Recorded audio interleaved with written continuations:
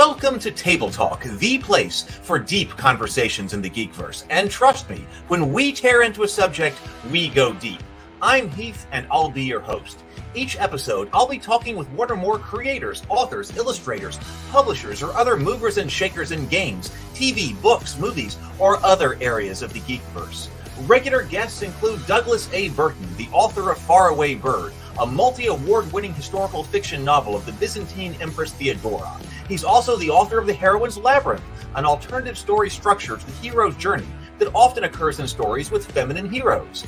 That structural framework frequently comes up in our analysis of story. Brianna de Silva, she's the director and co-writer of The Cultists, a Lovecraftian comedy mockumentary-style web show here on YouTube, and the author of The City of Reckoning, an epic fantasy novel of political intrigue, the ethics of war, and young love. Cameron Pasha is a screenwriter, director, novelist, and was a writer and producer on the series Kings, a producer on NBC's Bionic Woman, and a co-producer and writer for Sleeper Cell. He's also written for the CW series Nikita and Roswell, New Mexico. He's been breaking news from inside Lucasfilm, Disney, and Hollywood. His analysis and commentary have become very popular on YouTube. We regularly meet to discuss and analyze stories, and when we do, we dive into graduate-level seminars on story structure and writing. Come on in and let's go deep. And when I say we're going deep, I mean you'd better bring your hard suit.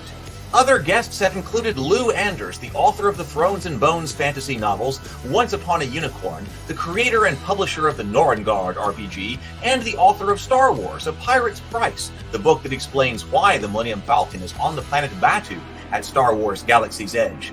Mark Tassin, the creator of the World of Ataltis, head of Mechanical Muse, former director of the Gen Con Writers Symposium, and the head developer of the new Cool Name RPG.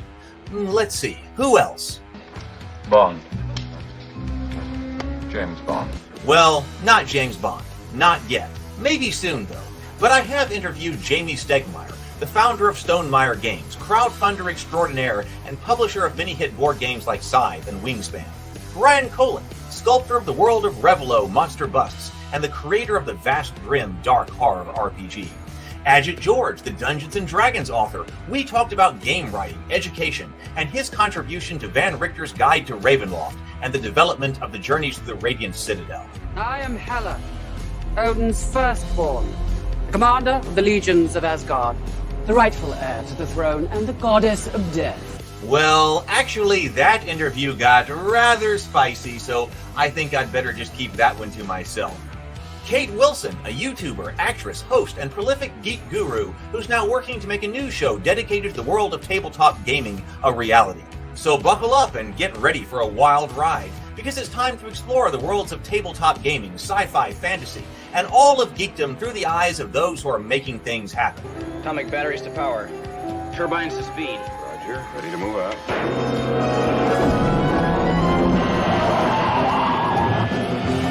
It's time for Table Talk. Good evening, everyone. Welcome. It is so good to have you here. Welcome.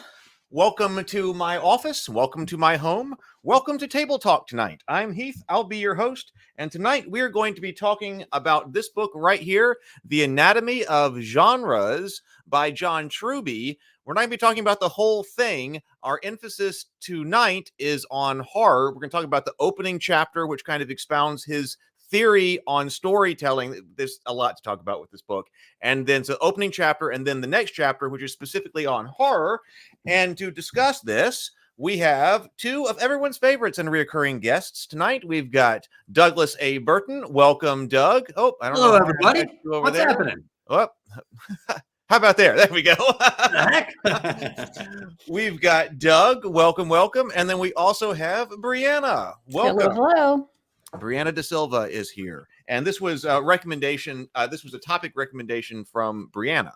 So It was more like a request, like we must discuss this, please. A demand. A demand, yeah. Something like that. Yes. So there is a, and if we have a good conversation tonight, well, then we can talk about more topics as we go. It's a book that, because he breaks things down into 14 different genres. And before writing something in one of those genres, I want to go read that chapter. Although, as Brianna pointed out, and as you get into it, it does actually have an order to go in with the genres. Yeah. So, When I first got the book, I think I jumped ahead to myth. Maybe I was like looking at that a little bit, but then just in broad senses. And then I was like, no, I'm going to go through all these in order because his philosophy is interesting. The way we'll get into it, but of course, like how he has a ladder. He's got a ladder. Yeah, and so it's interesting to read it in order. So I've been doing that. Let's see. We got James. Good evening, James. Sherry Lee. Hello. Good evening. Sable Phoenix is here. Good evening. Sable. Zero the Blade. Who else we got? John. Oh, wow. Good evening, John. We got I see that maybe James Bond would not be a very interesting interview. Well, maybe. Who else is here? Anybody else we got here? We got a good crew tonight with us tonight. Let's see. Sable has read the book, so Sable is familiar with the book. And Razor Fist this morning. I don't know if Razor Fist will show up, which is Adrian. I don't know if he will show up, but he'd always also familiar with this book. Would you like to? So he wants to go first here. Oh, so well, first of all, I would say I was saying that over here on the Table Talk channel, I just posted a link. I'll post the link again. If you're watching, we're streaming on multiple different channels and different platforms and all of that. But the link to the Table Talk channel right here. I'm trying to migrate the show over to this particular channel. So we've got 437 subscribers over here. We've got to get to 500 in order to be able to enable things like super chats over on the Table Talk channels. If you're watching elsewhere, please do watch the table or click over and subscribe to the Table Talk channel. And then also we got to get like 1,800 more viewer hours on this channel before we could like take super chats on this channel. Well, we're taking super chats over on the Heath's Geekverse channel. We got to get to 500 and 1,800 more viewer hours. If you're watching over here on the Table Talk channel, you're also helping with that. Waves, we will discuss this book. Also, please do like the stream. Yes, like the stream, especially on Table Talk, because that will that's the Table Talk channel will be its permanent home. I will turn the stream on Heath's Geekverse private after the stream, but between now and tomorrow morning. So there's that. Please do that. Brianna, would you like to? Oh, and actually, Doug's first. Doug, would you like to introduce yourself? Yep, I'm Doug Burton. I'm the author of Faraway Bird. That is a historical fiction novel based on really my passionate love of history, specifically for the Byzantine Empire. This is book one. I'm currently working on book two. It's about Empress Theodora. Very proud of this book. And it helped it while writing it. It led me to write the book that's going to come out in February, which is The Heroine's Labyrinth, which is a major deep dive into archetypal designs in heroine-led fiction. And I'm very excited about The Heroine's Labyrinth. We've discussed it on this channel at length in some cases. And this channel, Table Talk and Heath's Geekverse, has been able to be kind of in on the ground floor on some parts of this. So, and I got to tell, I have a little announcement. We got to the interior of the book design. And at the end of it, of course, is the acknowledgments, and Heath, Brianna, James Bacon, and DBJ, people have helped discuss this in depth with me. You're all mentioned in there. So I'm very grateful of the Table Talk community for that. Well, thank you, Doug. You've been a huge part of everything going on over here. So this has been amazing. All right, Brianna, do you want to introduce yourself? I guess. I'm just kidding. Yeah, so I'm Brianna da Silva. I am a fantasy and horror writer-director. My debut novel is City of Reckoning. It was mentioned in the introduction, but it is a YA epic fantasy about a bunch of young people that get caught up in a war and then begin to wonder if they're fighting for the wrong side. But I have a couple like announcements or whatever, but one of them is shared with Heath, so I'll let Heath give that one. But I also have a short film that is now available for people to watch on my YouTube channel. I should have given you the link for that. What is it, Brianna? I said I have a short film that's now available for people to watch. The best way to keep up with me is always on my newsletter, but it's not what I watched the other day, is it? No. The one that I did like a practice project with some friends a couple months ago, but it is now on my channel. So where is it? It's just literally Brianna da Silva on YouTube. We'll bring it up. But so that channel now like has a thing on it. It has existed for a while, but so if people want to follow, I'm not going to be putting a lot of stuff on there, but I will have as I continue to make stuff, like I will have a couple short films that will go on there. When I type up Why is it Brianna not Silva, showing up? it's us. That's funny. Oh, there we Not go. that one. That's Not funny. that one? Not that one. That one is for graphic design. I don't know why that one comes up. It has 2 subscribers, but my other one has a couple more. Go back. Yeah, that one. I mean, that playlist is my channel. Oh, you've got a playlist on? Yeah, Okay, I made a playlist of all that stuff. Oh. But anyway, there it is, Kara. So that is the first one. It's not the first. It's not the first short film I've made, but the first one I'm letting the public see. So yeah, so I'm proud of that, and I have another a horror short film that I'm working on right now that I'm editing, and I am trying to get that out soon. But yeah, so if you So it's this right here. Yeah, that one. Very cool. You saw it before I made it 34 public. seconds. Yes. Check it out, everybody. Yeah. So if you want to see, it's a new thing that exists and is public. But yeah, and then the other thing is also if you like the sound of my sultry voice, it is now available for hire. I'm starting to do voiceover and narration, and I guess the best way to contact me right now would be through my website, briannadesilva.blog. But anyway, Awesome. yeah, it's a thing. So I'm excited. Those are my updates as of late. Wanted to share them with the community. Yes, that is my website right there. I really need to update it, but yeah, that is my website. Okay. And so voice acting, and also subscribe if you want the monthly newsletter to find out what's going on with Brianna. Yes, that is how you can know all the things. Hey, Robert. So then also, if you have been enjoying what Brianna's saying right here, Brianna and I have been working very hard to bring out The Cultists again, and we are re-releasing The Cultists. The Cultists is our mockumentary series about modern day Lovecraftian cultists who just want to worship Cthulhu in a world full of people who don't understand. And so I am the creator, producer, and co-writer of The Cultists. Brianna is the co-writer and the director of The Cultists. And she's also been working really hard and put a link to this YouTube channel here we've been completely remaking the graphic. Brianna has been completely remaking the graphics to put everything back on this channel, make it unified, make it everything like there. So The Cultists is coming out. Because before it was like 2 different channels, and the branding was all inconsistent. So we're just making it all clean, consistent, and all in one spot for people. Yep. And so we're going to be doing a lot more with The Cultists and releasing all the videos here over the next 2 to 3 months. So if you go there, first of all, of course, just videos and popular videos, but the first 3 episodes of season 1 are right there. So you can watch what it is that we made. And then people ask me, is there commentary? Well, yes, there is. Here's producer's commentary, my commentary on every one of those episodes. And then I need to get the third one of Brianna's up, but Brianna also has director's commentary. So if you've been enjoying what Brianna has to say and her particular perspective on storytelling and all of that, well, she provides commentary on all of the Cultist episodes as well. So you can check that out. So that's a great place to see the kinds of stuff that we make. We're makers here. We do stuff. We don't just talk about it, but we also talk about it too. We do both. We do both. We do both. My story, The Trial of St. Gabriel, the dark story of the Christmas Massacre, is going to be coming out on Kickstarter very soon, maybe as early as Friday. I'm not sure, but maybe as early as Friday. Going to release this right here. The Trial of St. Gabriel is the Christmas story, but it focuses on the massacre of the innocents by Herod in Bethlehem. And I also actually just posted to the Ravenkeep Discord on the Theophany channel a preview of the book. So if you'd like a preview, you can get it on the Discord server, the Ravenkeep Discord server. I'm going to post a link to that right there. So the preview is available for everybody on the Ravenkeep Discord server right now if you want to check that out. So, that's a lot. But we're doing a lot. Hey, Tomocrat. Welcome. Oh, congratulations. Okay.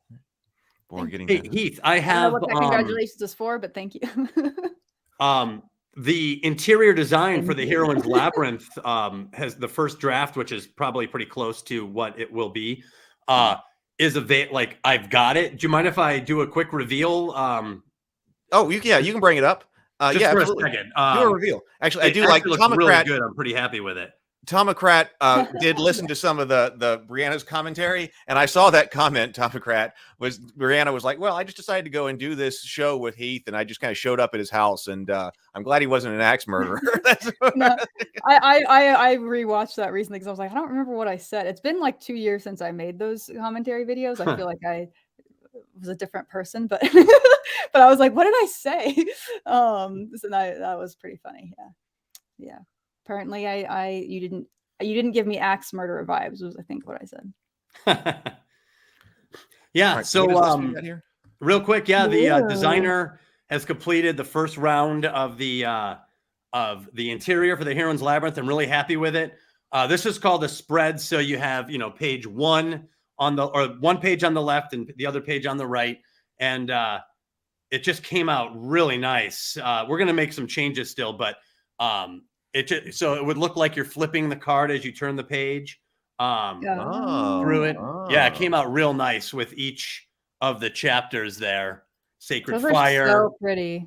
I got some of my concept designs in there where I tried to demonstrate, the typical problem for heroines between the native culture, the Master Minotaur, and the heroine herself. The intersection of monomyths, where we have certain situations that cross over between the hero's journey and the Heroine's Labyrinth, usually when the hero rescues the heroine. Anyway, it just came out really, really good. I'm pretty happy with the whole thing here. And then, of course, let me get to the bottom here. The acknowledgements, where I mention Heath, Brianna, James Bacon, and then RPG with DBJ. I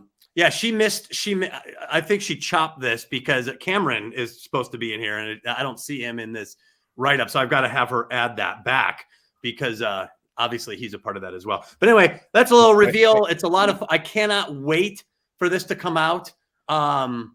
Here's the spiral that we worked on. Do we have a name issue with Brianna? I was going to message you later. The D in my name is lowercase, but it is. Yeah. Okay. And it was capitalized there. I'll make sure we fix that for sure. So anyway, just some of the graphics that we got in here. It came out really, really good. I'm just very excited about it all the way around. So anyway, that's it. Just wanted to do a quick reveal and show you guys. You guys were part of this from the beginning. That is awesome. Everybody's saying nice art. I was putting these things up. I mean, everybody's loving this. Oh, awesome.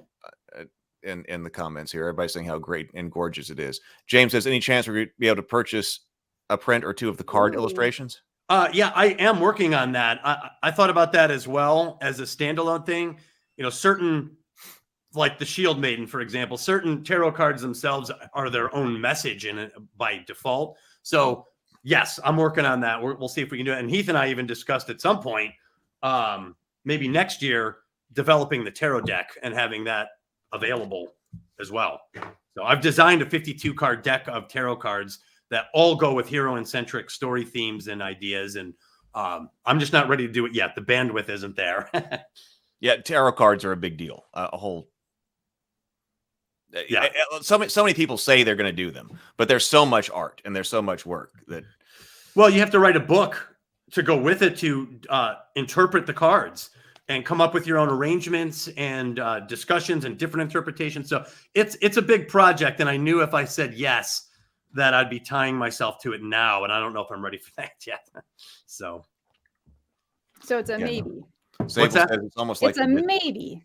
It's a yes, but the question is when. I don't know when yet. So not yet. Correct. Okay, hang on. All right. So we ready to get started then? I'm going to refill my drink in just a second, but before we get started, because I'm probably going to need it.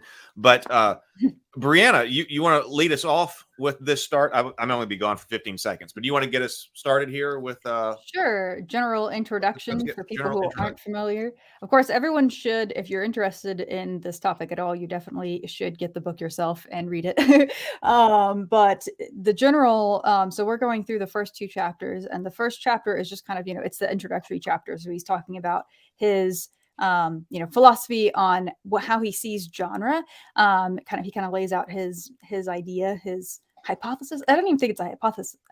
It's more like a philosophy, because it's not like he doesn't really take a lot of work to make an argument for it. He's just kind of like, this is what I observe. And then you can either agree or not agree, I suppose. And so we'll go over that. We'll kind of go over his general ideas around how he sees genre. And then we'll go into the next chapter, which is just on horror. So that is what we will do today. Open it up. Most of my notes are literally in the margins of this book, because that is a large part of how I read nonfiction. Just like, an example of what's the kind of stuff is going on here. Oh, yeah. So that's what I'm going to be referencing for the most part. All over the place. Actually, Doug used that exact phrase when he came right before the stream started. He was like, well, gee, I think it's Yeah, because if you start, Yeah. I came to this thinking it was going to be more of a book for writers, as like a writing advice type of book, because his other book, The Anatomy of Story, is more that, even though I still feel like The Anatomy of Story is kind of written as like, he's not a storyteller. He's kind of someone who's interested about, he's I don't know what you call that, a story master or whatever, like someone who studies it for out of curiosity. He's almost like a scholar. He's like a storytelling scholar. I feel like it's kind of how I interact with his information. But I have found his stuff in The Anatomy of Story to be very practical and very helpful and useful for me as a storyteller. Like I've taken it and done things differently as a result of reading that book. I feel like, I'm curious to know if you guys feel the same way, but to me, I feel like The Anatomy of Genres has a little bit of that, but it's mostly not. It seems mostly like it's a philosophical treatise almost on genres and how they function. What do you guys think about that? Well, Heath, did you want to answer that, or? Well, first of all, it is awesome that Druden Fuzz, you found us through DBJ. That's awesome. Oh, so, yes, is basically the reason why I watch this and other channels from Heath. So that's DBJ, awesome. Cross pollination. Yeah, DBJ found the Heroine's Labyrinth on his own on my website, and he just took it and ran with it. He decided, and I love this, that it was a very useful, in fact, more useful model for role-playing storytelling. And we talk about Black Panther and how Black Panther follows the Heroine's Labyrinth. And because of Heath and this channel, and then secondly, because of DBJ, I realized that I need to shout out role players as storytellers themselves in my book, because I was like, this is for screenwriters, novelists, and memoirists. And I'm like, and role players, because role players seem to be very powerful storytellers. In fact, they're doing it live. So because of him, I decided we need to include role-playing adventure as a form of storytelling, or as a usefulness, as a place where storytelling is needed to be mastered as well. So anyway, right on, Druden Fuzz. So yes, with this, he does give specific beats. So from the practical, technical side of writing, I think it's fascinating that he's going to give all of these 14 different genres that he's identified, and then the beats that they have to hit. So that is setting up a structure. So that's the technical aspect of setting up a structure. And he says that this is that in order to be successful with any of these genres, you have to hit the beats, and he identified them, I guess, in all of these. That does. I don't know that we've talked some about genre. We talk a lot about story structure. That made me get to thinking about, well, what's the difference between the beats of a genre and a story structure? Because it's not like he has, like, for instance, The Fall. Yeah, they're not, because he's not describing really a structure. He's really describing elements. Like, these are things that will be in it at some point. And he even says that like you want them to be in different order. Like, you should change the order they occur to make it more fresh and interesting. And to be clear, that's also his approach in The Anatomy of Story. He's almost anti-structure. Like, that's one of the things about his philosophy of storytelling is he's very skeptical about like traditional structures. But he's big into, like, he has his standard 7. They're in the appendix of this book. Like, I think it's 7 beats that he says every story is supposed to have. I don't even know if I'd agree with every story, because that doesn't fit some of the ones we talked about that are non-Western, but it's still a really good, at least for like a standard Western story, his beats are pretty good. But then he's kind of expanding upon those in the genre. We should actually go over that real quick, what his basic ones are. Let me pull that up. Because I think that's kind of important to understand the basic like his basic, not basic, but like his foundation for talking about story. Let me just read this out. Okay. real Okay. quick. Well. Okay. You want to start there? Yeah, unless can pick this I up. kind of pivoted for a second. Well, it's important, I think, to at least mention that one of his basic theories is that there are 14 genres. Yeah. And then there's subgenres in each of those. So he does acknowledge there's more, but they really fall under a category of one of these, 14. But one of his basic theories is that storytelling ever since Star Wars had to mix these 14 genres. Yes, that's a very key concept. Yes. Thank you. Right. So that's like alchemy. You mix these two and you get something new. And he ends up attempting to analyze different mixtures of genres within each genre, which that's where I thought it started to spread out fast for me, but never without merit. But sometimes I felt like it lacked a little depth, but we can get into that. I just want to mention that is even a guiding theory. Even more fundamental than that, like his first sentence is everything you need to know about life can be found in stories. Why stories define life, and the philosophies developed over the course of human history inform and respond to both. And that's what James had said. Storytelling is the most of human endeavors. So on a foundational level, from the very beginning, this book is talking about the importance of stories. And later he will even, well, actually like 3 pages later, so very early in this, he even writes things that I think addresses people who are like, oh, well, that's just a movie. It's just a movie. Just don't worry about it. It's just a movie. So he's against that.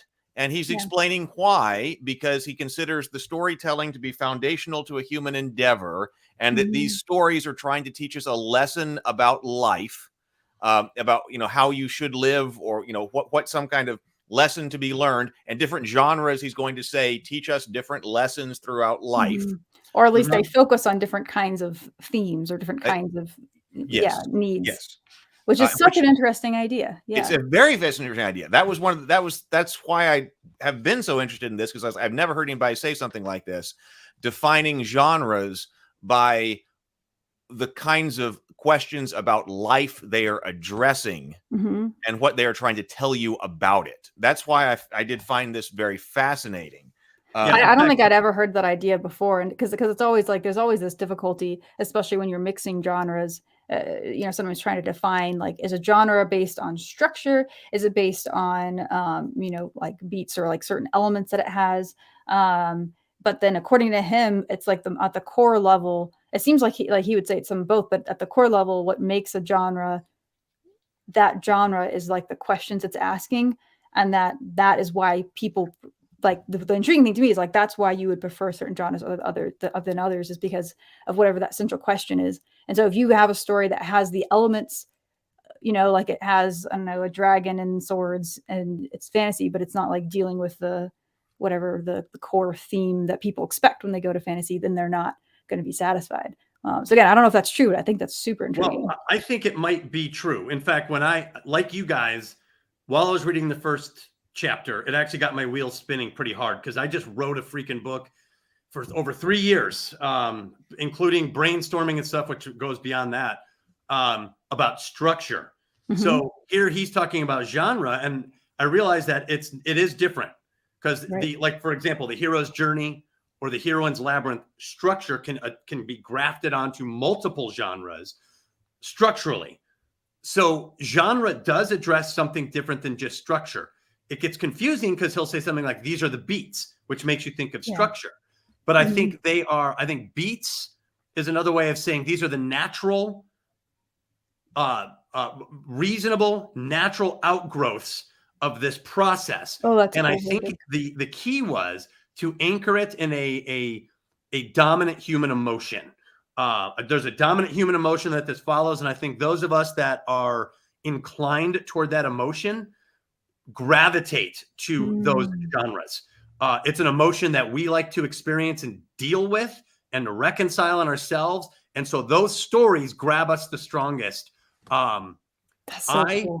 It's not, this is totally first draft thinking, but it got me wondering. Let me share this real quick. I tried to create a list that explained how I was trying to think of this. Where is it here? We're having a very quintessential table talk moment. This gave me this idea, and I have this rough draft concept, and I'm going to show it to you guys now. Yeah, all of us have done this. This is just first draft thinking. I just passed through this, but I do have this like document really right here that I put together. Well, I literally wrote this right before the stream. I'm totally unprepared, like Ron Burgundy with the jazz flute. So the idea that he got me thinking about was that each of these genres, there is something dominant in terms of an emotion. And then the story comes from the process of dealing with that emotion. And then there's usually a social benefit at the end of that process. And again, this is very, very rough. So I'm not saying I have nailed this. You know what I'm saying? But it sure made me start thinking through all these genres, because it's not exactly story structure. I do think that story is working through these dominant human emotions. Obviously, stories can have different ones or multiple human emotions, but I think if for a genre, there should be a dominant one and a process and a social benefit to that process, or a social loss, which is still hearkening as what the social benefit should have been. Sable Phoenix for $10. Thank you very much, Sable Phoenix. Sable Phoenix says the beats he talks about are the resident thematic elements of the particular genre.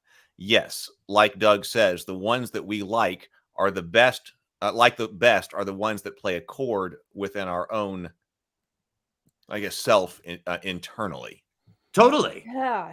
Like when you look at a genre, there are demographics on who buys that genre. Like romance is 70% women. There's something about that emotion, that process that women generally, in a general sense, are drawn to. So there is something about these things that we want to work through. Action is mostly men, or at least I don't know if that is the case, but I think it is. I know that that's certainly how it's marketed. I'm curious to know if that's what the demographics show. But I think action was at least a couple of years ago. It's been that way for a long time. And when I had done the research, it was, I think, last time I looked it up, it might have been even last year, but at least 2 years ago. Okay, yeah, because you would expect that to be the case. But it seems to, I think it's like movie going in general is pretty much 50-50. But people used to think that was more men, but men do prefer action genre. But I think that's what I'm remembering is that. Yeah, I definitely, but men and women both like movies though, equally. Yeah. Moon Swan says good Thank stuff. you, Moon Swan. But anyway, the reason I brought that up, the reason it got my head working on it, was to help us make a distinction between structure and genre. Yeah. Because it is very different. Structure helps you get from beginning, middle, and end to a resolution of some kind. It handles conflict and themes. And the genre, I think, deals with a human side, and then it expresses itself. And each time we tell stories that express this emotion and this process, it creates its own beats. So I think that's what he's referring to. He found these patterns in terms of the beats that tend to manifest themselves in these types of stories or in these genres. I want to go back for a second. Sorry, my microphone just fell over. I want to go back to that thing that Heath brought up, like the very first sentence, because I feel like there's a lot of just things I want to say about that. I wrote in the margins of my book, I wrote story equals philosophy, because that's something that I have felt for a while already, and I loved hearing him his take on that, which is that basically I feel like that the best stories are basically another form of philosophy, because I used to think that those were kind of two different interests of mine, but I realized that is really one, because stories are, like you're saying, like they're asking questions about what it means to be human, how to live a good life. Philosophy is doing the same thing. Philosophy also asks questions like, what is this? There's some questions philosophy deals with that maybe aren't in storytelling, but there's this really strong overlap when it comes to the human side of philosophy. And I think storytelling is just like, it's one way to philosophize, I guess. Like one way is, to have a discussion around a table or something, or to read, Plato and then talk about it in a class or whatever. And then another way is to tell a story, to literally tell a story dealing with some sort of, theme about being human or some sort of moral question. And then it is the discussions that come out of that story where you're then interacting with it. that is a form of philosophy, and it's internal to the story too, because we've talked before on this channel about like this is also something that's in the Anatomy of Story, his other book, about like having four corner opposition. Like if you have, some sort of a theme that some sort of a moral question that you're exploring in your story, you may have different characters that are embodying different aspects of that questions. They're giving different answers basically. And that as those characters are interacting in a narrative form, it's like you're making an argument. Like you can do a nonfiction philosophy where you're just sitting there and making an argument, or you can have characters act out an idea, a moral idea, and show what the consequences and benefits are, and then have them be in physical conflict with each other. They may be conflict that's like dialogue, but it can also be literally they're fighting each other. Like it can be, or whatever, all sorts of different forms of action. And like that is another way to explore philosophical questions about humanity. I just think that is so cool. And in fact, some of the best dialogue is when both characters trade having the upper hand in a philosophical or ethical discussion. One person makes their case. I hate movies where someone makes their case and the other person is just like, shucks, I lost. No one does that. So someone makes their case, Yeah, that was the writer's philosophy. Right. And that came up a lot in Table Talk. That the stories, when they're at their best, are always back and forth, give and take, ups and downs. You're going back and forth. You're having this argument about what the right answer to the central theme of the story is. And then whatever it gets delivered at the end, it's resolved at the end. But the best stories are back and forth. That it's lame when you have just a single perspective, and every single scene is geared around portraying that perspective, because then it's a lecture. All this is a lecture about this is right and this is wrong. Everything in this whole movie is geared to show you this is right and this is wrong, instead of a back and forth discussion and argument within the movie or book or whatever. And believe it or not, you'll hold the reader's engagement if both characters can make a good case, because the reader will hear the character say one thing and you're like, oh yeah, that's right. Then the other character comes back like, well, wait, now the reader doesn't know who's right. And they have to see these two characters slug it out, because it's unresolved. It's usually unresolved in the reader because the case is being brought up while the reader. So if you can, and a third character, I think Quentin Tarantino always did well, because any character could swing into a scene and just dominate that scene and start to become part of the tapestry of the conversation that they had. So that, I think, Brianna, you're totally right. They're acting out the philosophical discussion rather than the writer just, penning it in off the top of his head or her head. Yeah. And I think on a personal level, that's like what draws me to it again and again. I don't think that's always what interested me in storytelling when I was younger, but like, I feel like that's what it is now. It's the philosophical questions and being able to ask them in narrative form. It's that's what I can't get enough of. I think that because storytelling is in every culture. Like, this has not gone anywhere, from Stone Age surrounding the fires to, telling stories at night, to us packing into a movie theater to see the next big, film, like Napoleon. Can't wait to see that one. I know. I actually, and I'm not the only one. This is not a unique take, but I'm of the school of thought that I believe storytelling is a mechanism for survival. I think it has become unique to humans with the scope, obviously, that we do this. So I do think it's essential for survival. And that's why I think genres come out. Well, that's why dominant human emotions are probably at the core of it, because the more evolved humans get, the more there's things to consider in terms of what it's going to take for you, your identity, your physical self, your spiritual self, your intellectual self to survive. Relationships, pretty important if you're going to have one. So, romance is one of the ways you can kind of see how other people are dealing with it and give you a model. That just gave me an interesting thought, which is that I wonder if, I don't know if this is what you were saying. If so, then I'm just echoing you. But I do wonder if like storytelling is becoming more and more important for us as a species. Like you're saying, because of society becoming more and more complicated, there are more and more difficult, like the rules for how to be a human and how to thrive might be getting more complicated as our society gets more complicated. And so if that's the case, then storytelling becomes more and more important, and it becomes less and less frivolous. And I don't know that. I'm just gonna sit with that for a minute and think about it. No, that's really good. And who was it? I think Jordan Peterson. He was talking about how the because he is great when he talks about archetypes and he gets on a kick. He is phenomenal. Mm-hmm. And he was saying that there was some analysis done where they were saying that the human attention span is getting shorter and shorter and shorter. Obviously, there's some evidence to that, TikTok and all this other stuff. But he's like, if so, then counter evidence to that is tabletop. 5 seasons of 1 hour episodes. What's that, Heath? I said counter to that is table talk. Let's do 18 hours on. Yeah, and also like the whole, like, even I think when he was at his peak talking about stuff like that, you had this, like, podcasting was becoming huge, of, you know, just people having like big long conversations in depth. People still have a hunger for that. That was his point, was that although there's case for short attention span entertainment, there's also, in the age of social media, the growth of long form discussion, where people are paying attention to 3-hour discussions on a live stream or 3 hours are amateurs. Oh yeah, we're so beyond that.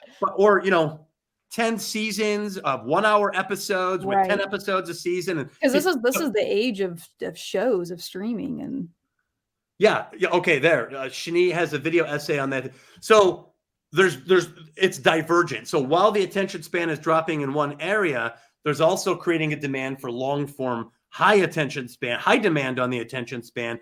And it usually comes in the form of story or discussion. So I agree with you, Brianna. I think as our society gets complex, the need for story, the need for modeling behavior like this, because that's in a part of the function of stories, becomes more and more important. Yeah. Sherry Lee asks, are you planning on covering more chapters? I guess that will depend on whether or not people like the way that this goes. I want to. Too, whether or not we end up wanting to continue. I do want to read more of this book, but also it depends on the response to this particular discussion on these first 2 chapters. To this. Well, you guys can tell us if you want us to do more. So I would love to once a month come back and do and talk about each chapter, but it's not my channel to make that. Okay. Well, and keep in mind, we're discussing the overarching theory and a genre. A genre tonight. Yeah. Whereas in a future show, we can maybe do 2 genres in a discussion and cover. Maybe. That's true, potentially, yeah.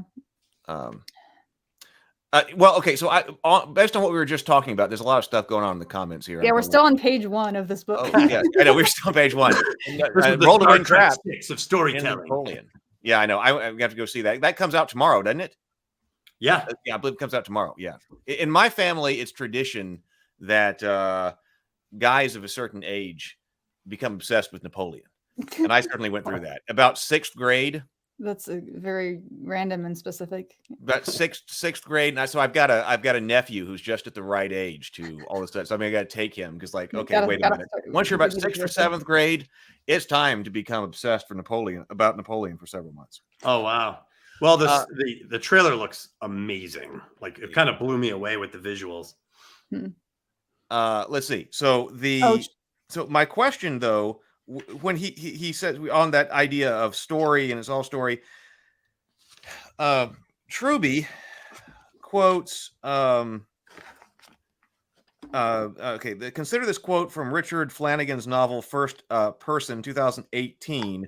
Scam artist Ziggy Heidel explains the reason for his success. He says stories are all that we have to hold us together. So, I mean, this is Truby quoting another person from a story, but saying that stories are all that hold us together. Religion, science, money, they're all just stories. Okay, so my question there, though, what is the difference in this context between a story and a narrative?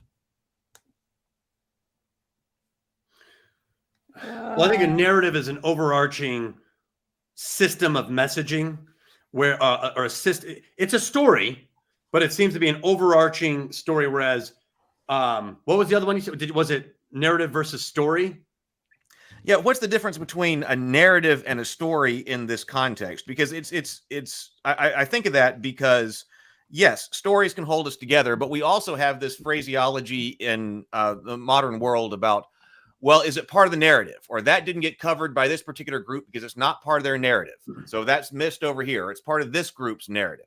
So when it's talking about things that hold us together, stories or narrative? Well, I think narratives are overarching stories. I think they're like master stories. So if you're telling a story that goes against the overarching story, like Heath, you're right in the trial of St. Gabriel. You know, there's a Christian narrative, right, about what happened on this day. And you're telling a story that kind of, it's part of the narrative, but it's going against the themes of the overarching narrative. So someone might be upset about that. So I think you could say narrative is like an angle, like a perspective. I think it's an overarching master story. Dream Fuzz is the narrative's the framing. Yeah, this in context. The story is the finished product. I don't know, but I do think there's something to this idea of the framing. Well, story is a little bit more focused, and it can be subsumed. In fact, there's all that discussion today with woke storytelling. There's a narrative. There's like the message, and then some of these stories conform to that or they don't. And some critics will attack or defend a story whether it conforms to the larger narrative, independent of the story itself. So, you know, sometimes you can get a narrative invading a story to the detriment or benefit of the story. I think he, though, is using these concepts interchangeably in for the context of the story. I think so too. I don't think that's what my mind thought about. Now, wait a minute. Are we talking about a narrative here? Because like if the narrative was going to be X is bad, and then I'm only going to show things that show X is bad. I'm only going to show things that conform to my narrative. That would be like the lecture kind of thing we were talking about. Yeah. So, and then if it doesn't fit to that, I'm going to ignore it. But you're right. I don't necessarily. That immediately flagged in my mind. Story versus narrative. But you're right. I don't know that he's trying to make that distinction. I don't think he is. I think that might be. Yeah, that's your question. I think it was a good one. For example, Lord of the Rings. There's an overarching narrative that we, I guess, used to take for granted that we will have conflicts with rival cultures, and they will be the other, and we must fight the other, and they're portrayed as orcs and you know, uncouth and barbaric and, not sophisticated. And now there's a new narrative that says xenophobia is a bad thing, that it can falsely paint one group of people in a negative light. So that's a competing narrative which supersedes the story. So if you subscribe to the narrative that xenophobia is bad, then something like Lord of the Rings might appear flawed to you.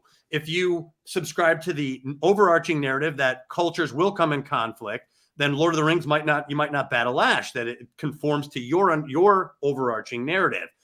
In fact, I even made the distinction between social xenophobia, which is bad, and wartime xenophobia, which is what I think Lord of the Rings captures, which I don't think you can get around.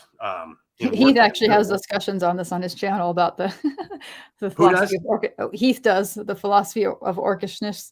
Well, what I'm trying to illustrate is a new narrative about what xenophobia might mean. That's an overarching position. That's a story. The story is you see this group bad, and it's reflected in your stories, and it's perpetuated in society, and that is a root source of a societal problem. That's a story. I just told you a story about a negative social impact. I think his point. Sorry, I didn't mean to interrupt. No, you can cut me off. I was going to say, I think his point when he's talking about things like, I forget what was in that list, like money or whatever. It's just that like we have so many, the things that he was describing aren't like physical, tangible things that you reach out and touch. That there are these ideas that we kind of make up and interact with. There was a different book I read once that described these things as fictions, things like government or like marriage or like there are these things that we kind of speak them into existence. They're aspects of they're intangible aspects of our life that they're there because it's part of our culture that we make them exist by sort of acting as if they do. Sort of kind of. It's kind of another side point, but I think it's just like there's sort of a very loose comparison there that that was what it was. It was the imagination. I can't remember which book this was. It wasn't calling them fictions. It was saying these are things that we have imagined. That it really annoyed me because I was like, they're real. Stop it. as my human brain feels like they are. But whatever real means is completely different. Well, I guess my point is narrative to me can influence story. What you believe, a Christian narrative, for example, a lot of the Christian stories have a certain feel and, it's almost like its own subgenre if you want, but there's a narrative that is taken for granted there in the storytelling. Whereas someone who subscribes to a different worldly narrative might read a Christian book and be like, oh my God, this is unreadable. Very different reaction based on that narrative. So I think it's something that's overarching and superseding and affects actually the bedrock of storytelling in general. Like, hell, the Nazis, they had a narrative about the German super race. They used to control the culture with this story about the super, and they would judge your story based on whether you conform to that narrative. And if you didn't, they called it degenerative art. And they would classify that as anti-narrative. So anyway, it's an interesting question. I've thought about this myself. And I think it could easily become a rabbit hole that has no end. Yeah, probably could. Narrative, in some ways, narrative is in this sense being used as a message that is intended to be conveyed. What is the message here? Well, a group story that we believe or don't. Does it convey a particular message? So that could be. Well, you want to go to the next thing then? The next thing I noticed was, and we hadn't actually gone through the types of. You should say when you go to the next thing, say which page you're on, so we can turn with you. I know I'm still. I'm on page 10 with my next note. Okay, I'm on page. Sable got a good point, by the way. Well, who does? Sable. He just threw put it. So we could put a bow on that and wrap it up, but he has a comment on that subject. Yes, Sable Phoenix for $10. Thank you, Sable says you could say if we want to differentiate, then narrative is the foundation on which each individual beings place the bricks of their own particular stories to build a philosophical structure. I think that's probably I like that analogy, because if you build on a bad narrative or an unstable ground, whatever you build on the story might start falling apart. And we've seen some of that throughout many different eras in history. Good storytelling is usually a little bit more independent of a narrative. In fact, I think most creatives hate overarching narratives interfering with our desire to tell a story. Yeah, I think we need a better definition of narrative, because sometimes I can definitely see it as a synonym for story. Because if you want to talk about what's happening in the narrative of The Lord of the Rings, you could be talking about just the prose. Like, what is and everyday usage, we just often use them interchangeably. And then sometimes we don't.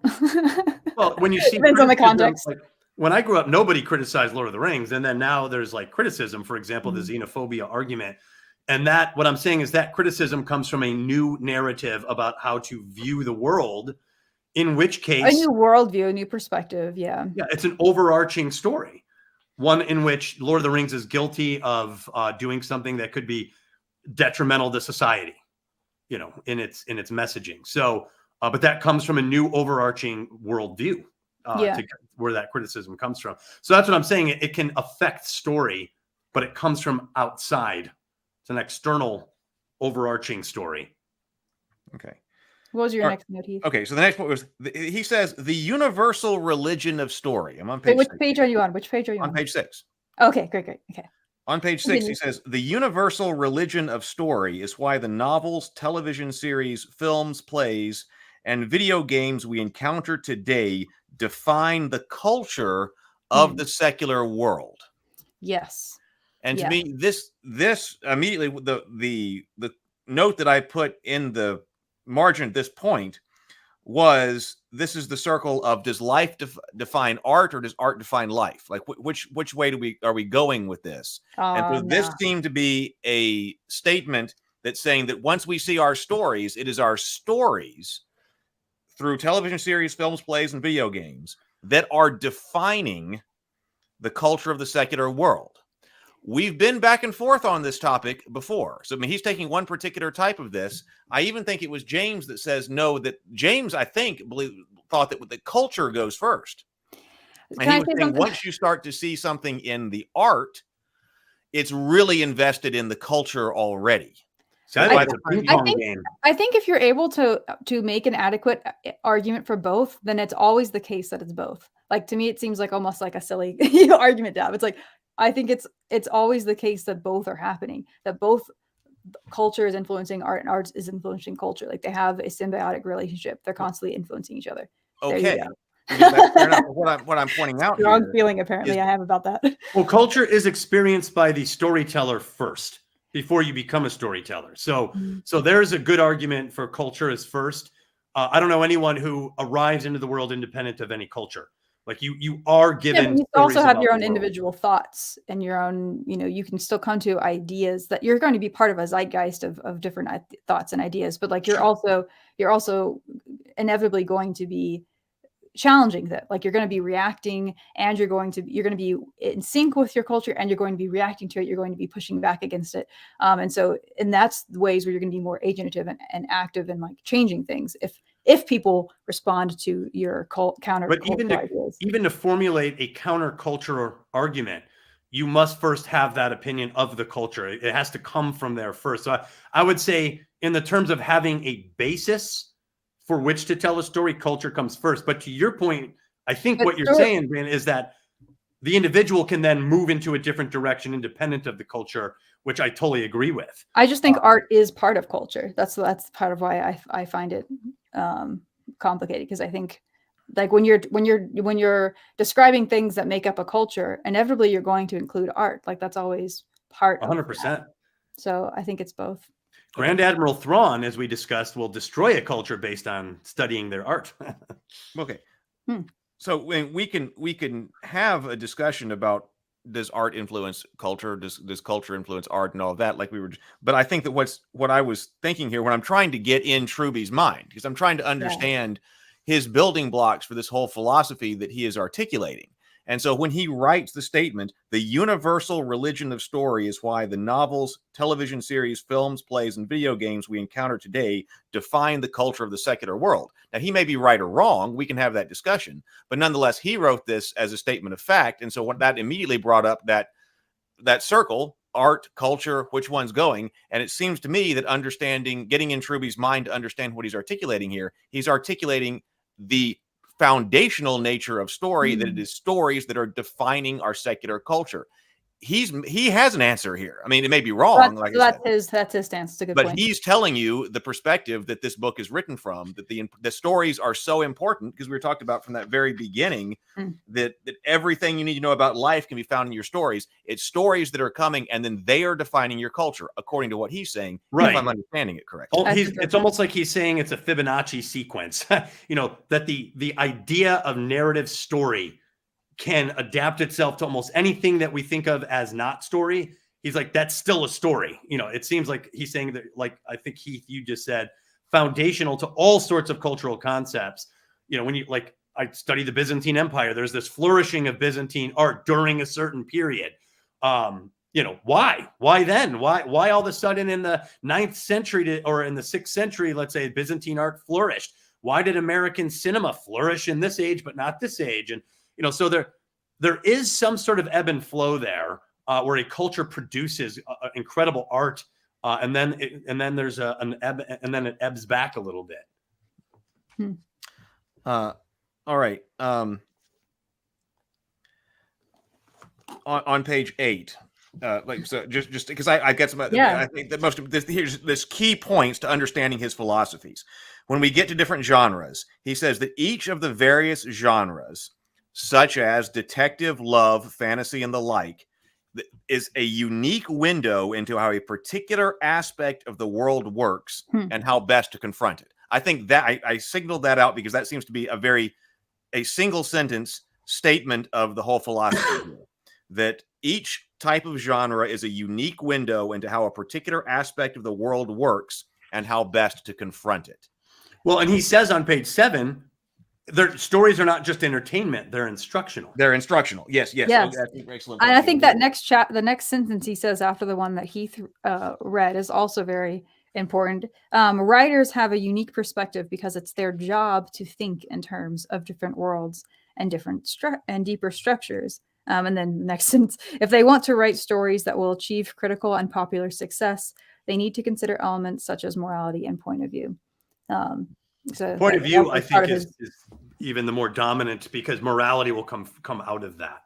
In terms of storytelling and characterization, the point of view will start to direct or instruct the behavior, dialogue, and decisions of various characters who might be competing with each other, which then the morality kind of becomes the outgrowth of those various points of view.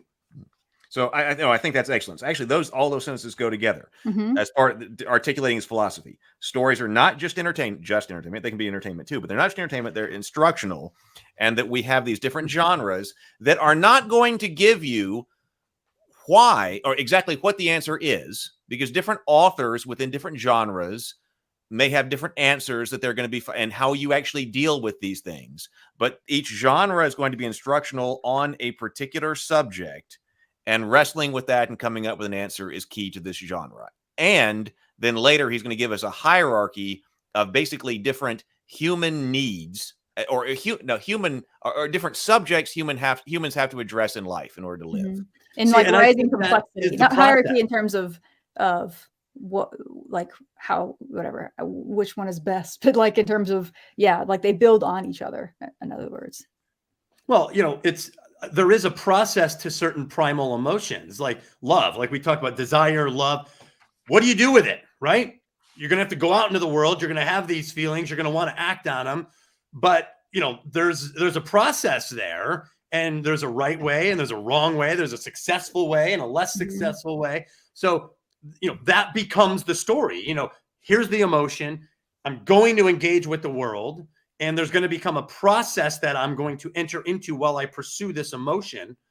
And it's going to be very different. If love is the primary emotion that I'm dealing with, that reconciliation, that process is going to be completely different than if I'm dying of thirst and there's a water hole and there's another guy there with a bone in his hand and I have a bone in my, what am I going to do? Now there's going to be a different process. We're going to fight it out and I'm going to push him off that water hole. And if I don't, I might not survive. So the genre, I think that's why I think the emotion and the process are important. I think that's what he's saying here. Yeah. He goes from there. Like I said, this book is both philosophical and technical. Yeah. Because then when he gets into the rules of play for a few pages here, he talks about, he says, at the professional level, this is on page 9, the game is won or lost, the game being how successful that you are as a storyteller. At the professional level, the game is won or lost by how well the writer executes their particular genre. So from a technical perspective, he is telling you that, like, you've got to master a genre. You've got to know what your story, and the other things you're going to do as well. But that if you're writing to an audience, that audience is going to pick up your book because it's part of a certain genre, like the detective genre or the crime genre or a fantasy genre. And there are things that you're going to have to deliver to that audience. Otherwise, they're not going to like it. So on the technical level, he starts to talk about those things. Yes. And I think that most writers have a preferred genre because they are highly experienced consumers of the genre. Like when I sit down to write fantasy, I didn't just wake up one day and be like, fantasy. I've watched Lord of the Rings. I've watched, Chronicles of Narnia. I've gone through the gambit. I've read all these stories and experiences. I played Dungeons and Dragons. So I will have some level of expertise in those beats he's talking about. You will have internalized them if you consume it enough. Exactly. So you are bringing something to the table. I feel like the way he described it here, it's like you're starting from scratch and you have no clue. It's like, no. To even attempt to write a story, you have to have some love there first. And that love comes from the experience of that genre in usually multiple forms. And then you are drawn to it to the same do way it yourself. Yeah. But he does say, I think it's very interesting that the key point he says, and he even italicizes the word all in this quote. Key point, you have to hit all. He's very clear on this. You have to hit all the plot beats of the particular genres you've chosen. So he's coming at this with an idea that I've identified the beats in these genres, and people are going to like it or not based on whether or not you have done all of them. And that automatically makes me kind of skeptical because I'm always like, oh, who are you to know that out of all these genres? I think that's what Doug's about to say. And I absolutely guarantee, here's another absolutist statement, guarantee that there are examples where that's not true. Yeah. So my thing is, I think his idea is right. I don't like the way he worded it. What I wish he would have said was, you'll be more likely to be successful if you're able to include all the beats. I think that's just a better way to word that, because there's going to be examples where one or two beats are heavily like Arcane. I feel like Arcane emphasizes one or two things with a group of characters and it explodes and it just stays there and it's good every time we go back to it. We need a better example of that. Like, in order to say that Arcane, because this is an absolute statement for this philosophy. So that means when you're thinking philosophically, all you have to have is a single counterexample. A single counterexample would disprove this key point. Yeah. Sorry. So in order to do that, if you say Arcane does that, we would have to identify Arcane genre, look at what he says are the 8 beats, and then we say, look, beat number 7 is not there. I would actually say Arcane's not a great example because it is multiple genres. Yeah, except all of his examples are usually multiple genres too. But I think to make this case where he's laying out beats to one single genre, that the best way would be to focus on a single genre story and look for those beats and see if they're in every single example of that genre. And because then also if you're mixing genres, then he's also saying by default that you must hit all the beats to both genres if you're going to mix them. And if there's a third genre, I don't think that holds, because it does seem to me like we'll probably get into this more, but it does seem to me that, like, perhaps if I accept that this one man has randomly, out of all the people that have studied these genres, that this particular person, John Truby, has successfully identified all of the beats in all these genres, which I'm skeptical that he has. Maybe he has. I know he's spent a long time on it, but I think naturally, if he has, then it would seem that if you have a multi-genre story, I would expect that whatever its primary genre is, that one will hit all the beats, but its secondary genres may not, because they are. And Sable just said that he actually doesn't make that claim. So I stand corrected on that.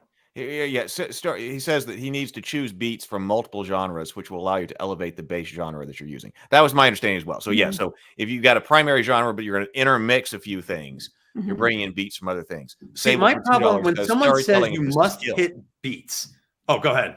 Sable for $2. Thank you, Sable. So storytelling is a skill developed with practice, which is definitely our approach here on Table Talk and everything right here. That's why we're doing all of this, because we put together, like I like to call it, our own graduate level seminar in studying stories and storytelling. So in order to elevate our skill, that's the entire purpose. Absolutely. And it's not easy.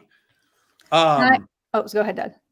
Well, I'm probably going to say something similar to what you're going to say, only that when you tell a writer, especially someone who's trying to learn something, that you have to do all these things, you're going to nudge the writer to begin to insert things into the story, whether or not they fit.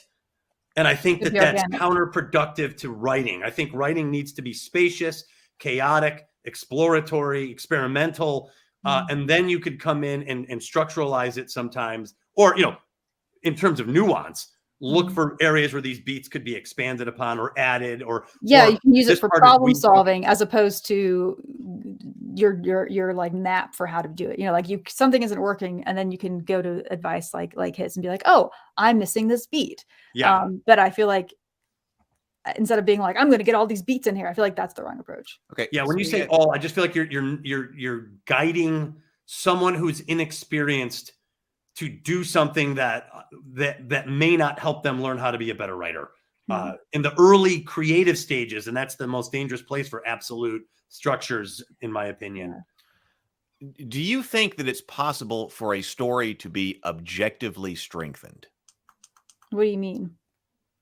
Well, if you've got a story and you're going to go through an edit phase, and somebody says the following things would strengthen your story, do you think that can be an objectively true statement? No. Or do you think that is only a subjective statement on that person's belief?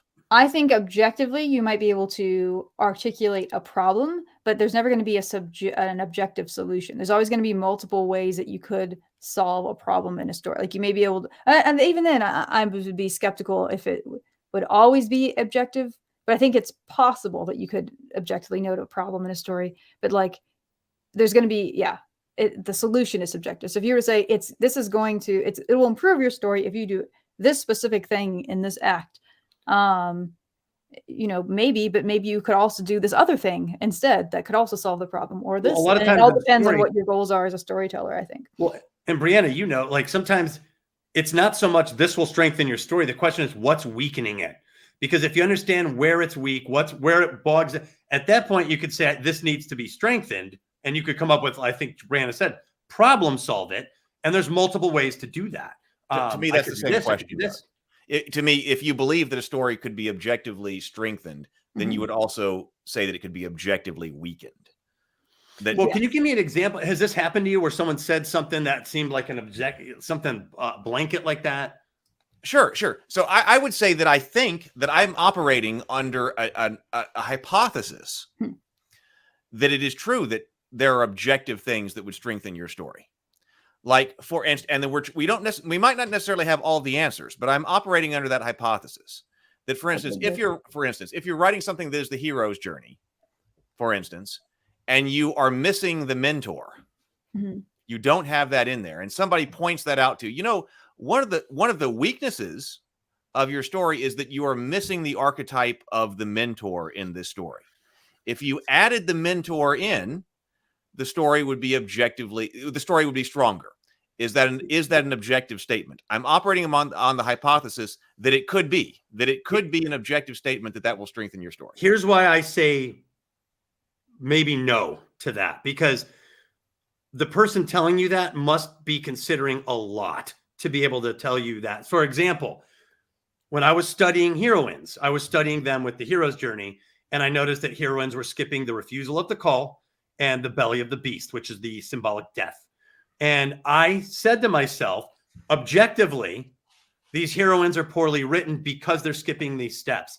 And that was incorrect, because I had not considered that the hero's journey did not apply to this particular story or to that structure. So I would have to have known that in order to give that advice to you. So I'm always careful when a writer is like, you need to add a mentor to mirror the hero's journey, because maybe not. Maybe that's not the one answer. I'm just skeptical, because to me, I would think I would need to know more information. Like, I wouldn't want to be like, well, this is a hero's journey and hero's journey have these things. Instead, I'd be like, what is the story about? What am I trying to accomplish with the story? What do I want people to feel like? And then it may be that putting in these elements from the hero's journey will help solve that, will accomplish my goals. But I don't know. I tend to think that seems like a backwards approach to me, to be like, all right, here's the things which is kind of what right. If you were to follow his way of thinking, if you were to do it that way, I'm just going to put these elements in here, and then I have my soup or whatever. I don't know. I need to taste the soup, and I need to see, do I feel that it needs more paprika, like, because I'm in a spicy mood today? Like, I don't know. I think you and the person you're talking to both have to agree that there is a weakness in the story. I think if you both agree there's a weakness, then I think you could do what Brianna was talking about, which is subjectively discuss solutions to strengthen it. But to say that there is one solution, I think weakens that person's case. No. Unless I'm missing it. Am I missing understanding?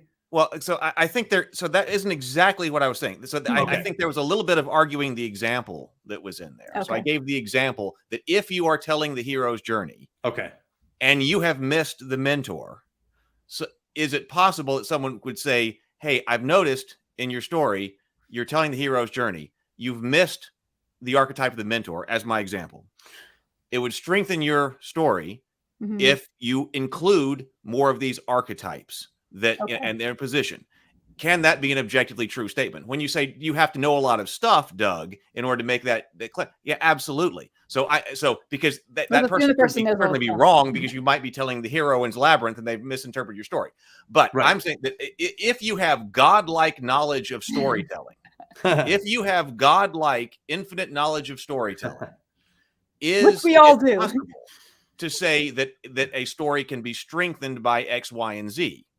I'm assuming my entire approach to all of this is the answer is yes.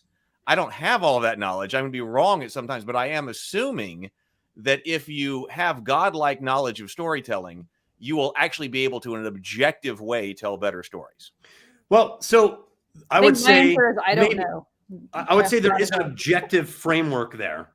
For example, why have the wise mentor at all? Why does it repeat in stories? Why has it been a fundamental recurring archetypal design in so many stories? It's because the hero is inexperienced. So if your hero is or heroine is inexperienced and there's some issue going on, then yeah, a wise guide might be the exact thing you need to have somebody there guiding the inexperienced lead character through complex scenarios where wisdom and experience is important. So if that's what's missing, then absolutely I would advise someone consider. I would say stuff like consider a wise guy or a wise mentor character here to contrast your heroes or heroines' inexperience. It works. It's a trope that works. And your hero or heroine is inexperienced. So, a wise guide might be a good touch here. Sable Phoenix says, I absolutely, for $5. For $5. $5 to say this. $5 worth of agreement. Thank you, Sable. That's the kind of agreement I like best. I feel like I'm. Oh, sorry. Finish. Oh, Sable Phoenix says, I absolutely believe there is an objective yes to that question. I cannot hope to defend that in 2,000 characters. 200 characters. Right. It's a big topic. It's a big topic, right? I think I'm going to just say, given the additional information you've given to your question, my answer is I don't know, and I think you should get back to me in about 5 to 10 years, and we'll see what I think then. Or $10, Stable says yes, 100%. If you don't do that, then the audience will feel something is missing. Even if the audience can't identify the secret sauce that's missing, they will feel its absence. Skilled storytellers are skilled because they can hit those beats. At the beats, this is I think this is what the purpose of my asking that question was. We started that conversation was because Truby has been very strong here when he writes. You have to hit all the plot beats for the particular genres you've chosen. So that's his interpretation. Right. He's taken a very strong. We can disagree. We can agree. We would only need one counterexample to disprove. Well, Raiders of the Lost Ark. But what I was going to say is that if you are trying to write choose one of his genres, crime. Okay, you're writing a crime story. That it may be that and you're missing 2 beats. Like you need, I don't know, there are 8 beats of crime according to him, or what, I don't know whether it's 8 or not, but here are your beats of crime. I've noticed that you're trying to tell a crime story and you're missing certain critical elements of the crime genre. He is saying that it would objectively strengthen your story if you hit the beats of the crime genre. That's what he's saying. Yeah, that's his argument. It's more likely. I would say not objectively. I would say it's not absolute. For example, Raiders of the Lost Ark, there's no wise mentor. And I've studied it. And I remember being very frustrated by studying Raiders of the Lost Ark because it was missing several beats, actually, of the hero's journey. Raiders of the Lost Ark is a classic. I don't think it needed it. It focused more on, I guess he would say, action. It would have to different it's an action story. I wonder if that would even be considered a hero's journey. I don't know. I don't know. I was just thinking too, is Raiders of the Lost Ark a hero's journey? I read the screenplay for that not too long ago. Yeah, she sent me some stuff to read, and I was reading that too. The opening. It's a great opening 10 pages of a screenplay. Yeah. Oh, yeah. It's great for studying screenplay open. But anyway, I feel I don't know. I don't think I have a real full opinion on this. I feel a little bit of skepticism. Not that there aren't. Maybe it's not necessarily. I'm not really skeptical that. I think like what you're saying, Heath. If you had godlike knowledge, I think I would assume that there are answers. I'm just whenever one person's like, I've got the answers, I'm always like, do you though? I'm like, maybe you do, but I don't know. Do you? Let's find out. But those are two separate questions. Of course. I'm not saying they are two separate questions. I'm just saying that's where I'm at. Well, I think what Heath is saying is that there is an objectively complete type of genre, structure, story, archetype, that it's objective in that it's complete. And any incompletion is diminishment to the story, meaning objective diminishment.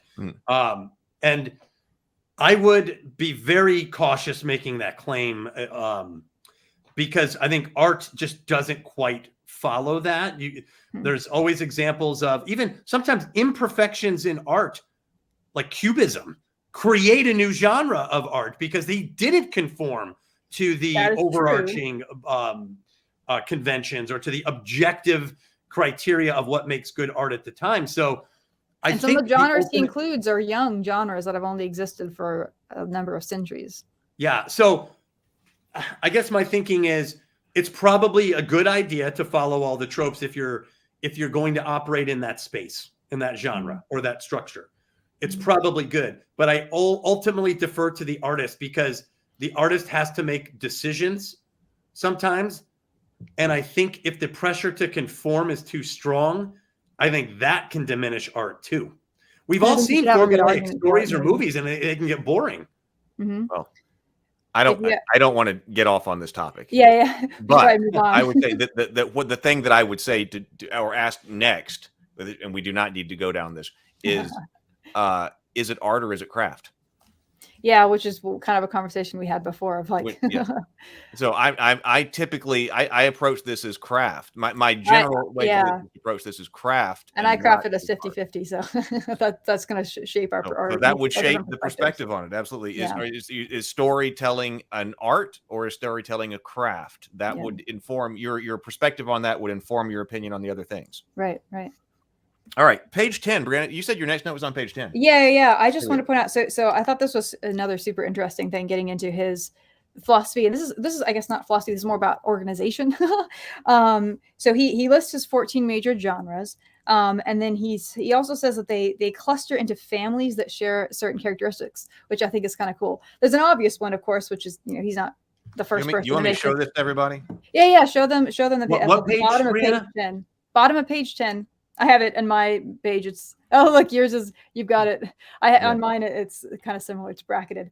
So many of the genres cluster into families that share certain characteristics. So you've got myth, which includes myth, action. Okay, wait, hold on. Let's actually start up here because we haven't actually told people the 14 genres. Oh, that's true. That's true. People the 14 major genres that he has in this book. So I brought this is the auxiliary camera. It's actually a document camera, and I brought it over in front of me. I changed up my setup here so we can actually do this. So the 14 major genres are horror, action, myth, memoir, coming of age, science fiction, crime, comedy, western, gangster, fantasy, thriller, detective, and love. And he says, note the order of presentation is critical, because he is going to develop a hierarchy, a ladder of these things. So those are his 14 genres. All right, continue, Brianna. Yep. And so then many of these genres cluster into families that share certain characteristics. So you have myth, action, western, crime, detective, crime, thriller, gangster, and then speculative fiction, horror, science fiction, and fantasy. It's funny. I used the phrase speculative fiction with someone recently, and they're like, cool, I have no idea what that is. I was like, oh, man. We're a different type of nerd. In my sphere, you say speculative fiction, people instantly know what you're talking about. But yes. So that's kind of a cool just note of this is what we're talking about. And that is his way of organizing them, which is interesting. Because like speculative fiction, obviously that's a pretty common organization. I guess crime is too. But myth, I want to come back to the concept of myth because that's one of my favorites. Well, see, a problem that I had with this is that he's going to give these names to families. Right? He says that so here are our genres here, and our genres cluster into families. And yet in so he's got 3 families, myth, crime, and speculative fiction. And yet in 2 of our family names, the family name is also a genre. That immediately set up some question marks to me, because how can myth be a family if myth is also a genre? Myth, action, the kind of thing that's always going to be hard for Heath Robinson. It's just not organized well. It's not organized well. So how can a myth be both a family and a genre? Crime is a family, but it is also a genre. Crime is the family, and it is also the genre within a family. All you got to do is say crime family or say crime genre, and then you've differentiated them. Well, you could do that, but he doesn't. I think in context, speculative fiction, horror, but I would write that, and then I would define what I'm saying. I would say, unfortunately, I've got to use the word myth as both a family and a genre. Here is the distinction. Even though I'm using the same word in 2 places, they refer to different things, and here's my distinction. we're talking oftentimes right before we just started this, that oftentimes he will start something, but then not really follow up. To me, that is an obvious thing to immediately follow up because I'm confused immediately when I read that. Well, and what's weird is when he groups as a family horror, science fiction, and fantasy, he gives it a descriptive type, a name, a descriptive type of fiction, speculative fiction. I feel like that's what he should have done with the other two. He should have done that. I agree, but I also don't feel like that's something we should get stuck on. It's just like this is he's putting these together. They're all in families. That's the important part. There's a lot more stuff to talk about. Well, I think Heath's right though. This is and I experienced this multiple times while reading this. When trying to understand his philosophy. Yeah, I do think the taxonomy here helps writers organize this, and he blew through this. So he passed on an opportunity to help us organize this the way he is. So I do think that was a missed opportunity there. No, I agree for sure. I think that should have been named. I think Brianna's got something she wants to talk about here. All right, no, there's so many things. I'm like, I don't want us to get stuck on the granular too, unless it's the interesting granular, I guess. All right. Hey, we talked about a clock on the bridge of the Enterprise for over an hour one time. So okay, we already talked about Doug already mentioned this, but he on page 11 he talks about how today it's expected to have stories that are going to be a combination of 2, 3, or even 4 genres. So that's why he is thinking that it's important to understand all of them, because you will be combining them. Now that I agree with. It is important to understand all of them, or it's a good idea to understand all of them, but I always hesitate to say you must use all of them, Yeah, that you're going to transcend them, or whatever. I'm kind of skipping through a bunch of pages here. I don't really have any notes, but if anyone else does, let's see. No, I have the Star Wars Epiphany. I think we've basically already gone through all this. Oh, okay. So we should go to page 16, and then Keith, you should show everyone page 16 because this is one of the things that is a visual. Okay. He's talking about how each genre has a recipe for how to live well. And it's based on its fundamental concerns. This is kind of Doug has his document showed this somewhat, but Brianna, what page are you on? 16. You're on 16. Okay, so we have looked at. He has a statement here. 16 and 17 on page 14 that we're going through. To rise above the crowd, the writer must transcend the primary genre. So this idea of there's the genre, and then there's the transcendence of the genre. Yeah. Okay, so. On page 16, so you're talking about each genre's recipe. Okay, exactly. All right, let me bring this up. Now let me ask you guys a quick question. Okay. Yeah. And I think it's important because he uses this phraseology throughout the entire book. Transcending the genre. What do you think that means? Do you mean it means mastered and done something new? Do you think it's originality within the formula?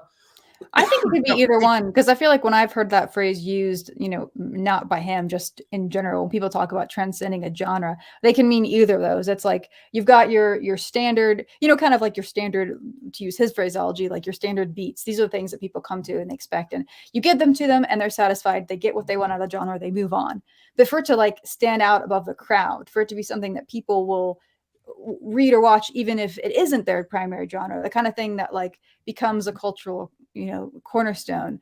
The ones that really just out of the hundreds of fantasy novels, there's this year that really is one that people are going to remember 100 years from now. Those kind of ones, they're doing something new with the genre. They're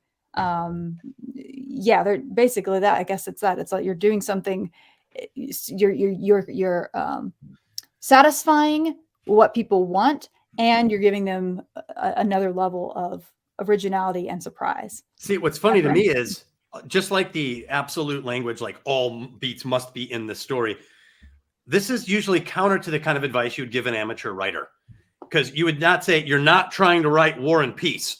You're not trying to transcend the genre. Learn the basics. And it's funny that he's like, learn the basics and then, create a cultural phenomenon. Here's how you do this. It's a big ask. I don't think he's necessarily writing to a beginner storyteller. Maybe that's a way to think about it. Well, that's certainly a way to think about it. It's just interesting that he includes transcendence as part of this process. I like it because it's ambitious, very ambitious to advise that way. But but it's also daunting if you are anywhere along the early writing spectrum. Yeah, when you're first starting off, all you need to do is have fun. That's what I was saying. You just put several years just having fun, writing, getting the hang of it, and before you even start getting into even like writing advice, then you start, once you've got a habit of writing and you're having fun. Truby directly answers your question, Doug. He does. The question that you ask, he directly answers. Oh, where so let's, because he says his rule. Let me right here. He says, okay, we were talking about to rise above the crowd, the writer must transcend the primary genre. Okay, so what does it mean to transcend? He says that, okay, that first you must master the genre. Once you have done that, you have written a solid genre story. But that's the same with it everyone else has written. There's no creativity, no surprise, no way of setting yourself apart as an original author. He tells you exactly what he means by transcend. So here's his definition of transcend. The word transcend, according to his philosophy, means to rise above or go beyond the limits to something abstract. And he gives you the three main ways to transcend a genre. Okay, this is important. The story beats, express the genre's life philosophy in the theme, explore the story's forms of life unique to the genre. So that's what he means when he's saying we had to transcend. That's what he means, and those are the ways to do that. Yeah, I kind of good answer, but that's his answer. I kind of went past the pages where he talks about that because those first two are kind of obvious to me, I guess. Like, yes, you want to twist the story, but do something. Well, twisting the story beats can be tricky. And but that's what we're going to talk about when we go into each genre. I think we can talk about that in depth when we get into. I think this rule 3 is pretty powerful, as Heath's pointing out. Yeah, now that I'm going over it, he's telling you how to. And I think I want to make a distinction here. Sable Kings for $2 says this book is a dissertation on story, not a guide. Exactly. That's exactly how I see it. Yeah. Well, he moves fast on some of these pretty big ideas, so. I think that it makes it harder for me to follow where he's going with some of it. I mean, because it almost sounds like transcendent. He's talking about elevating up into this high level, like high art. And then also sometimes the way I read it, it's like how to stand out commercially. I think that's what he's meaning more, actually. I know, but those are not fundamentally the same. Some that are high art are commercial flops. No, absolutely.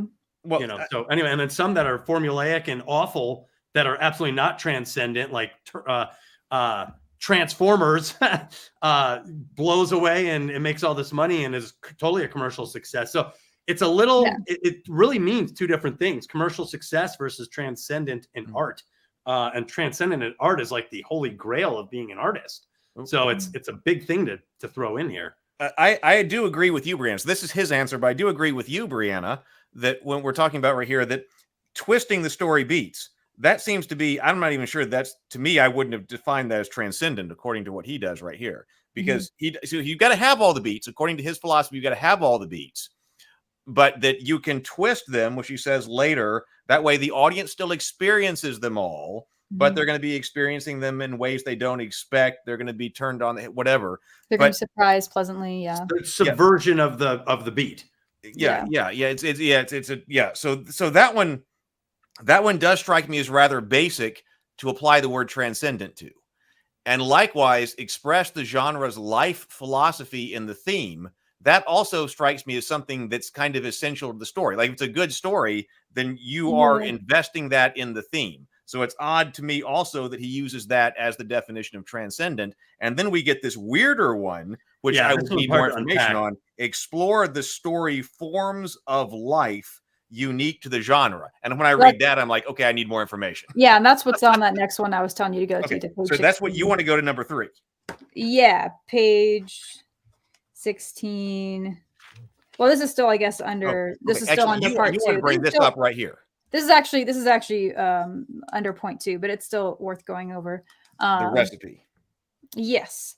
I love this. So yeah, so we'll obviously we'll go brief over this and hope maybe later we'll go into more depth. But do you want to read it or should I read it? Well, sure, I'll read it. I can pass it off to you if you want to. But yeah, this is. I mean, I don't know if this is right or not, but I found this fascinating. I thought this is his ideas. Yeah. Yeah, this is his ideas, and it's fascinating to consider. He says that each genre's recipe for how to live well is based on its fundamental concern. And so here is the fundamental concern, according to him, of all the genres. Horror, confront death and face your ghosts from the past. Really cool.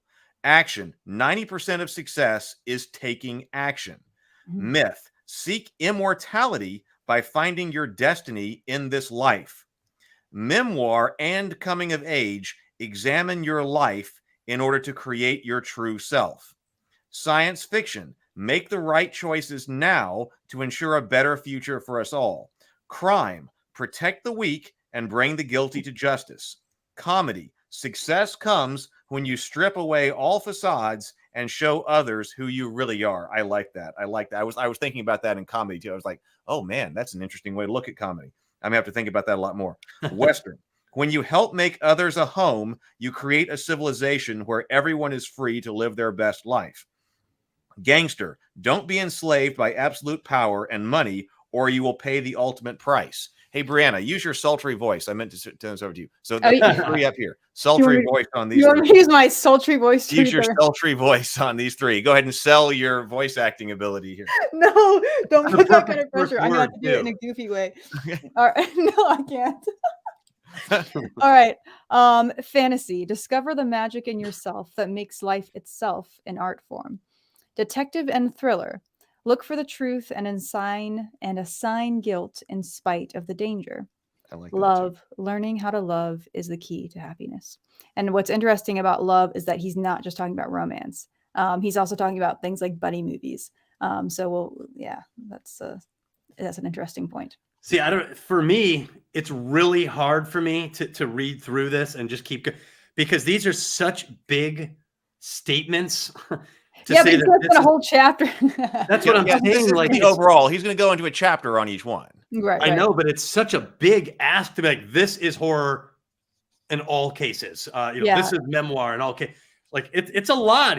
This is his conclusion on the genre, that this is what it means, and that's the overarching. What do you call it? The each genre's recipe for how to live well. Yeah. And what the message. Or that's not the message, because you could answer the question different ways. It's the question that's being addressed. Yeah, the question. Yeah, I like putting it that way. That each genre is addressing. All right, so you should go. Oh, you shouldn't have closed your thing out because the next two things we should show them. Go to page 18 because this is very similar, related to what we were just talking about. So because he makes his argument about why he's talking about these genres in the order that he is and what their ladder is, and so each genre has a fundamental concern, and that is related to what we were just talking about in terms of their fundamental question. Okay. So yes, so we're going from, not only do we have genres and their questions, he does order them.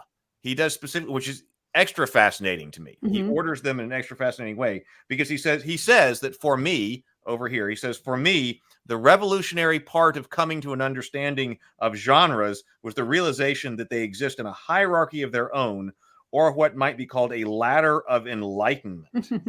Whoa. Oh, I mean, fascinating. All right. That's like the pyramid to self-actualization. Yeah, it is. It is. And so what this does is it says, or at least what I was thinking about as I was reading this, is I even wrote fascinating over here. I mean, I wrote, well, this is really fascinating because I haven't heard this articulated before. Right. That according to the progression of your life, you might need to be studying and be attracted to different genres, or be, considering different particular genres of stories through the progression of your life, according to some kind of layout, like hierarchy of needs kind of thing. Because he says the hierarchy of genres is based on three things: the primary character flaw the hero must overcome, the quality of the life philosophy in the form expresses, and the major art story form it explores. And he says the first, and I was like, because before we started all this discussion, even more than a year ago, I was not I didn't really perceive myself as a horror fan because I over-identified it with slasher films. That was the similar thing that I had. A lot of people have that. Yeah. And now, man, because I'm like, oh yeah, like Edgar Allan Poe, man, I loved Edgar Allan Poe. The Fall of the House of the Usher, man. I realized that horror. I've come to realize it's like one of my most fundamental genres, and I spent most of my life thinking I hated horror. Yeah, I know. Same it's way. Like integrated into everything I write is horror. Yeah. Yeah. So and so it was interesting here to say. So I'm still not a slasher movie fan, but Lovecraft, Poe, those kinds of things. He says the first and most primitive genre is horror, the story of escaping death in this life or the next. And so he even says at the end of each chapter, I'll explain what is missing from each life's genre, life philosophy, the thing that leads us to take the next step up the ladder. Here is the genre ladder. Take us away, sultry Brianna. All right. Horror is about religion. Action is about success. Myth is the life process. Memoir and coming of age is about creating the self. Science fiction, science, society, and culture. So it's a bunch going on there. Yes, science is a story form, he says. Crime is about morality and justice. Comedy is manners and morals. That's cool. Western is the rise and fall of civilization. Gangster is the corruption of business and politics. Fantasy, the art of living. Detective and thriller, the mind and the truth. Love is the art of happiness. And all of those are so intriguing to me, and I'm so excited to go into each in depth. I've only done the first two, and I'm already like, whoo, cool. And then he gives some examples on the next page, just if you want to glance at it. Story examples.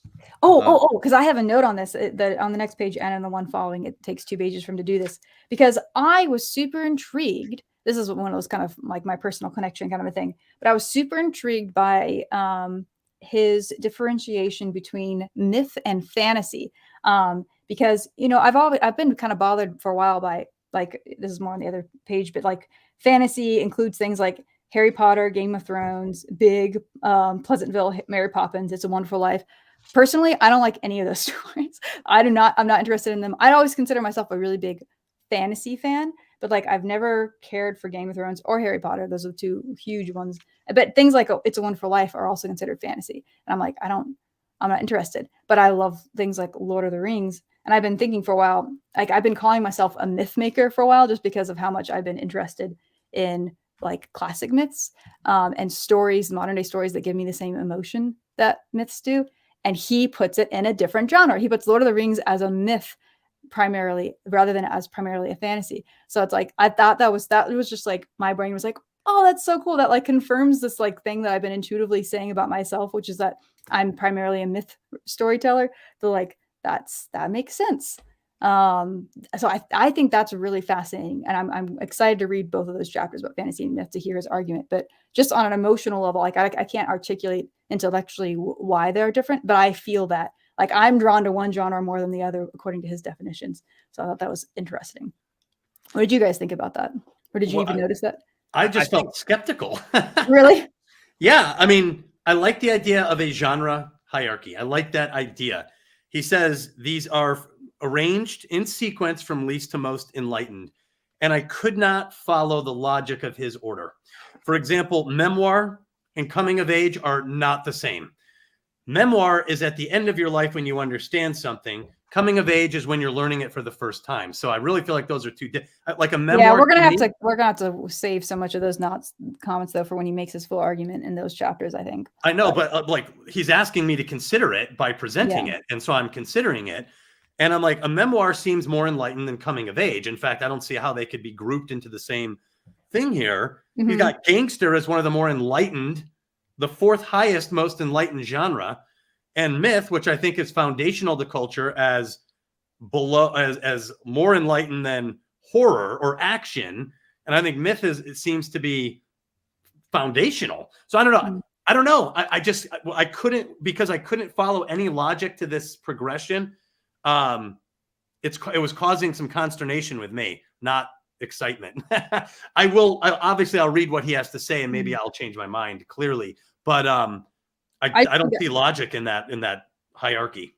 I guess I wasn't really commenting on the hierarchy, just that putting those as 2 different categories, because I've intuitively felt the people that like Game of Thrones, like Game of Thrones is not my genre, but it's fantasy. I'm supposed to like it. It's dragons. I'm like, but it's not.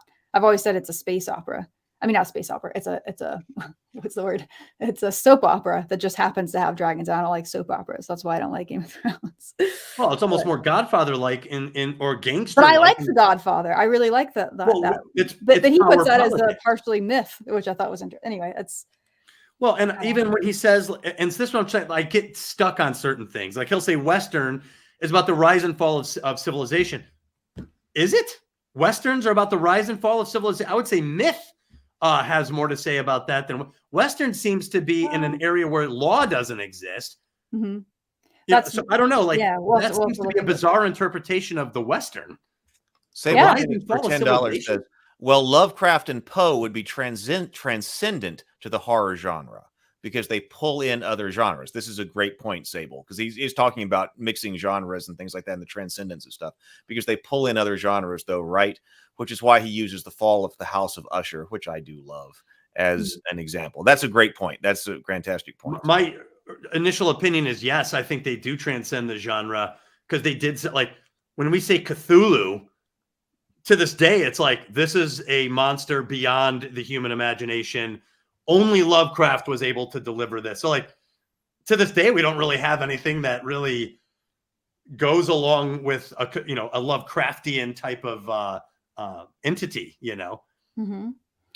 No, I agree with Doug over here. So on two different things: the categorization over here on this side, but the hierarchy over here. I also wanted more information on the hierarchy. Now, I guess I was expecting to get it, so we'll have to see. Like I said, as we're going on, but I kind of intuited the beginning here when he puts religion here, but he had put over here the central question, and when we talk about horror, is talking about the contrast of life and death. And that to live, I'm going to go into depth about that when we get to it. Yeah, and so I was like, oh, so that is very foundational. So I was like, oh, so I mean that's interesting. And then I kind of got to action success, but he's like, what are you supposed to do once you figured out how to that you're alive?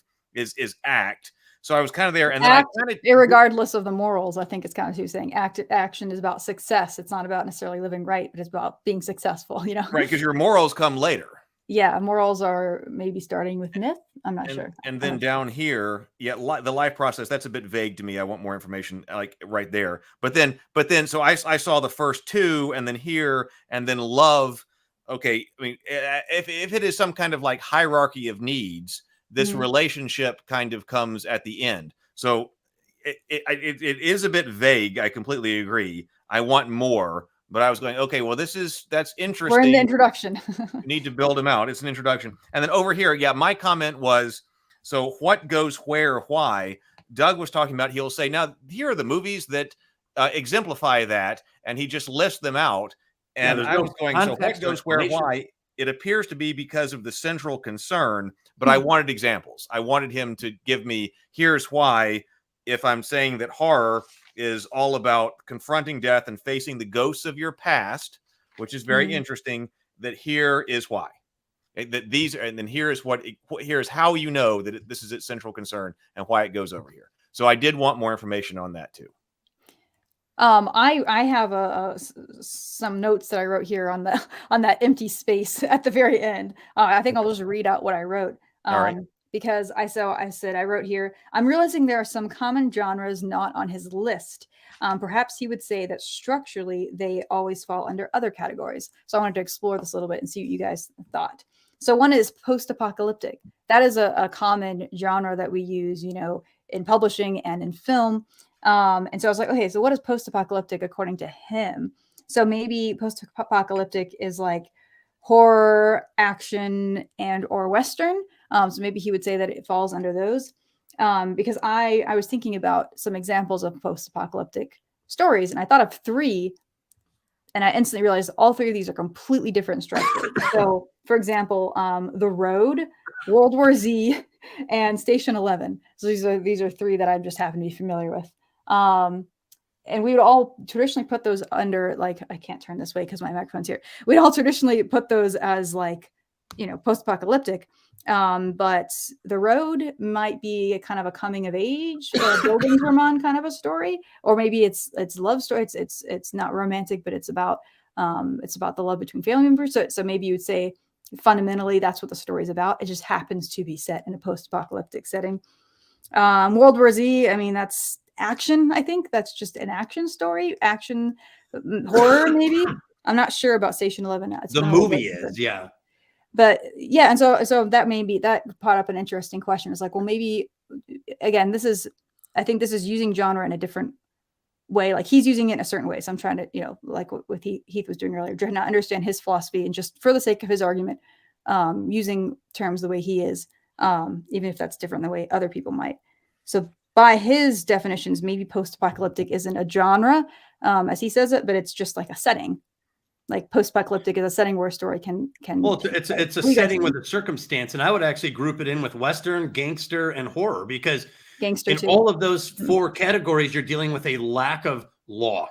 The laws of society are not present or are ineffective, and you're somehow on your own, and your life is at stake. In horror, your life is at stake. In a Western, you bump into the guy at the bar, the guy will shoot you. No one's going to arrest him. The law might not do anything about this. You are the law. Gangster. You make the rules. If you do a hit on someone and he's a made man, there's unwritten rules there. And then post-apocalyptic, there is no functional society that's governing it. So you're in these situations where part of the morality and the law is within yourself and your ability to kind of mitigate all of the survival circumstances that come along with it. So I'm going to write that down. Western. That was a good note. Oh wait, I already have Western on here. We thought the same thing. Oh, you added in gangster. Gangster is another lawless or a world where the law.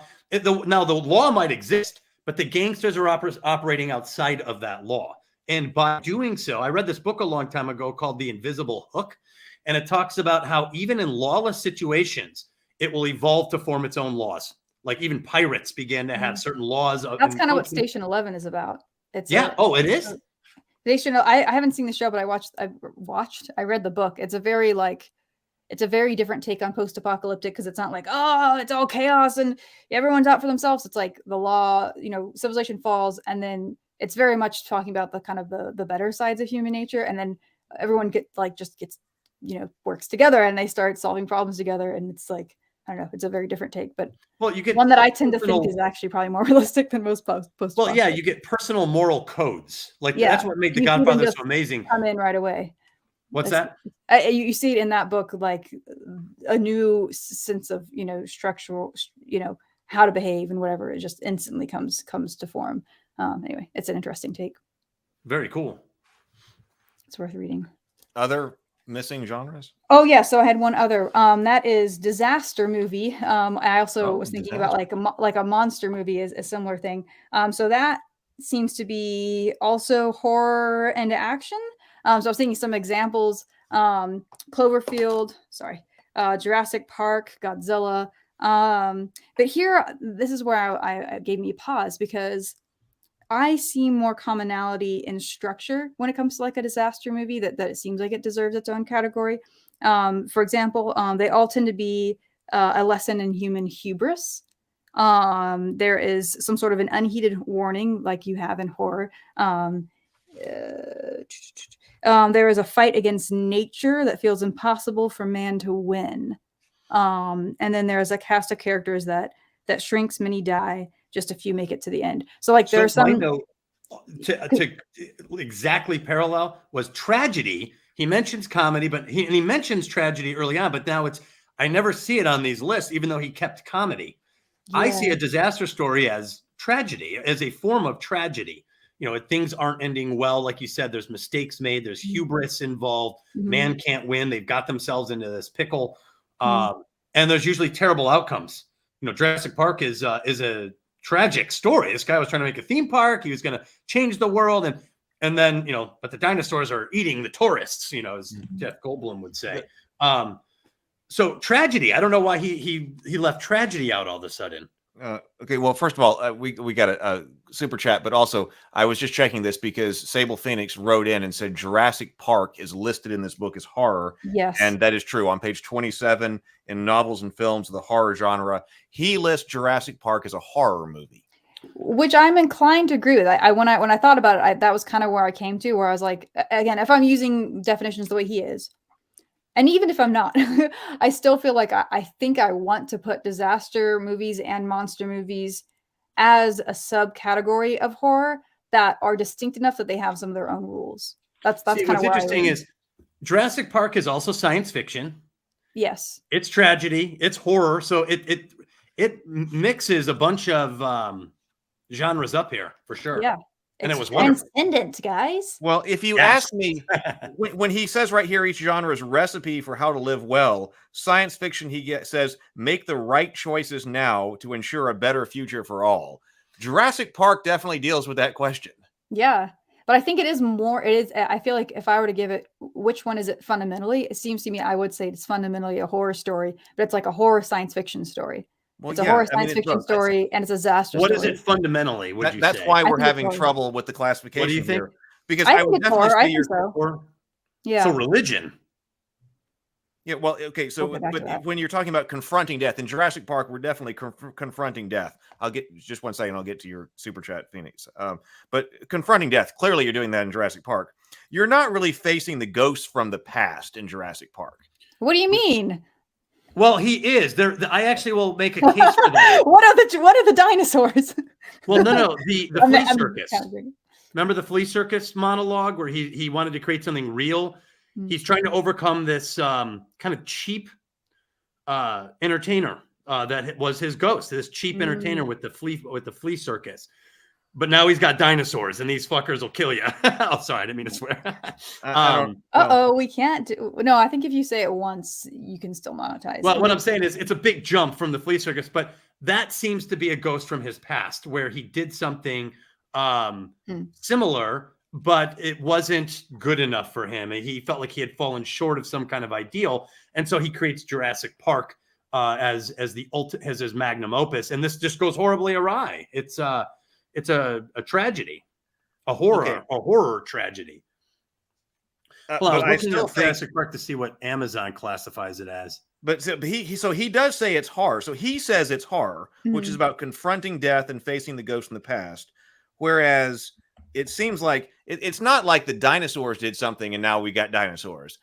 We're trying to make a choice. To me, I would have said we're trying to make the right choice now for a better future. What do we do with science? That seemed to me a fundamental question of Jurassic Park. What do we do with technological advancement and science that's going to make a better future for all? Don't create dinosaurs. Just because you can do something doesn't mean you should. That's what he was saying. So according to this, I might make the argument for science fiction, but he does say it's horror. So according to Amazon, real quick, they classify it as action, thriller, suspense fiction. They don't even call it horror or science fiction. Yeah, because this is kind of one of my side notes. There genuinely is a very distinct difference from how he uses genre versus how the publishing industry uses it and how like the film industry uses it. Yeah. So I do think that it is there is a very different. There's a difference. We have to go by his really term. making an attempt to get a hold of genre on his own terms. Right. Independent of what the system is out there. He's trying to funnel this into something that he thinks makes sense. He's defining things kind of in his own way. Right. Because if you just say, because you can have an extremely loose definition. That's why we had to understand the way he's using the terms in order to understand his philosophy. Because you can have a real loose understanding. Like, do I put the action label tab on this? Well, do people run around and shoot a gun? Well, then it's action. Yeah, because depending on there's the audience member usage of genre, which is you might say like people will use the term post-apocalyptic to say that's as something they'll use that if they want to see that, like to seek it out. But my problem with his taxonomy, because he's trying to tackle a big topic, and that's why I get frustrated. I know it's the introduction. Brianna, I know you have a good point with that. However, he is breezing through these things where I'm not ready to accept them as fact. And then when I see him classify things in weird ways that no one else classifies them, it just causes more, what? I almost feel like he should have saved some of this for the end, for his conclusion, rather than too much up front. To your point, Brianna, I almost feel like he should say, let's get into these genres. Let's explore them all. Let's unpack them all. And then at the end, I'll give you my final thoughts on how this all ties together. Or be explicit that I'm basically leading with my conclusion. This is what and then that would have helped too. So Sable says, I just had a thought. What if the hierarchy is not a ladder for $10? I just had a thought. What if the hierarchy is not a ladder of value, but of concreteness? In other words, horror is the least ephemeral concept. Love is the most ephemeral concept. This is interesting. What hits you in your gut versus your mind versus your heart and your soul? No, I think that's valid. That's very interesting. Good. Yeah. That's good. He's just not doing that. I think I got that from him. Like, I feel like he's not saying that they're better. It's just saying that, like, they build he says enlightenment. Huh? Yeah. He uses the word enlightenment, from least to most enlightened. And so least enlightened, you're dealing with, like, am I alive or am I dead? Enlightenment doesn't have to be a value statement, though. Like, it's about, like, you have to go through each of these to get to the next one, is a way of thinking about enlightenment. Like, but I could tell a love story, a higher level of awareness or consciousness or awareness, I guess, maybe something like that. But like the fundamental ones that are basic maybe are still necessary to get there. So I don't know.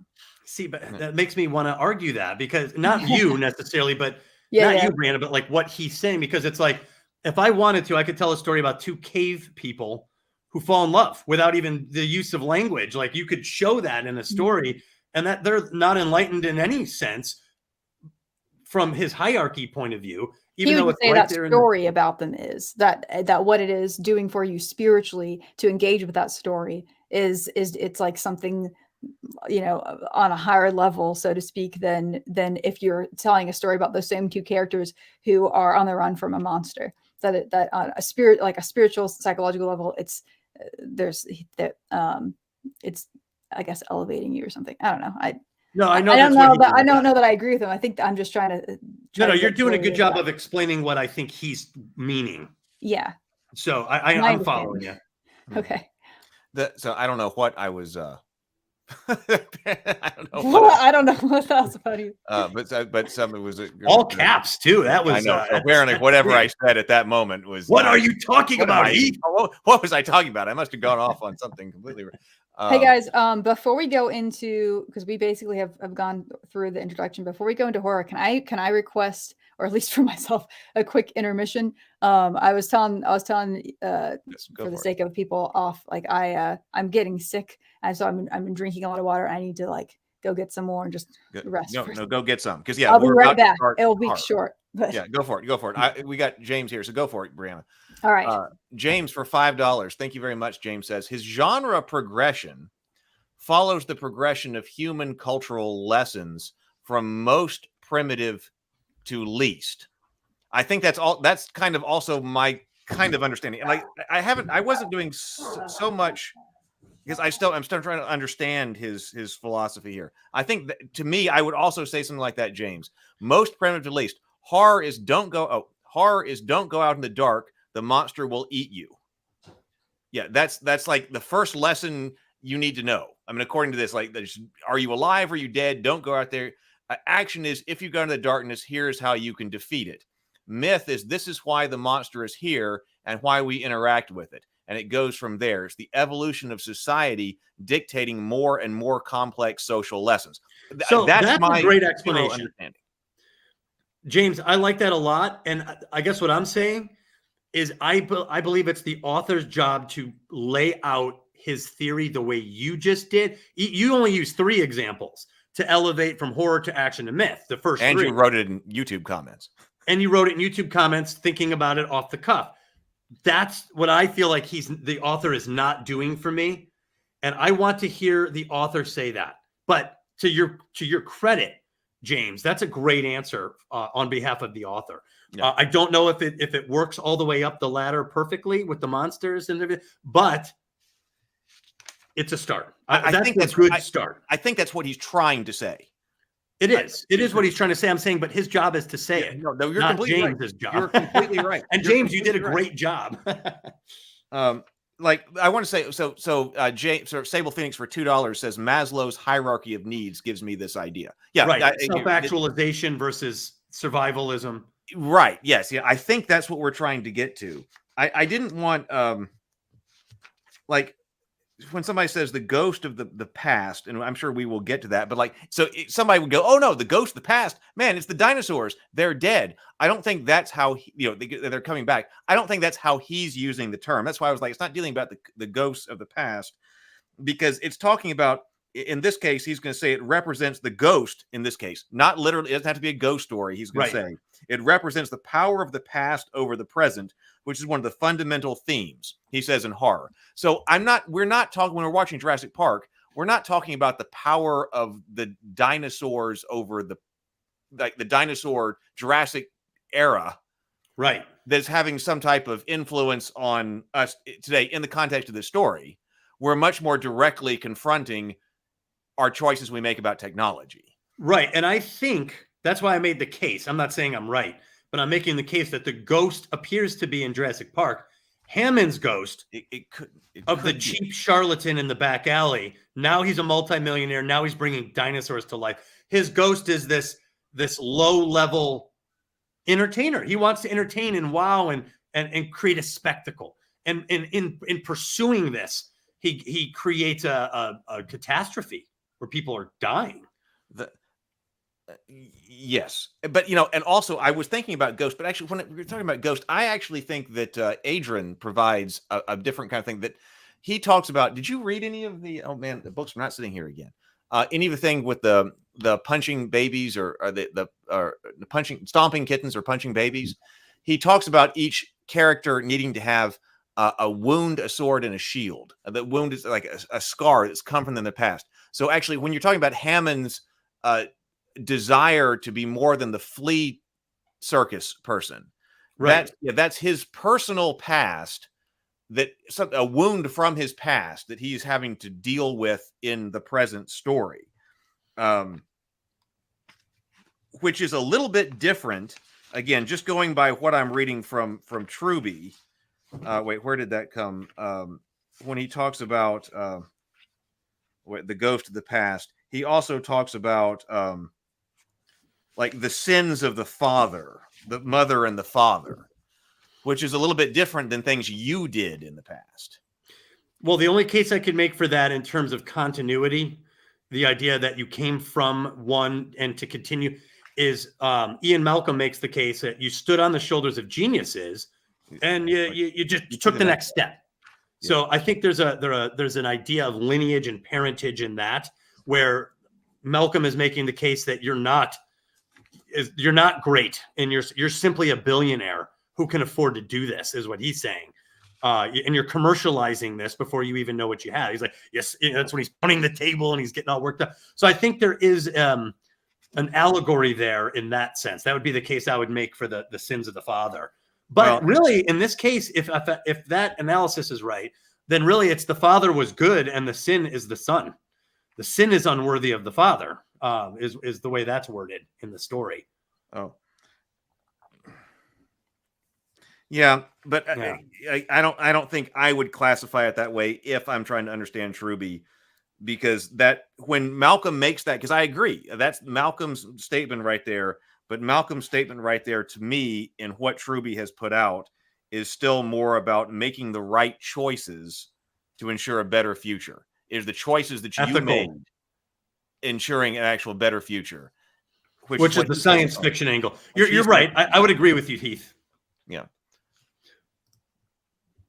I guess all I was saying is that is the area where I would see what came before John Hammond, and it was geniuses. And he's not worthy of them. He's simply rich, which is the argument that was made. Anyway, very interesting, but again, hard for me to accept his classification system, because my mind immediately wants to test it, and I feel like I'm immediately getting outside his box or his walls. And I don't think he's doing it. Like he's not reining me in yet. And maybe to Brianna's point earlier, he will, through the course of making his more in-depth case per genre. So, all right. So now we're going into horror, and I'm going to let Brianna take this after a 30-second introduction here. So his first genre is horror, which he says is the most foundational. He says the first genre we will investigate is horror. Why? Because the major distinction between governing human existence is life versus death. which is very primitive, like survival. Just survival. We're talking about life versus death here. And then, man, he does hit this hard with his first, like after that opening. Well, actually, that's, I guess, technically 3 sentences, but 3 lines. Man, he hits this hard by then bringing up Adam and Eve as a horror story. But isn't this myth, not horror? He says, because he hit, but he hit. Yeah, when he starts going into religion and horror being combined, I was like, oh, now that's intriguing. Yeah, I like this hard.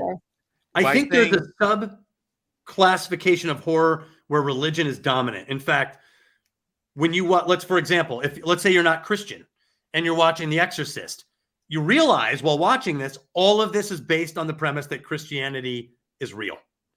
Otherwise, if you hold the crucifix up to the vampire, it wouldn't mean anything unless Christianity is the right religion. So there is a relationship between religion and horror, but I feel like that's a subcategory. I don't know how he would tie horror and religion as universally parallel. Because he's saying that they are dealing with the same fundamental questions, I think is what he's saying. But it's religion is organized. Religion is often a myth too. So I think you're right about that. It may, anyways. Well, like let me tell you why that is. Then I'm going to turn it over to Brianna. No, sure. This is what he says. He says, because I was shocked by this. Like Me too. I was bringing all this in, and I was fascinated by this idea. So I've been trying to understand his philosophy. He says horror is the most fundamental existence, life versus death. Adam and Eve, the first horror story. Genesis in the Old Testament is where horror elements first come as a genre. Adam and Eve are the first man, first woman, and first couple. Of course, they live in paradise and all that. He says, according to him being God, the cost to Adam and Eve of gaining knowledge is losing their immortality. They're expelled from the garden, so they cannot eat the fruit of the tree of knowledge and live forever. To know is to die. So you have the monster idea of the serpent. You're dealing with life versus death. The father is a tyrant, he says. The father is a tyrant when his children make the mistake of wanting to understand their world and themselves. Their punishment is to be driven out of paradise and therefore to death, I would assume. In this story, we see a fundamental distinction between life and death. So he's making the reason this is the fundamental distinction between life and death, and the tendency of religion story to use horror as its preferred form of expression. What a statement, right? Whoa, right. I know. That's his opening statement in horror. He doesn't talk about Dracula first. He talks about Adam and Eve and the serpent. So it's like, whoa, okay, take it. I have a lot to say, but let me let Doug speak first. Yeah, so here, for example, I don't think it's horror, Adam and Eve, because the monster in this case isn't trying to eat them. You can even make the case that the monster believes he's helping them. The monster, the snake, the serpent, Satan is trying to get them to eat from the tree of knowledge, which to a modern person doesn't even sound that crazy, right? What's wrong with knowing things? What's wrong with... So when I flip over, what I view by his own criteria, the serpent is offering a new bit of information, which I would believe of knowledge of good and evil is one of the first technologies. It's a form of enlightenment, which if you read his master statement for science fiction, make the right choice now to ensure a better future for all. Whoa.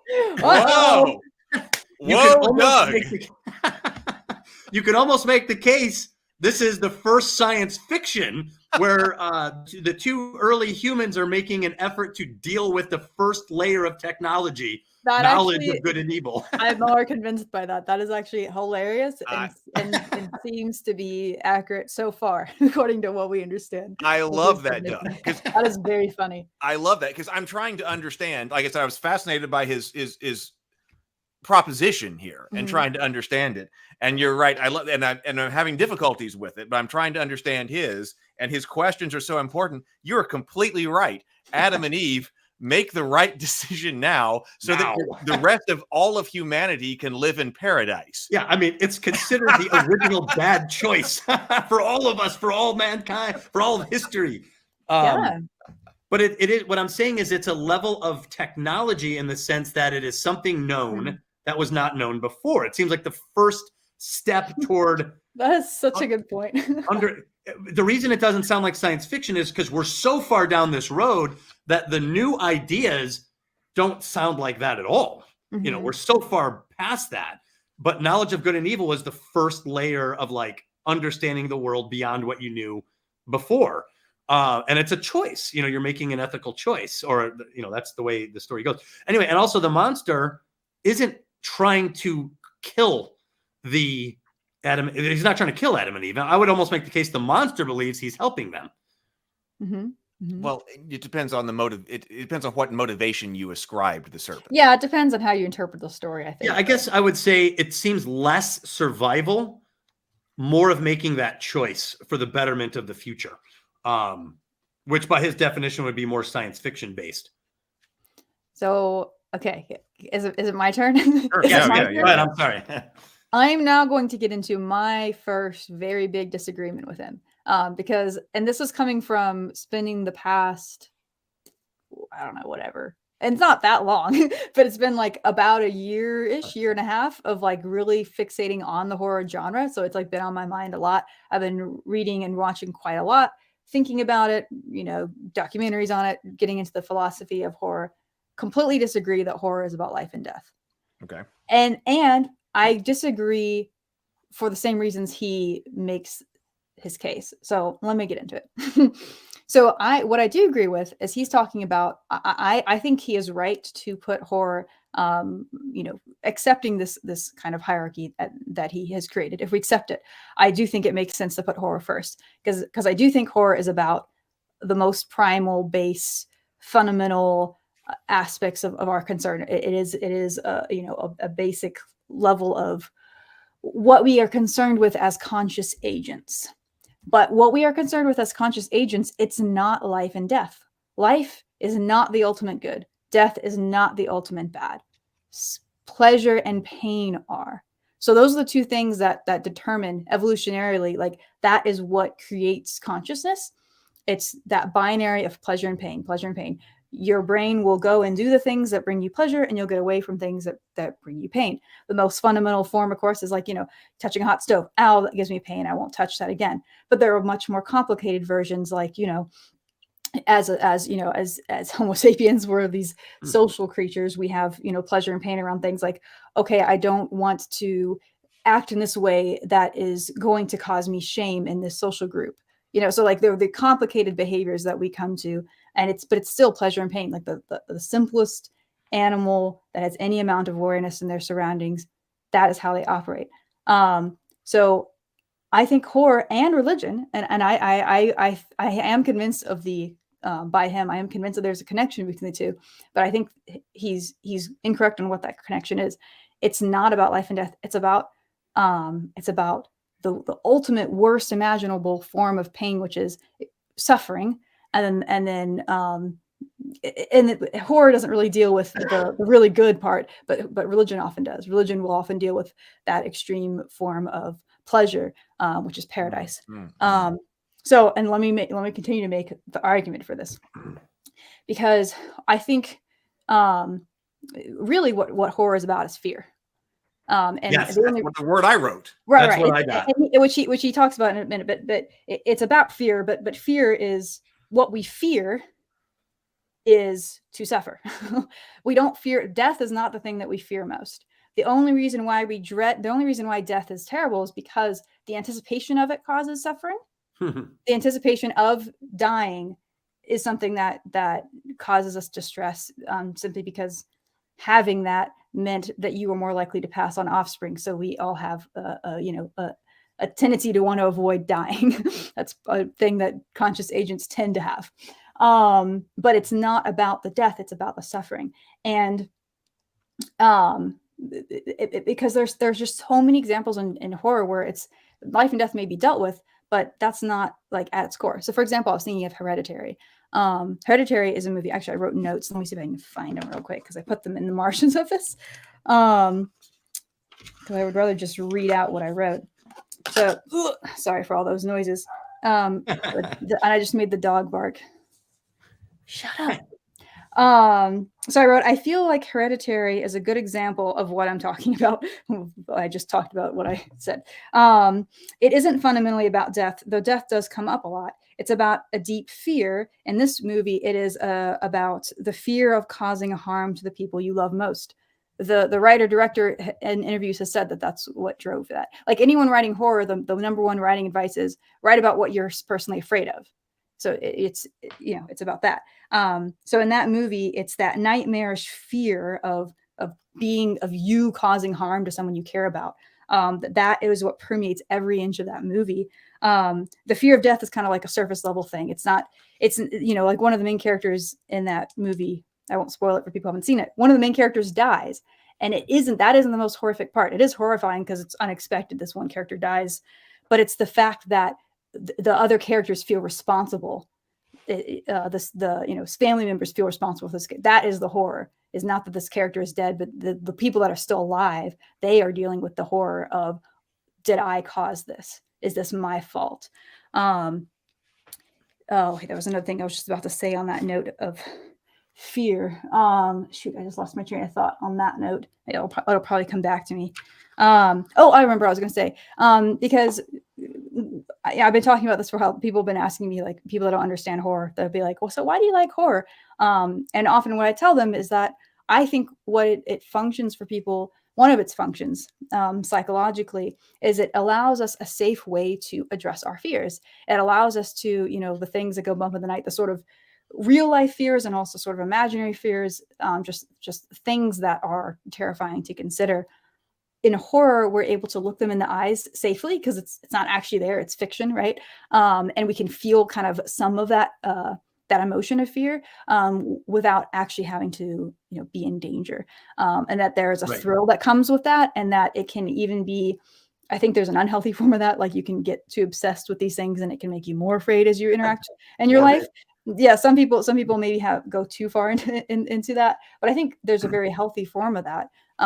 Where a certain amount of engaging with dark themes, whether it's horror or other genres, or even things like being into a goth aesthetic, like things like that can have that same psychological effect. Being into Halloween, whatever, like it allows you to reduce your fear. And there's a very powerful tool that can cause. There's more I want to say on religion, but let me pause there in case anyone has any notes that they want. Well, I agree with you on all but one point. Yeah. That it's not about the death. Death has its absolute trajectory on fear. In fact, it's like directive number one in life. Don't die, stay alive, survive. So I feel like death is scary in and of itself. For example, you said it's not the worst thing. There are things worse than death. And that's there are. When I go to religion, there are forms of suffering that would freak me the heck out. A lot of horror stories are dealing with that, though. But if I walk up and I'm like, "Hey, I'll just inject you with this syringe full of poison," it's not going to hurt you, but you'll die. You'll still say "F you," like, "No way, I don't get out of here." So death is still scary, whether or not it hurts. People will escape and panic and freak out. Like when you put them in a deathly situation, they'll behave in bizarre ways, and it's not just always about the suffering. In fact, I think I read somewhere when like a zebra is attacked or something, this is probably true of humans too. When you're being eaten, the body releases things to numb you out. You actually don't feel the pain. That's why these creatures lay there almost passively while they're being eaten. The fear of death is its own fear. Anyway, I'm just saying that there still needs to be a case made for fear of death. I'm not trying to everything else that you said after. I'm not trying to discount the importance of fear. I'm saying it's not the most important thing. Like I would still give it, the fear of death is, of course, that is one of the things that we fear the most. And all the things he says about it are correct. Like why it is that that's so horrifying to us. But I'm just saying, I wish I didn't think I don't think he went deep enough. If he went down another layer, he would realize that really what's underpinning that is fear. It's the fear of death, and it's the fear of suffering, and it's these other things. Correct. Okay. And that's what the genre is about. I think horror is fundamentally about our fears. And then and on a most primal level, the things that we fear are death, but also suffering. Yeah. I just wanted to make the case that as far as a phobia, death phobia is like numero uno for most human beings. And it drives you to incredible feats under certain circumstances. And I think that's what horror taps into in some ways. The ultimate fear, that number one directive, is under threat. And a good storyteller will make that a horrible way, like the alien popping out of your chest or a dinosaur eating you. Like, these are not the ways you want to go. Like, if you could choose, it would be painless if you had a choice. But I think death in and of itself, with what you're saying, Brianna, this fear of suffering in a horrible way, you put those two together and people are going to be on the edge of their seats being like, oh my God. Yeah. Oh my God, and again, why I think suffering is more fundamental than death is because it is the anticipation of death. Like if you were to be in a random car accident and you didn't know it was coming and you instantly died, that isn't the most horrifying thing. Like that, like no one wants that to happen.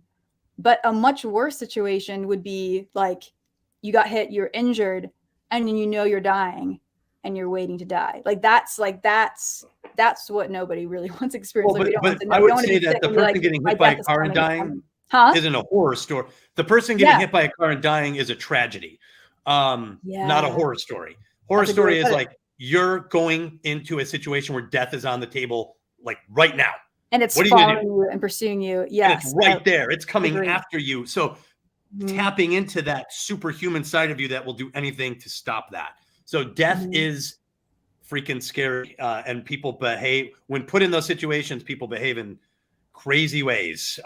In fact, they added fight, flight. They added freeze as the third option now, that they find out a lot of people actually don't fight or flight. They freeze when confronted with something deadly or horrifying. Okay. Do you have anything on that, Heath? We have a super chat, but I have a quick take on that, and then we'll go to the super chat. Because I agree that so first of all, there's the trying to understand his category, which is about life and death. So we're trying to that, but also, I was missing the fear component too. I wrote down fear. I was like, wait a minute. Yeah, because he mentions it, but I'm like, no, that's not mention it later. Note. That's the thing. That's what it's about. And he does even mention things later on that you can be afraid of, like becoming the machine. Yeah. So becoming the animal. Yeah, because I'm like, these are other ways these are other fears. So that you would not be dead if you become the zombie, because he uses the zombie as the example, but you're still afraid of that. So I agree that there's something that's mixed up in his understanding here. Dehumanization. Dehumanization, right? Not using. He talks about that. You may still be alive, but you've lost all semblance of yourself and your mind, and now you're insane. Yes. See, fear of becoming an animal, fear of becoming a machine, those are dehumanizing. But zombies, you're not dead, but you're not you. That's still scary as hell. He used zombie as the example of the machine. Yeah. Right. I think you might, because he used it as a broader encompassing. Again, I hated he's like, like this is a machine situation. I'm like, a zombie? It's not a machine. That's like pure organic voodoo. You're like becoming that is like terrible. an animal, more like. Yeah. Okay. Well, we'll get to why he says that, because he's using a different term. We have to understand his term. But pleasure and pain. I thought you were going in one direction, Brianna, when you talk about pleasure and pain. But pleasure. I don't think it was pleasure and pain. I like the fear better, because when you're talking about pleasure and pain, like I feel good when I eat. I'm hungry. I don't feel good. I eat. Why do I feel good when I eat? Because that keeps me alive. And then why do I feel pain when I set my hand in the fire? It's because that could kill me. So I thought that when you're going pleasure and pain, could kill you or could damage you, because it's like when talking about, I was saying that's fundamental to being conscious, because it's not just about death. It's about being able to, it's fundamentally about being able to pass on offspring. So you want to live long enough to do that. But there are also some ways that being conscious, you will adapt in ways like to sacrifice yourself for someone. That's like, there's situations where death is not, it's not just about avoiding death, That was the second thing I was going to say, when you were saying there are things that might be worse than death. That's a good point. And you were about to talk about sacrificing yourself for a greater good. And I was going to say, I bet, I don't know this because I haven't read further in the book, but we're talking about, according to him, with horror, being alive or being dead. That's the first thing we have to deal with. What do you want to be, alive or dead? Alive at the most fundamental, primitive kind of level. It's to me, it seems like it's a much higher order thought to say, no, actually, in some cases, I'd rather be dead because I'd rather sacrifice myself for my family or for my country or for a religion or something like that. Or not go to hell. Like, for example, the Hellraiser franchise. Yeah. Like the worst thing in those movies is not dying. But so I'm wondering, I'm wondering, I don't know, but I'm wondering that's a much higher order thought than just alive or dead. So it might be, and like I haven't read further in his book, but it might be that we're dealing with life or death in horror. If you're dealing with much more sophisticated and less primitive thinking, you might be in another genre, according to his philosophy. I don't know, but I'm wondering. Then all war stories think you don't want to suffer. I think that you don't want to. You're afraid of suffering. Well, that's a good way to. Let me think about that. Let me make sure. Well, I think Brianna, you're pretty close, because what you're saying is pain and pleasure are motivating factors. You know, we pursue pleasure if we can. We avoid pain if we can. That's our most basic motivating level of being alive, basically. Being conscious. But on the core level, there are other things besides just life and death. For example, in war stories, if the enemy's coming and one guy's huddling and, he's going to stay alive, he puts the body over him, he hides, he's a coward. That is not okay in a war story. We don't like that guy. And that causes you pain to know that you're a coward. Right. Well, right. Well, and there's a social stigma, and maybe like Saving Private Ryan, the coward sits there while his friend is killed in the other room, and it's really tough to sit through the scenes. So cowardice in that sense, where it makes sense in the horror genre, like to escape, in a war film, the guy who does that is considered a coward, and we don't like him.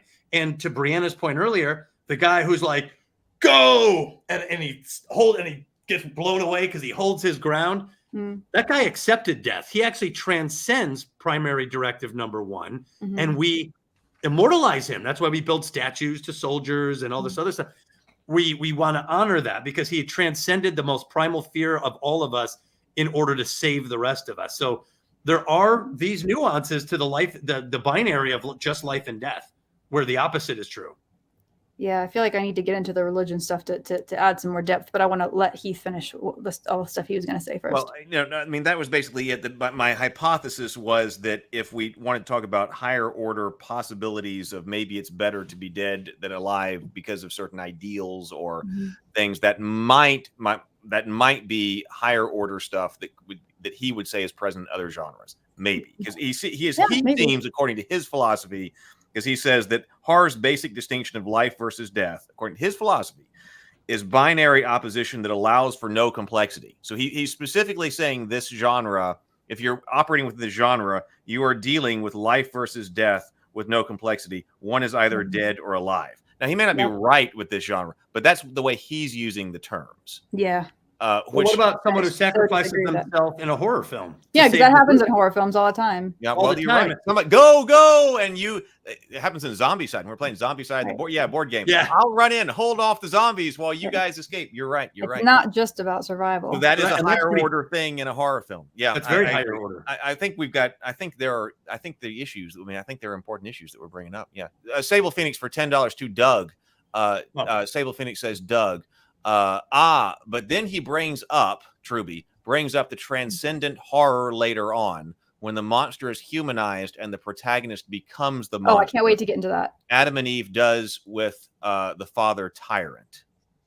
Does with the father tyrant. Correct. We'll definitely have to come back to these are all variants of the theme. And this is where I got a little frustrated with him, at least in the early chapters or in the early going, because it got to the point where every paragraph had its own header. And I'm like, Jesus. But it's okay. Like, he has good things to say. It's not like it was bad, but he is talking about variations on these themes. Yeah.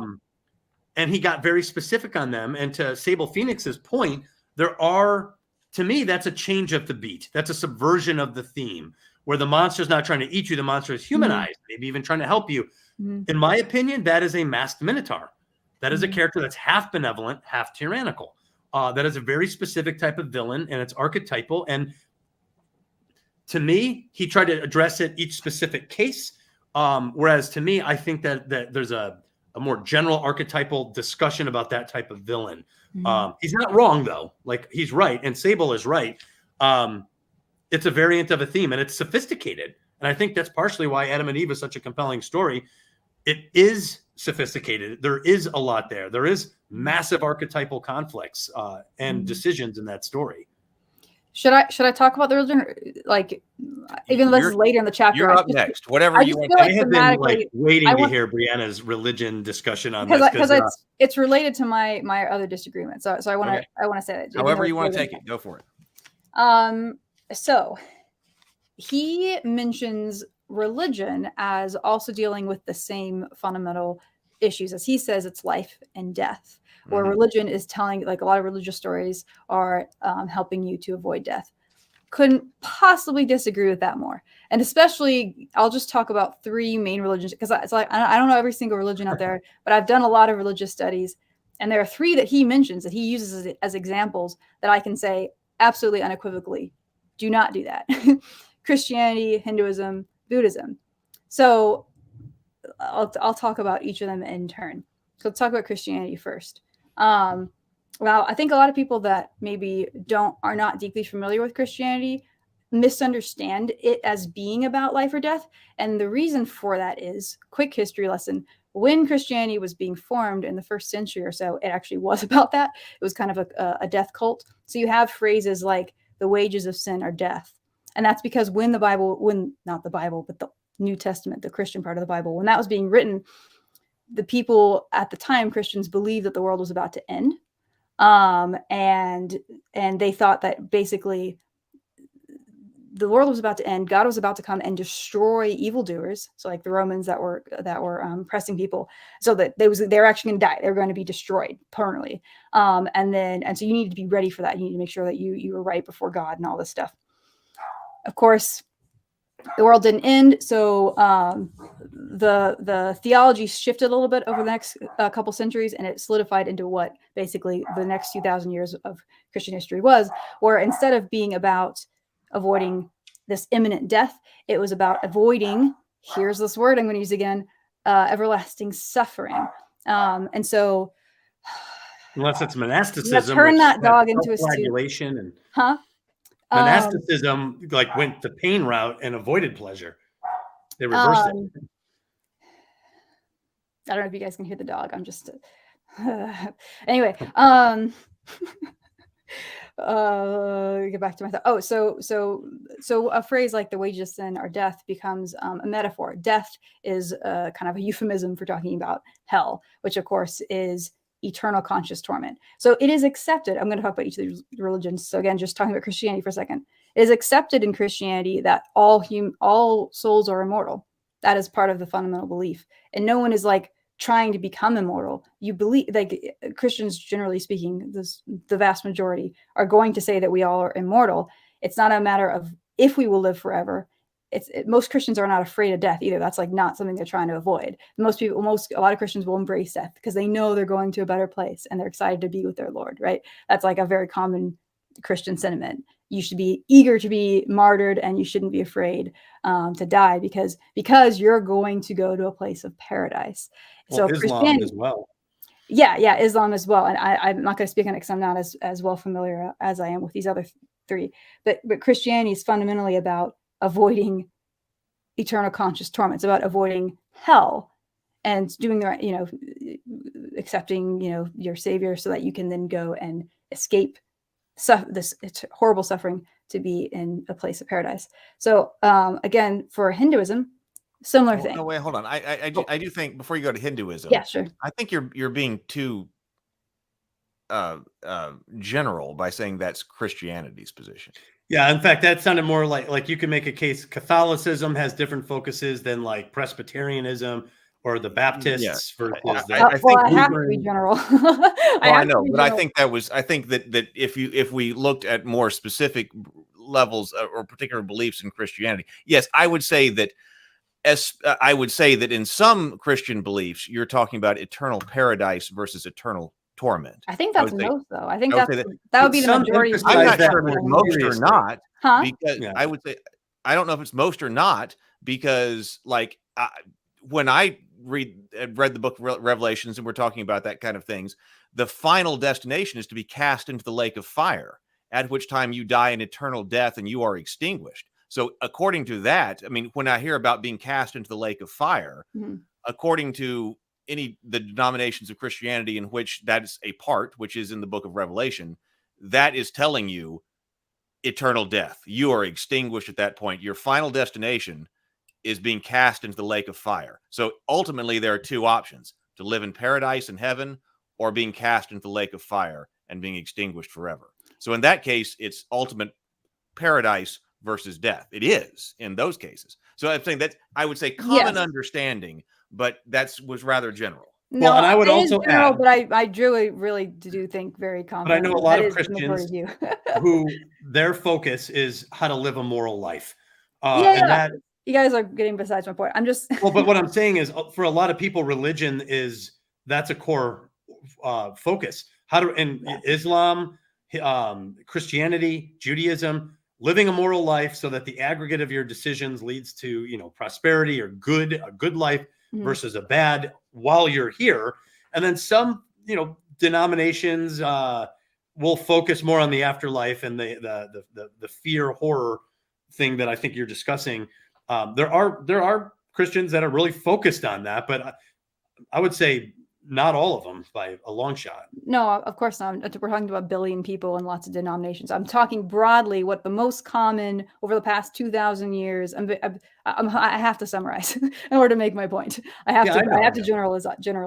I'm not saying this is obviously. I'm not saying this is every Christian view. I'm saying this is one way this is a more accurate way of summarizing in general what the Christian religion has been about for the past 2,000 years than what he's saying, I think. Also for Hinduism, similar thing. Hindus are not Hindus accept that they are immortal, sort of. It's a little bit different. And a lot of Westerners misunderstand the idea of reincarnation, of samsara as being like, oh yeah, I want to live forever. I want to be burning it. No, in Hinduism, that is horrifying. That is the horrific thing you want to escape. This idea that you're just going to keep living again and again and again and again and again and again. That's suffering. Anyone that's spent a long time thinking about immortality will realize that immortality is inherently pretty horrifying, especially if you're living in a state of imperfection. That's my own personal commentary side. In Hinduism, you're trying to escape that cycle. What you want is to acquire enough good karma so that you're going to then go into nirvana, which is this sort of, it's not exactly like no longer existing, but it kind of is. You're no longer like experiencing an individual consciousness in the same way. You're kind of like, I'm describing it poorly, but you're kind of like merging with other consciousness in a sense. And you're no longer going to have like the worries and pain. So it's kind of like a death in a way. Like that is considered better than living forever. Like living forever again and again and again and again. That is the suffering that you want to escape.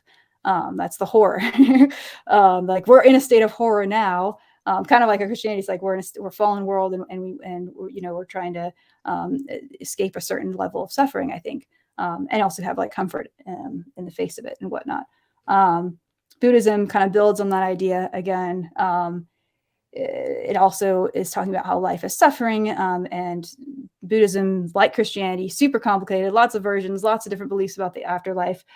Some of them believe in versions of hell, but there's a general similar sentiment, which is that like you don't want to keep going into this cycle. What you want instead is to become enlightened and to kind of escape it. And so those two almost, it's not exactly correct to say that to cease to exist, to die is better, but it's almost is. And again, I think all these are huge major religions, and I think the three of them, like combined, that's like a vast majority of religion in the world. Especially if you were to add Islam, now you're like that's at least half of this of our right. I'm trying to think what the math is. That might be half or more of the global population if you include all those four religions. But I still think that it's more accurate to say that broadly speaking, or at least I don't think it's universally true that religion is about avoiding death. I think it is, at least in these cases, it's certainly more about avoiding suffering or dealing with suffering, and that sometimes like an annihilation is even better than being immortal. So that's why I'm just like, I just don't think that what he's saying about religion is accurate in at least several really major cases. It may be the case in some other religions that I'm not as familiar with, but I don't know. Yeah, I see it as a pie chart. I think what you said is right, but I think there's others in the pie chart, fear of death, the afterlife. I think that's one of the slices. I do think a lot of religions try to address daily moral issues, right, in order to attain what would be perceived as a good life or a rewarding life, a fulfilling life. a life where you have good conscience or you prosper. So I do think that there is a pie chart there. So in that sense, I just want to add that to what you're saying. I'm not disagreeing with you. I just want to add that. Yeah. And I also disagree with his analysis of religion. It got to be almost distracting as I was reading it. I was like, man, he is really hung up on religion here. Really and get into I wasn't seeing how it got. It's a good subtopic, like The Exorcist, religion, and horror. And it's really good. But I didn't see how it became universal. Like Jaws doesn't seem to have any religion in it. And that's horror. That's a primal horror story. Yeah. You know, so I'm agreeing with you, Brianna, in that, like, I wasn't convinced that religion was the overarching theme or underpinning mode that drove horror. I just wasn't convinced of that. I don't. Yeah. I'm trying to think. Yeah. I feel like I can see that there's a connection with them sometimes, kind of like what you were saying. Maybe even that they deal with similar fundamental things, but I think it so depends on the horror story, and it depends on the religion and the version of that religion. So it's like, for example, when we're watching Dracula, and there's all these supernatural things that are archetypally compelling to us. We're watching it, and he pulls out a crucifix, and the thing goes, ah! And he's like, the power of Christ compels you. When you're observing this behavior, this thing that's happening, and this guy is warding back evil with Christian symbols, it validates Christianity. So there is in that story a horror in which Christianity is also validated. Like in The Exorcist, there's this crazy demonic child, and the priest comes in, and the priest is going to deal with this. The priest is the hero, right? Confirms Christianity, because the only one who could beat back this terrible supernatural phenomenon is a Christian, a Catholic, I think, to be more specific. So there is a form of horror that, in my opinion, whether it's intentional or not, confirms the religion. It's affirmative. Like, the religion is what saves you from these terrible, horrifying things. But then there's other forms of horror where that's completely absent. Does that make sense? The idea that it might be a branch of it, but it's not the cornerstone to horror. or vice versa, because I think he's also trying to say that horror is fundamental to religion, and I thought that was intriguing. I didn't really have an opinion about it, but since when you brought up the fact that horror, just to show religion is also myth. Religion is myth. Like I think it has. You're right. It starts horror religion. I think he integrates them too much. Yeah, I think I'm with you. The chapter begins like this. Yeah, so I don't think I agree with that. Saying that they're so close to each other. I think they interact, but I don't think they're as closely integrated as he argues, or he doesn't really argue, as he states. Yeah, he just spent a lot of time on it, and I thought it would have been better simply if it was classified as a subgenre of horror. I thought everything he said was compelling. And vice versa, having horror as a subgenre of religion or a subcategory of religion or something like that. Actually, yes. Yeah. I think that is a Venn great diagram. Yeah. Well, no, it's true, because I never thought of horror in religious terms, but I could see how that could be a subcategory. Yeah. The Book of Revelations. That is some. I'm sure you guys have read. It is so primally archetypal. That seems like horror to me. So there's certainly table talk topic. There's several years, like a couple of chapters of Revelation. Oh man, and the fourth seal. It's incredible stuff. But yeah, there are crossovers with horror and religion. I just didn't see them as parallels of each other, like in an absolute sense. Well, yeah, I think that I don't think he's clearly made his case. Like I said, I've been trying to understand his case. I don't think he's clearly made his case. And because I was again like, whoa, we're going straight into Adam and Eve, and we got horror. But he says on page 30, when he's talking about the horror story beat the ghost, and by ghost, he's not talking about ghost story. He clarifies this. He is talking about the sins of the past. Oh, okay? I have notes on that too. Okay, so he says that this is an essential element. He actually says of any story, and I think that Adrian would agree with him, because he uses this as the wound, and so I think he might be right there. But he's using this as an essential element of a horror story, And I'm trying to understand then, if you're telling the story of Adam and Eve, what is the sin of the past when you're talking about Adam and Eve? Yeah, because this is their first sin. You're at the beginning of all things. Right. So there is no sin of the past. So if a sin of the past is an essential for all story, including horror stories, then how can Adam and Eve be a horror story if they're missing this essential element because they're not dealing with the sin of the past? Now, to the contrary, you could use that. Actually, that's a great point. You could use that. You could use Adam and Eve's sin as the ghost, the sin of the past, in another horror story, because then it would fit. It says, because it represents the ghost, and again, I'm on page 30, it represents the power of the past over the present. So I could definitely construct a story where the sin of Adam and Eve is having influence over the present. I could definitely do that. One of the fundamental that would be, but in a certain religious worldview, that would be every story. That would be every story, right? Yeah, it could be.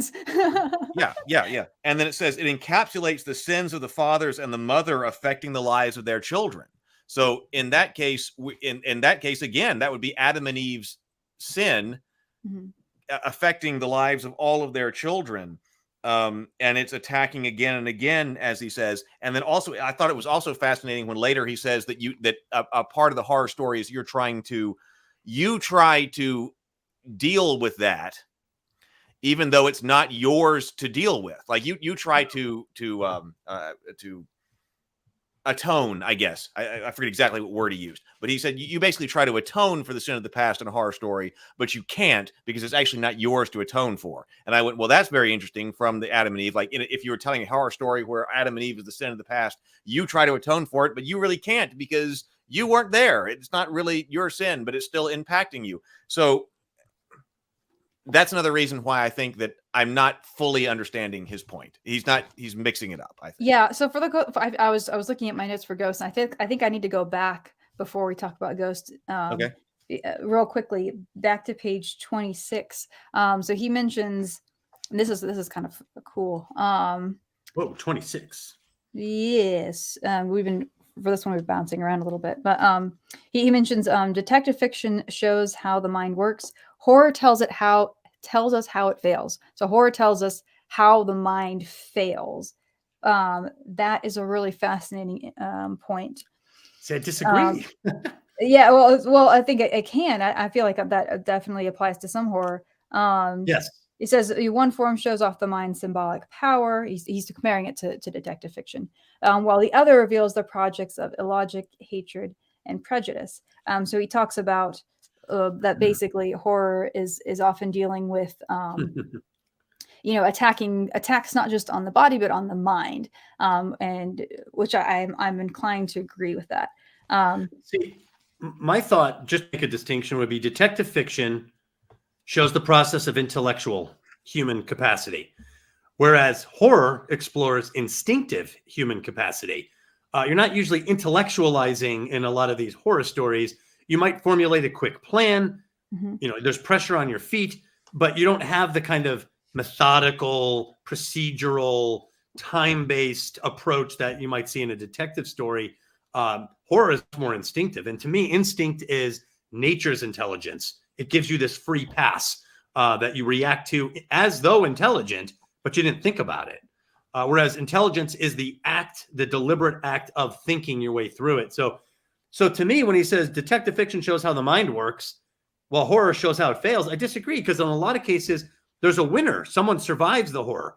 Well, he didn't fail, or she didn't fail. She killed the Terminator. He shot the shark. The counter argument might be that there's a failure that happens like in the process of the story, and then they may overcome it at the end. But there's a failure of the mind, and that's like what the monster is doing. Like as the monster is attacking the hero, that there might be a failure. The mind is failing in that process, that's what gets them into the situation. Huh? I think there's usually a social failing. I think Druden Fuzz mentioned earlier that the religion in Jaws was capitalism, and that they wanted to keep the beaches open.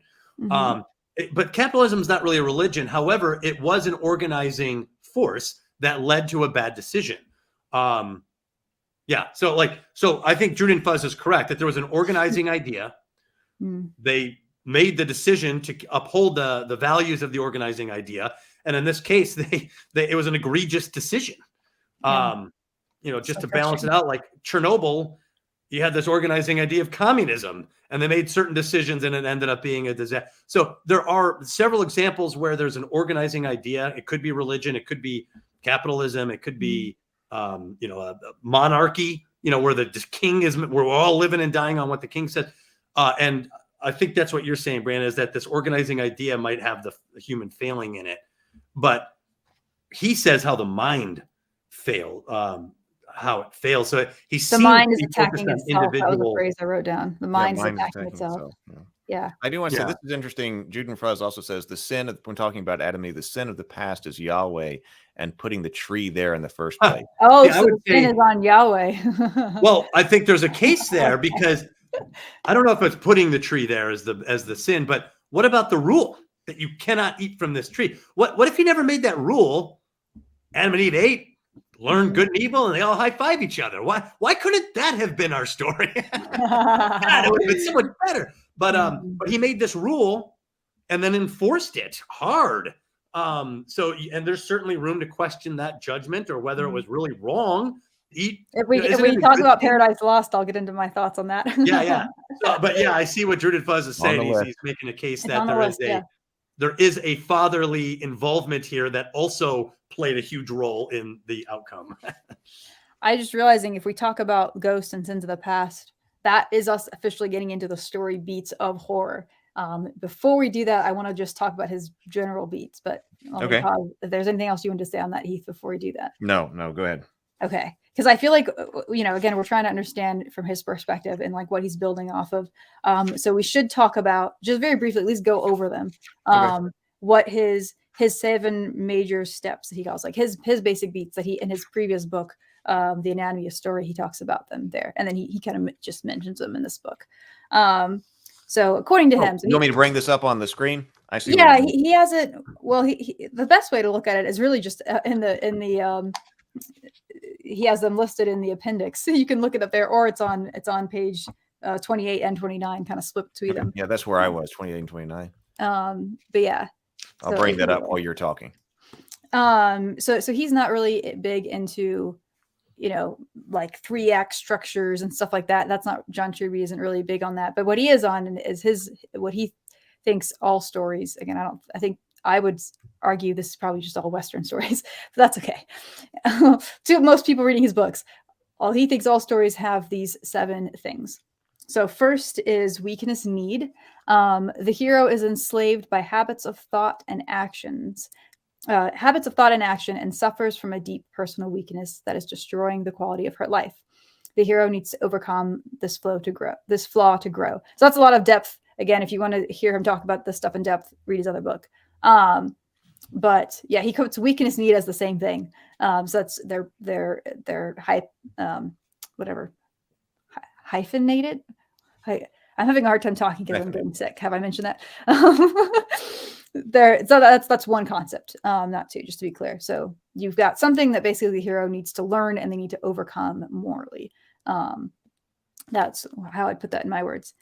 And then desire, up on the next page, number 2, desire. So that's synonymous with goal. Hero desires a goal. So some people would say goal. So just something. This is more a plot point. This is something that the hero is going after.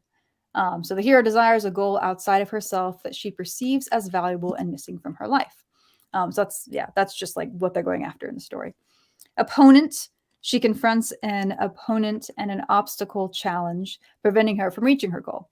It seems kind of self-evident. She will find at the end that the obstacle challenge is herself. So that's like, there's this, whatever, there's this external thing, but there's also something within the character that is preventing them from learning their lesson from whatever it is that they have to overcome.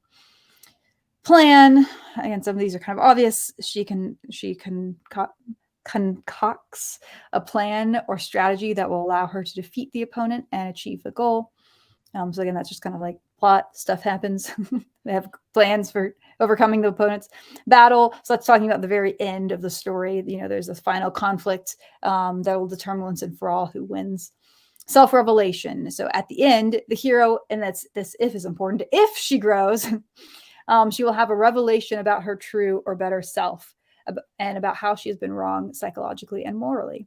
She will then make a decision about how to act and takes new action, proving what she has become. He talks in his book about how if the character doesn't have a positive growth, someone else has that self-revelation. So like in The Godfather, it's like the wife who realizes what he's become, for example. So there are variations on that. And a new equilibrium. That's just another way of saying like the denouement. You're at the end. There's a hero is a new version of themselves, or maybe the world around them. Something has changed. So that those are his 7 things he thinks all stories should have. Yeah, he says specifically all over here. All good stories, not just horror stories. We're in the horror chapter, but not just horror stories, but stories of every genre work through 7 major structure. He does use the word structure right there. Structure steps. Yeah.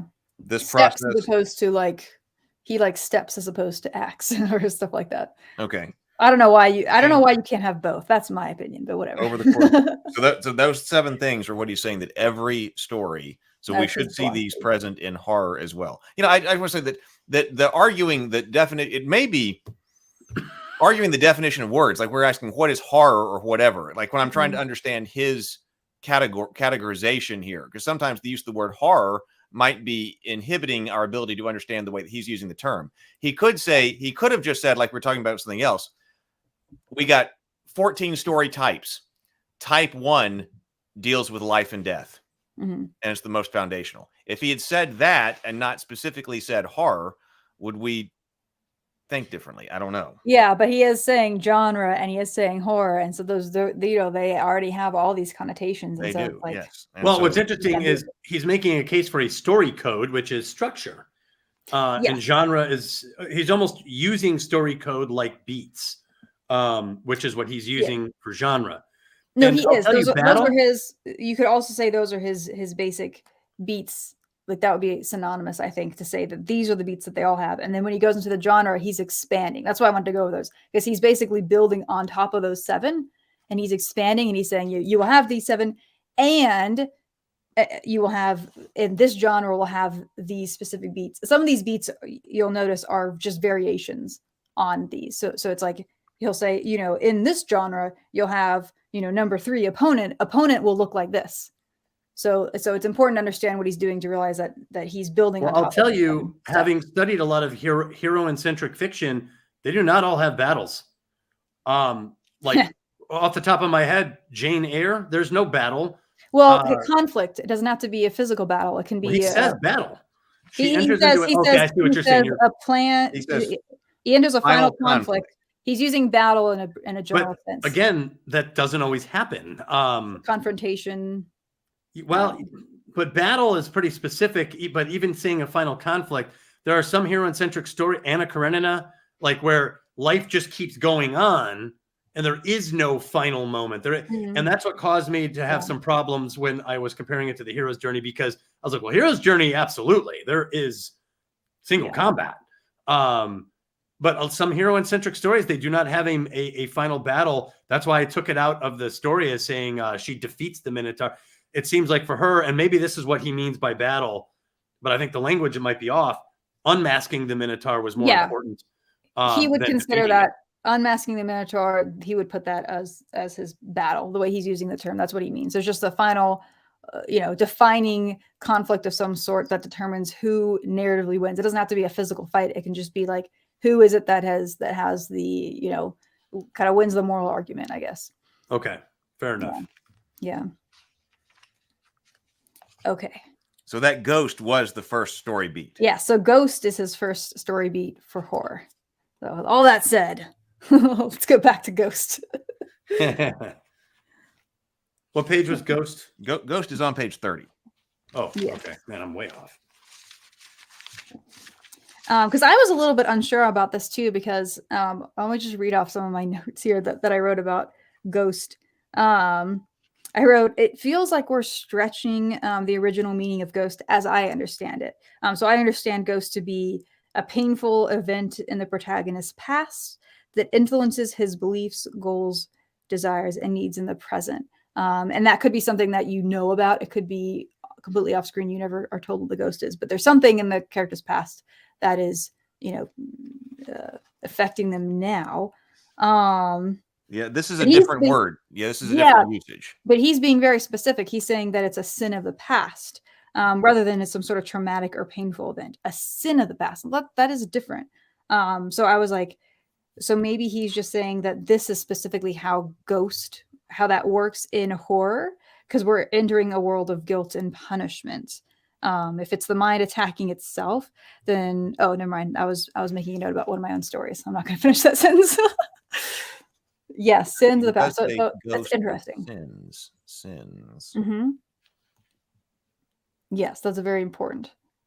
So yeah, that was all I wrote. But what do you guys think? Well, yeah, because he's saying the event from the past that's still haunting the hero in the present. That's why I brought up wound or scar, because this could be something that, like you were talking about Jurassic Park with Hammond and his personal deal. But I didn't. When I was reading this, I contrasted this with your personal deal. Like, in the horror story where it wasn't you who built this house on the Indian graveyard, but that was your great grandfather. But yet, according to this understanding, I was saying that's still something that had happened in the past that you're dealing with, that you can't even atone for, because that would encapsulate the sins of the fathers and mothers, because it was your great grandfather that built this house on the Indian graveyard, not you, but yet you're having to deal with it. The presence, and that's what's giving you the power of the power of the past over the present. I think there is overlap in this concept completely between what is haunting what has happened in a particular character's life that is making and driving things for them in that story now. But this doesn't have to be in the character's life. Because ghost or wound, I've always heard those as being synonymous terms in storytelling. Ghost or wound, I've always heard that as something specifically in this character's past. To say that it's a sin of the past, and it doesn't even have to be something that this character does. That's interesting. And he's saying, or something that they don't do. I would say Jaws, Chief Brody doesn't say it's a shark attack. He reverses course. He plays politics. He says, the swimmer wasn't attacked by a shark. And then to John Truby's point, he continues to do nothing. Remember when she comes up and she slaps him? She's like, and you knew that there was a. I wanted to slap him at that point too. Well, but she says what the sin was, that he knew and did nothing. And then to Truby's point, the shark swims into the lagoon. Remember the wife? She's like, Michael's in the lagoon, or was it the pond? What was it? Yeah, whatever it was the pond. Michael. But she's like, his son was in that area where the shark swam and ate the gym teacher or whatever he was. So it does affect his personal life, his family, his kids. And then what does Chief Brody do? He does something. He goes on the Orca and he goes out with him. And he's completely out of his class. He's got the working class hero with Quint, and he's got the science boomer. Rich science guy, yeah, with Hooper. And Chief is the guy who doesn't belong there, but he's the one who gets the shirt. But I guess there is a sin of the past there, and it does fit this model. But it has nothing to do with religion. He just made a bad decision, a bad moral decision personally that affected the lives of others.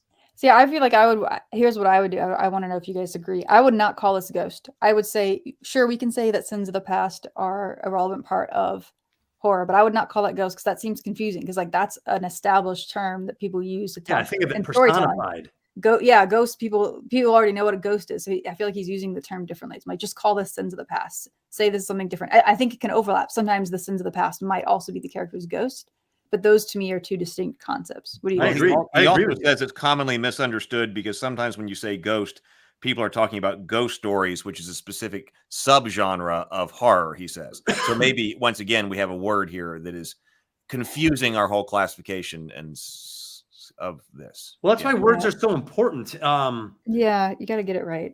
Well, when you say ghost, I do think it means a personification, like a human or living personification.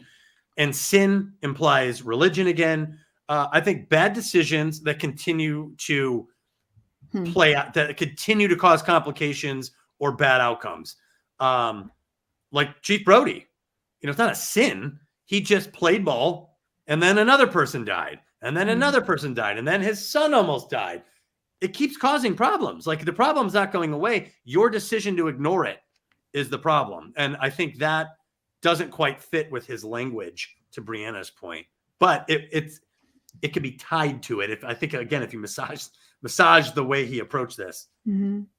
That's an interesting point. The phrase "sins of the past" is him integrating religion, and again, in a way that we're not so sure we agree with. So, and not every religion has the word sin. That's very Christian, I would say, or Abrahamic. Yeah, it's true.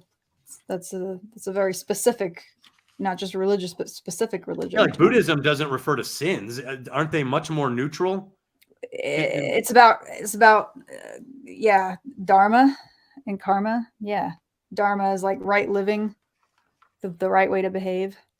Right? Am I saying that right? Sometimes am I saying the right term? I think so. Yeah, the dharma. Yeah. Sounds right.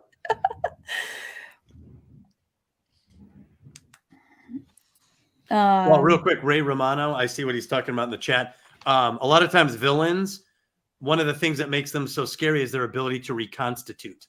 That's why you'll have, like in Avatar, nothing's over as long as I'm breathing, because he can reconstitute evil by himself. Sauron in Lord of the Rings, evil reconstitutes. That's why it's so important to defeat the villain, even if the villain escapes or even if the villain's temporarily defeated. The threat of reconstitution is part of the story, like threat to the hero or to the good society.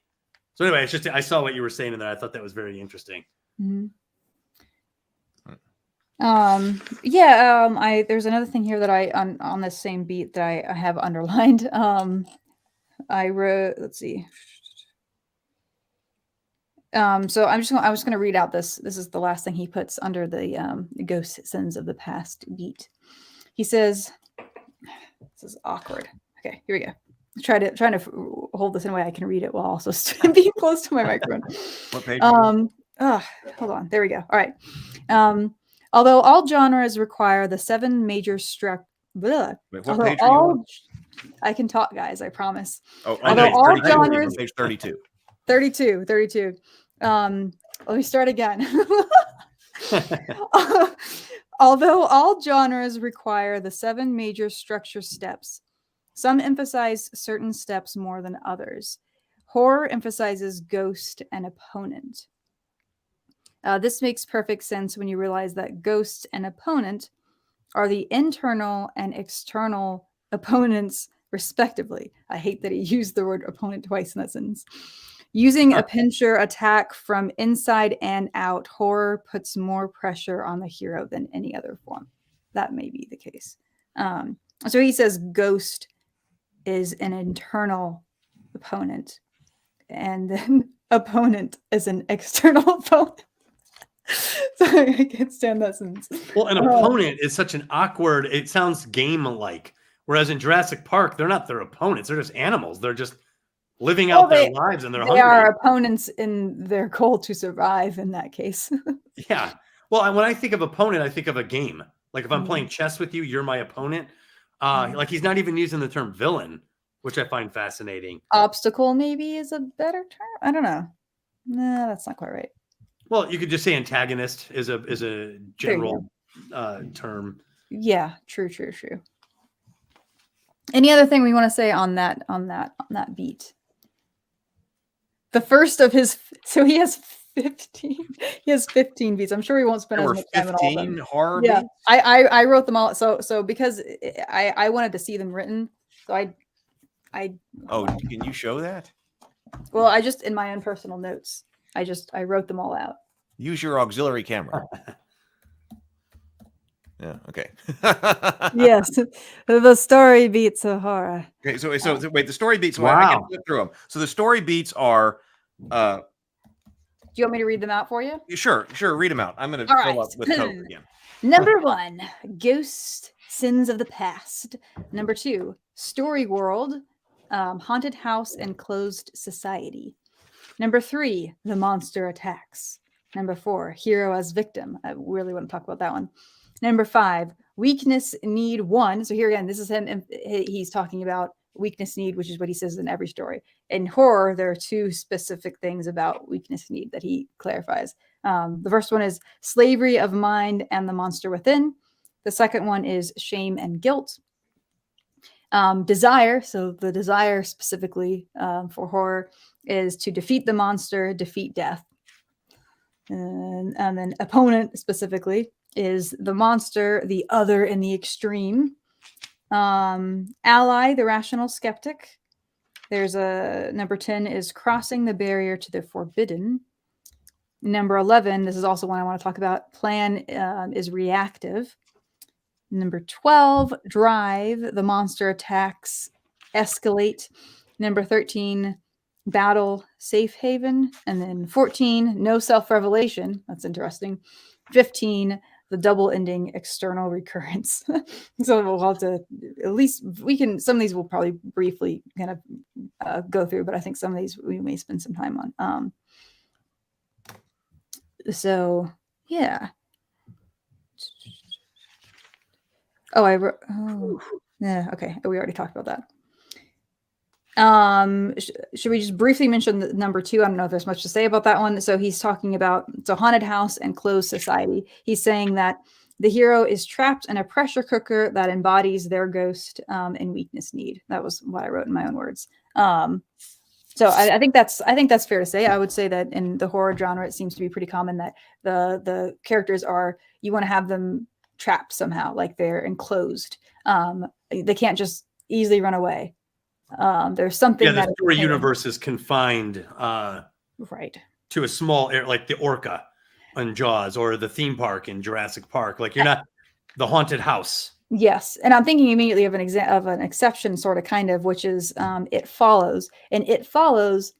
The physical space is technically infinite. They just keep running. They just keep going from place to place to place to try to escape the thing following them. But there is still the opponent itself is what is constraining them, because no matter where they go, it's still going to follow you. It's coming at the slow, lumbering pace, and it never stops. It never stops. So it wasn't the Annabelle doll kind of on that principle. Like it follows you. I actually haven't seen that one yet, so I don't know. But yes, that's one of the classics I haven't gotten to.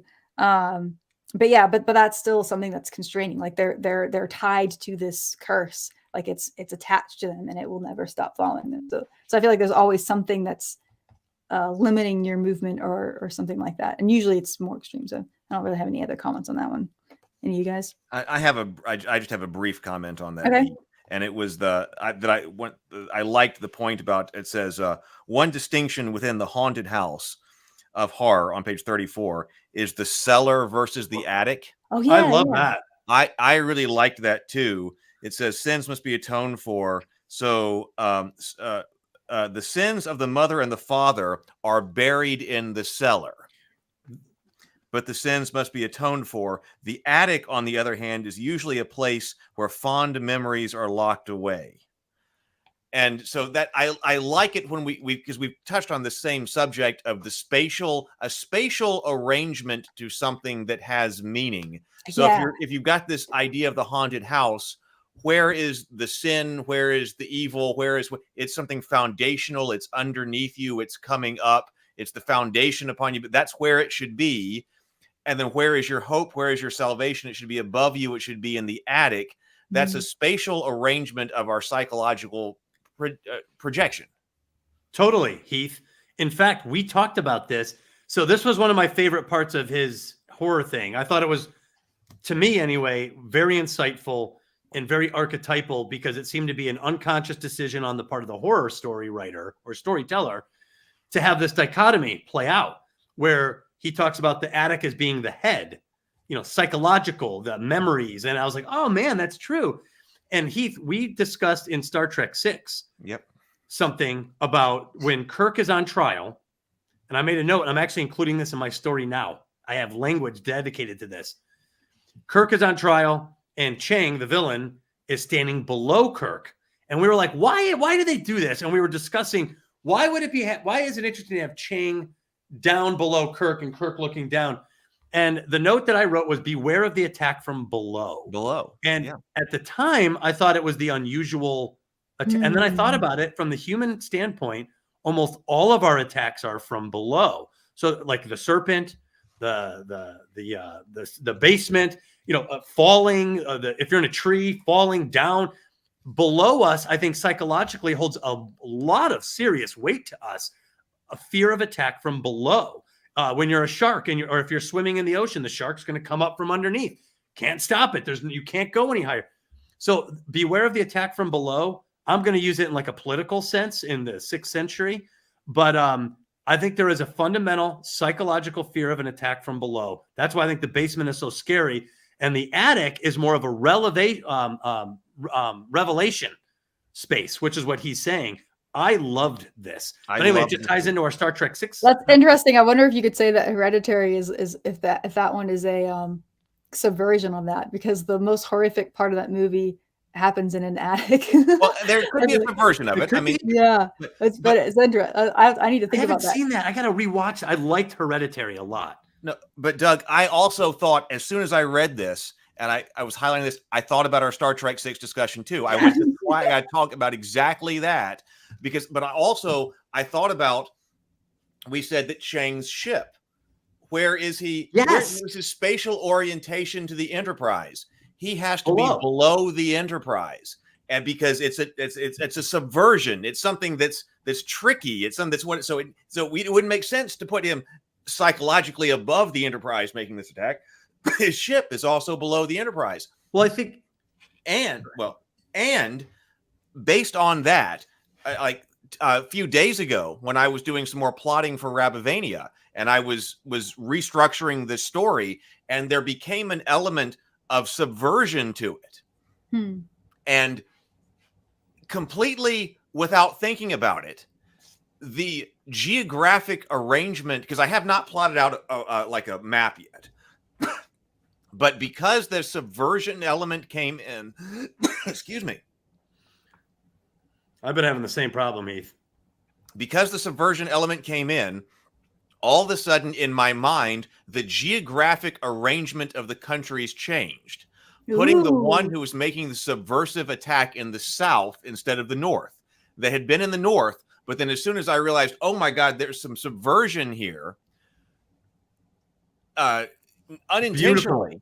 Your brain just decided that was where it needed to go. That one needed to go beneath. Yes, so cool. I love that, Heath.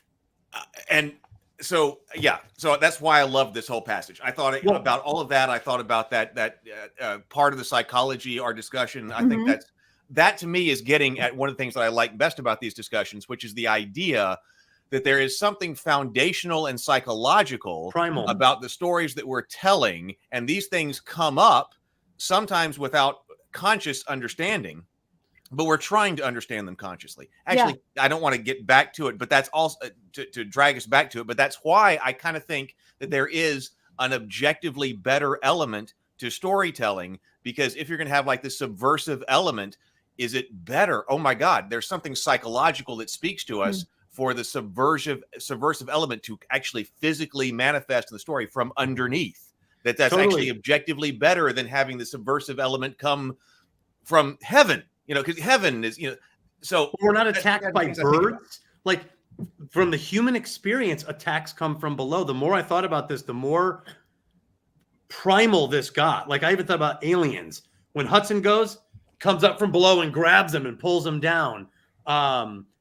Newt, she's in the water. It comes up from below the surface to menace her. Like I was just testing that in my brain real quick. I was like, which is scarier, if something were to reach and grab my leg or if something were to reach and grab me by the head? Well, absolutely the former. That's so much scarier on a primal level. While I was thinking about this based on our Star Trek 6 discussion, I was appraising a house and I was out in the country. Even though my head is a more vulnerable part of me. it can be scary if you're expecting it. But I would say humans on the whole aren't looking up. They're just not. We're not worried about unless there's a reason. Mostly, like, so what I was just going to say is, which is what Note deals around with. The house the whole time. I was looking down because there's a lot of snakes in Texas. So I was walking around. I never looked up. I don't feel threatened above me. I feel threatened below. If you watch Nope, you might. You have to be trained for that. In military doctrine, you have to be trained to look up. Because you can be ambushed from above. I mean, you can definitely be ambushed from above. And they actually often will say that you may want to stage an ambush from above because people don't naturally look up. That's so because people don't look up. It's not that an attack from above is less. It's not that it's not scary. It's that humans are programmed to know that, to focus downward, because that's like the shark. Even like Quint, when he dies, the shark comes up and he's kicking at it, and there's this weird fear of getting your feet caught or bitten or so. I decided that the attack from below is a primal fear that's embedded in our heads, at least more so than the attack from above. So that's like one of my favorite things we've said today so far. That's cool. What's that? That's like one of my favorite takeaways from today so far, because I've never thought about this before. Well, I never really thought about it until we talked about it in Star Trek 6. And when he starts talking about the basement symbolically in horror, I was like, and think about like Night of the Living Dead. You know, the hand comes up, they come up from the grave, they're coming up from the ground, which is just disturbing image by itself. You know, quicksand, you know, suddenly you're being pulled down into the ground. I remember I saw a meme the other day. They were joking about all of our childhood movies, how many people died by quicksand. And the guy was like, I thought quicksand was going to be a bigger problem in my life. And it's not. But anyway, the attack from below seems to be very present here in horror. And I love his dichotomy of a house representing this in the what he calls the pressure cooker or the closed society. Below is still scary.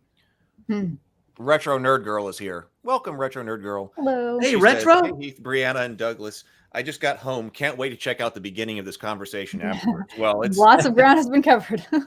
Yeah, it's a hell of a conversation. We have covered a lot of ground here. So that's awesome. Retro's here. I feel like we could talk about the next two beats together if you guys are okay with that, because I feel like they're very closely related. So the next two beats are the monster attacks. So in this, the monster is powerful and drives the action. It puts the hero on the defensive. And then the hero as victim is the other beat. And that one says that the hero will be diminished / reduced. Actually, I guess that is kind of a separate conversation. Let's just talk about the monster attacks first. But the fact that the hero is victim, I think, is somewhat related. But I want to talk about being diminished, reduced separately. So that was a really intriguing thought, because I am used to thinking about the hero as always being the most agentative, obviously, character like that in all genres. And this was making me wonder if horror is the exception to that rule. I'm really curious to know what you guys think, because as I was thinking about it, I was like, that does seem to be the case when I'm thinking about different horror stories that I've watched or read, that the monster is often the most, like, am I misunderstanding, or is this not the case that the monster is most agentative in horror?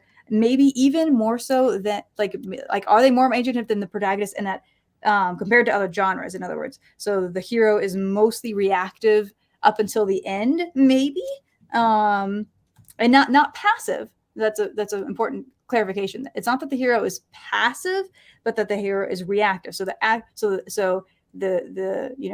the monster acts, and then the hero reacts to that action, and that keeps happening until finally there's a shift at the end where then the hero takes the initiative and then makes an action. Well, and there is offense and defense. So the hero could be on defense for a good long time before finally going on offense. I'm trying to think of Jaws. Yeah, they go on offense and it just doesn't work. In fact, that's what makes Jaws so horrible. You know, he can go down with 2 barrels, but not 3. Boop, he just went under. It's like, you know, the wise old man never saw this before. It's outside even his experience. So, interesting, Brianna. That's something to chew on. Yeah. Chief Brody is the least agentive of all 3 of them. You know, Matt Hooper, he has a plan with science. Quint has a plan with experience. Brody's kind of just there for the ride, but he's the one who ends up making the final, you know, making the heroic actions that succeed in the end. Because I feel like comparing that to other genres, like you usually expect the hero to be the one initiating things mostly, and then there's there are obstacles in their way, right? You have this goal you're going after, and then there are these things in their way. But then Fable's right. There's a sense in terms of military language, Act 2, Part to A. explain. There's withdrawal, right, which is not retreat. A withdrawal is a strategic removal to attack from somewhere else versus a retreat where you are just getting the hell out of there. There's engagement. There's all these things. So if you think about it in terms of retreat versus withdrawal, a retreat, the hero has no agency.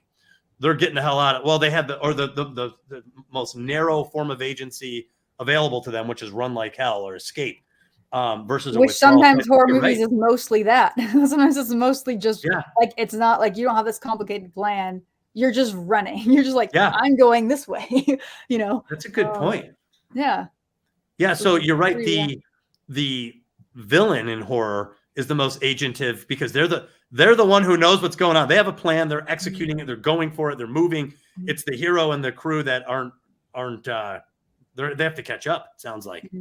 Possibly, or at the very least, that proportion is high. It's like it's more that way in horror than in other genres. I think that's what. You might be right. I've never thought of that. That's a really good point.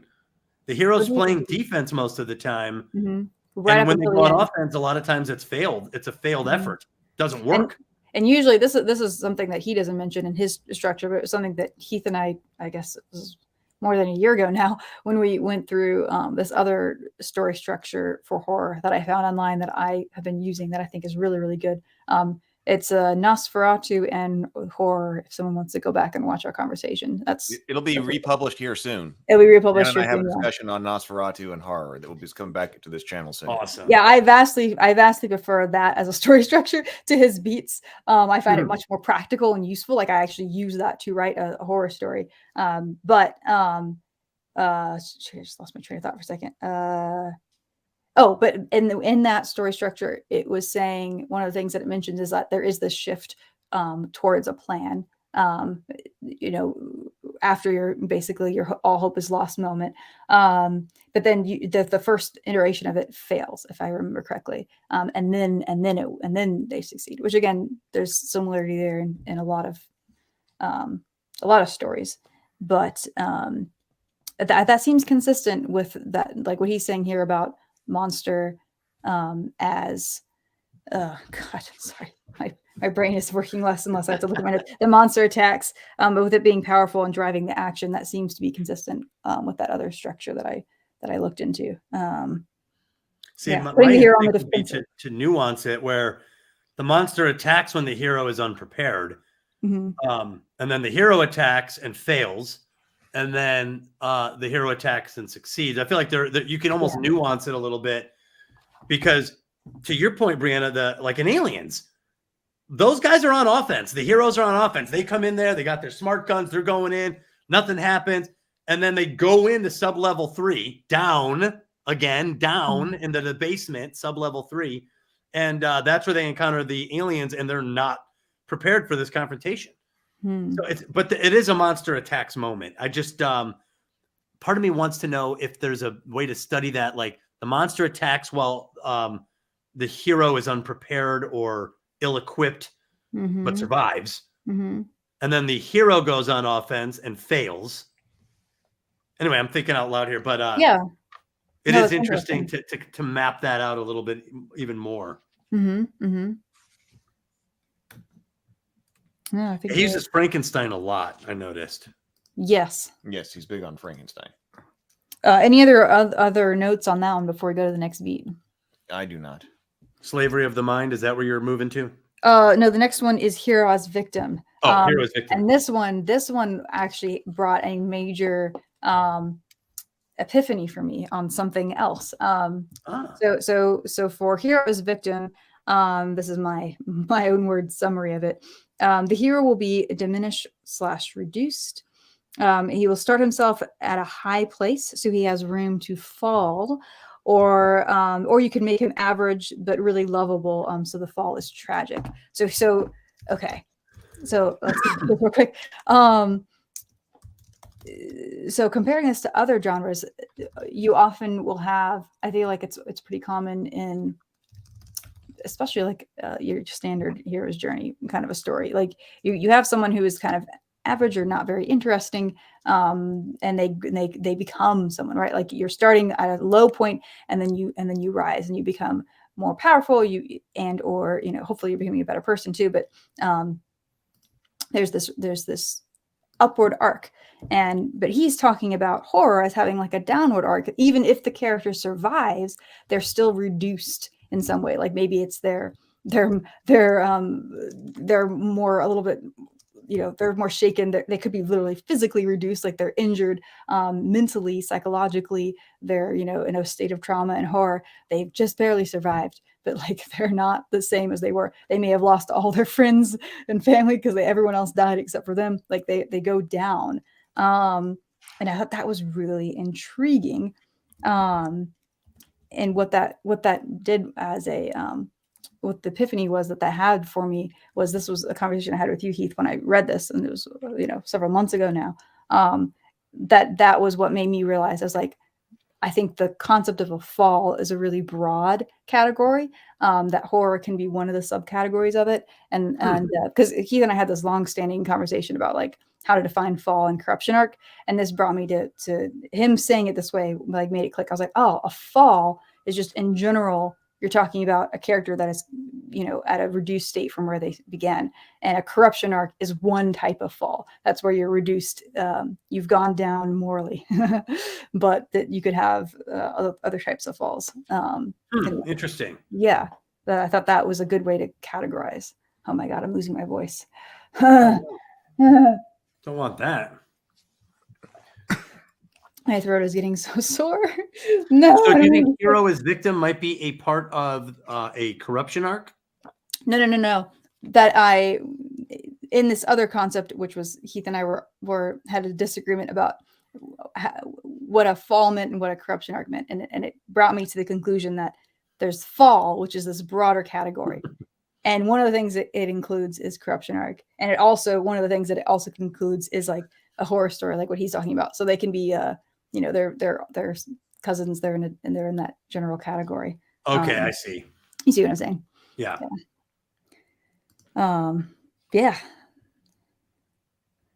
God, I haven't seen Arachnophobia. What was that? 1989 or something?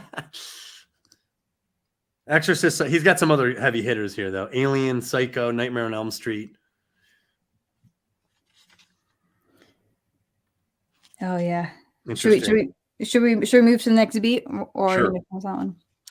Yeah, I think so. So the next one is, so he says one of the weakness needs of the character is slavery of mind and the monster within. So the character has a weakness need that is tied to their ghost. The monster is a personification of this hero's greatest fear. I think I agree with that, and that seems pretty consistent with other stuff that I've read in studying the horror genre. That in really good horror, it's not just that there's a monster out there. Something about that monster, even if you don't pick up on it consciously, like it can be there as subtext. It is some sort of representation of the hero's flaw. And basically, the horror can end one of two ways. It can be completely tragic. The hero never learns their lesson. They don't overcome their flaw, and they are killed by the monster, which is an external representation of their internal need. Interesting. That makes me think of. Or they survive, and that's how they might learn. Anyway. So when I first read this, I was a little bit more critical because, like, the monster within. Like, think about Chief Brody again from Jaws.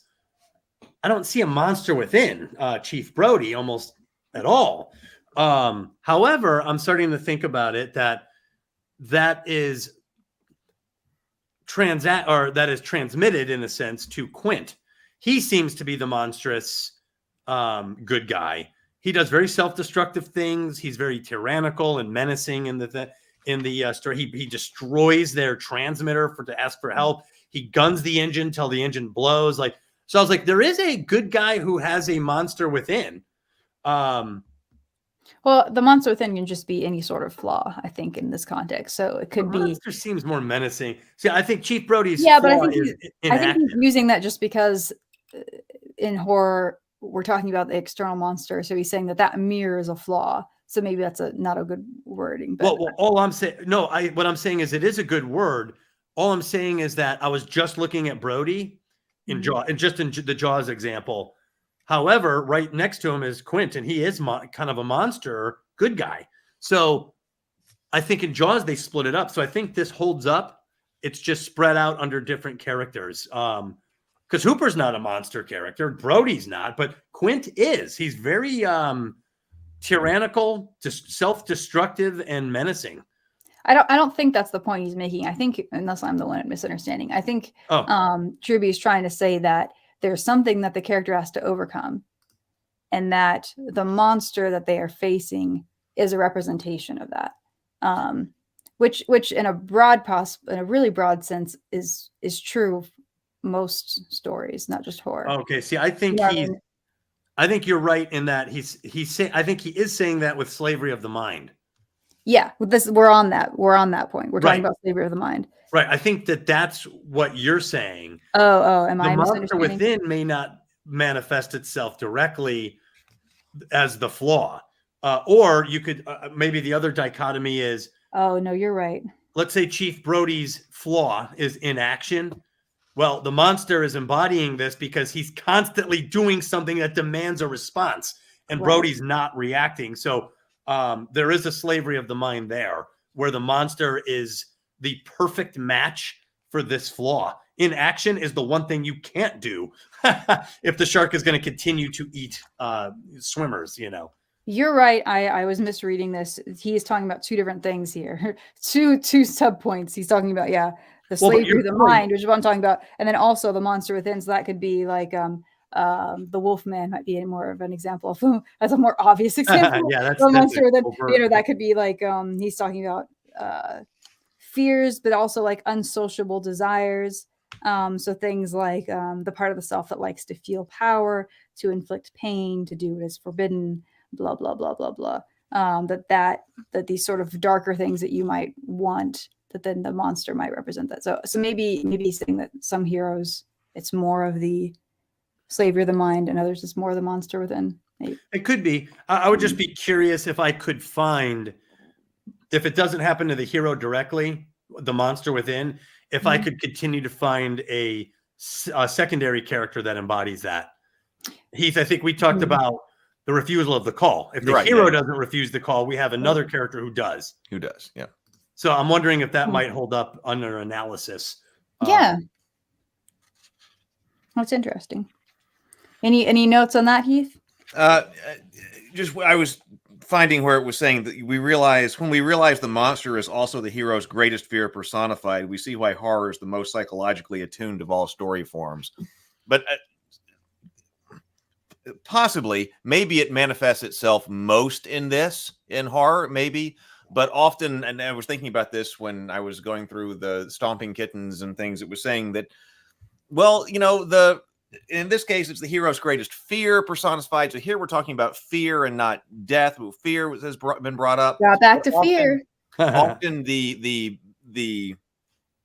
antagonist, or at least a villain, if we're separating those out, is manifesting the character's flaw. Is here in a lot of stories.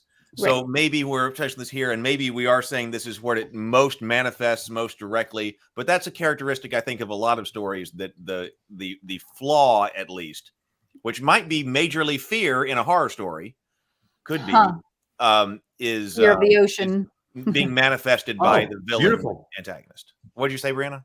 Fear of the ocean. That's the main thing that character has to overcome. And I forgot his name. Oh man, great, Brianna. That's a great point. So the monster is the personification of that. Yeah, you overcome that fear in order to defeat it, like literally. Yeah. Yeah, the only way to defeat it is on water. Yeah, that's a great point. I wasn't even thinking of that. That's clear. That's overt. I think this might be where he does say. He says the essential fear of horror is the fear of death itself, which we've been covering. But this is also in this story beat where he says other fundamental fears that horror dramatizes include being killed and eaten, being enslaved, being raped, being a failure, losing one's mind, and living a life of quiet desperation. So in that sense, in that part, he does start to broaden this idea. This is on page 37. But this broaden the idea of not just death, but fear. So he does start that here.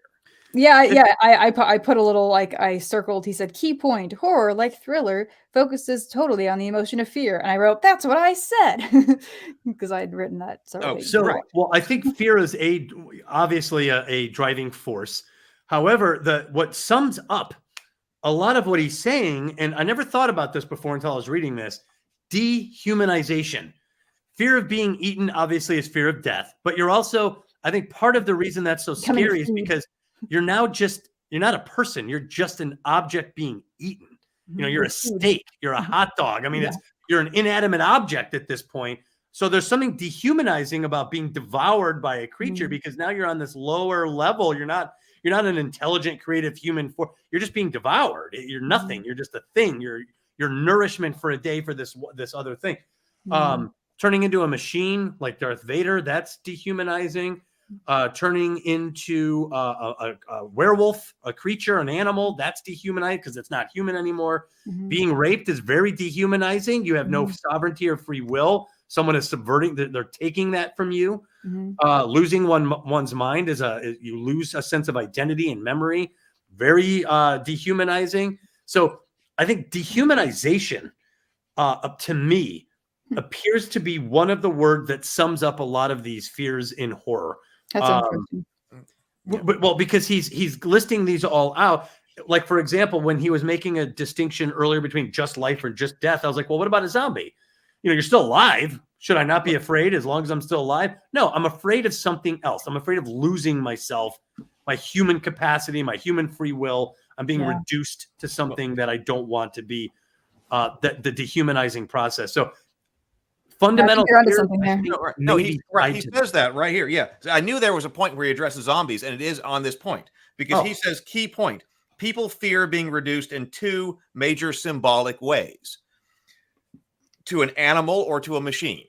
Yeah, but I think that's what Doug is saying, that like that doesn't incorporate all of it. No. It may not. Or what about when Medusa looks at you? Where he says that. So he started with this very life and death binary thing. As we've gone through the chapter, he is broadening it into other kinds of fears.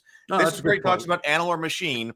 Now, in his terminology, again, I'm just pointing out the way he's saying this. The reason that he's talking about zombies here is he says that in his definition, machine horror is the fear of losing one's identity or individuality. So I guess that's his way of saying being dehumanized. Right. But here's where I have a problem with that. He says a good example of machine horror is Invasion of the Body Snatchers. I'm like, what? Well, that's the worst example. Wait. The sentence before that, though, if machine horror is losing one's identity or individuality, that's why he says the zombie is the perfect personification of machine horror, because it has a blank, dead face and walks in a jerky like machine, like a jerky machine. Because you have if you become a zombie, you have lost your identity and individuality. Well, but being a zombie is more animal horror because you're being reduced to primal impulses. Your life for the sake of life, without any free choice. You eat, you walk. You attempt to survive. You seem to be immune to gunshot. Like you've lost your agency. So to me, that is a animal horror, not machine horror. Well, and it could be Invasion of the Body Snatchers is slightly more animal horror. Again, dehumanizing. And I think I like that. Sable Phoenix has a good little formula. He just put dehumanization equals removal of agency and power. It's right below his super chat, but we should talk about that too. I think that is a fundamental fear. Like when you're in the jaws of a shark, like I remember as a kid, when I saw Quint being eaten, I was like, oh, Jesus, like you're out, you're done. You can't do it. Your ability to make choices is narrowed to nothing. You just wait it out. And that's horrifying. I just wish he used that language. I guess he gets trapped in his own definitions, like machine horror. And then he uses an organic example and then a zombie example, both of which are organic. I'm like, that's not machine horror. Well, I know. Okay. So Sable Phoenix says horror isn't fear per se for $5. It's the manifestation of a fear, the realization that the fear has now become reality, become tangible. Well, that's true. Yeah, it's not out there encroaching. It's here now. Like, yeah, like you have to. You if you don't deal with it, you're dead. Or like even when we were talking about, I was trying to bring up an example with Medusa. That's not machine horror or animal. You're being turned to stone, So I guess that's more like machine horror, but That's why I don't like his Well, classification. okay, see, again, that may be a situation where we're getting caught up in the definitions again, or in the words, that the words are bringing a lot of baggage that are hurting us, because he says animal horror. Like he said, we got machine horror and we got animal horror. Animal horror, he says, represents the body, the fear of losing control, and more specifically, the fear of sexual passion. I think you could say in some cases a zombie, like you're talking about, would be turning into a zombie in certain stories could be an example of what he's calling animal horror. Because if you lose control and you want to start eating brains and you go off the deep end and all that, I think that you could say that the fear of losing control, the fear of losing control of your body, some of it might even be sexual in innuendo, at some particular Dracula, level. vampires. Then we could do it. So, but we could say, and I'm not even sure that his distinction here between animal and the machine is exactly right. But we could say we got fear of a type 1 fear, which is the fear of the body and losing control of it, and then a type 2 fear is losing one's individuality and identity. And I would say if you become a part of a zombie mob, you've definitely lost your identity and individuality. But he does say the word machine, and the word machine is bringing a lot of baggage to it, because it specifically, I think to you, Doug, is conjuring a lot of stuff that means inorganic. Well, why would you use the word machine? Well, I don't know. I mean, I've I'm that too. I don't know. I'm just trying to understand his categorization. Like you're being more it's not a good word. Well, it's just weird that he would use that word to classify this and then use only examples that aren't machines. Yeah, I think we need to. We keep getting caught up in the, like Keith is saying, in the word. But it's preventing us from completely understanding. Like it's an obstacle to our understanding. I'm not just trying to criticize. I am trying to come up with an alternative that seemed like, when I say the word dehumanizing, that was my effort to address what is hanging me up and come up with a solution for it. Because I think the dehumanization seems to be part of the core fear, whether it's animal or machine or stone or whatever else. Well, or death, because that turns you into a corpse. Death. Yeah, you're an inanimate object. You're an inanimate object. You're a corpse now, right? That's death is dehumanization as well. The final dehumanization, which we're all going to go there. We're all going to cross that bridge. Shall we go to the next one? I don't know how I have anything to say about this one, but just a brief mention. The other weakness need is shame and guilt. The character feels shame and guilt due to her ghost. There's nothing really else to say there, I don't think, unless you guys have something else to say. For which one? This was when this is where the statement came that I had brought up a couple of times. She takes it upon herself to pay for that past sin. But since she's not truly responsible, she fails. And dark emotions build. So I mentioned that before. So that's where this comes from. That's like you built your house on the Indian graveyard. Well, you didn't, but your great-great-grandparents did. And even though you might try to atone, it's actually not your sin. It's your great-great-granddad. So you might try to atone and then fail. That was where that came from. Yeah, that's like guilt by transmission.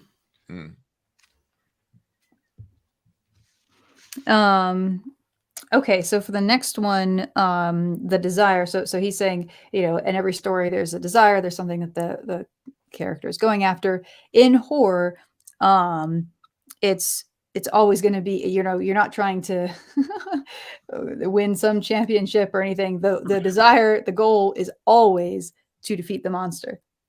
So you always have some sort of a monster you're trying to defeat in horror. Well, I would even make the distinction of, and you're trying to survive.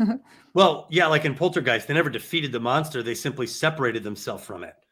You defeat it. You don't destroy it, but you defeat it for now. That's something he doesn't say. But this other thing that I read I think is really essential. Is that, does he say this? Maybe no, he does. He does say this. That basically the horror. Does he? We'll get back to it. Basically, you always want to have some sense that it's not completely defeated. There's still something out there. We may have killed this. Even if you don't defeat it, you have won the day. And sometimes we win the day. We killed this shark, but there are still sharks in the ocean. Well, but like you bring that up much later. They don't defeat. They don't kill anything, but they defeat it, and that was enough. They've separated from it by that victory. Yeah. And then he talks about the visual shape of horror. So this is something he does for each of his chapters. He says that each genre has a shape, and the visual shape of horror you could show them if you wanted, but it's not really anything to see. It's just an arrow. I know. It looks like this.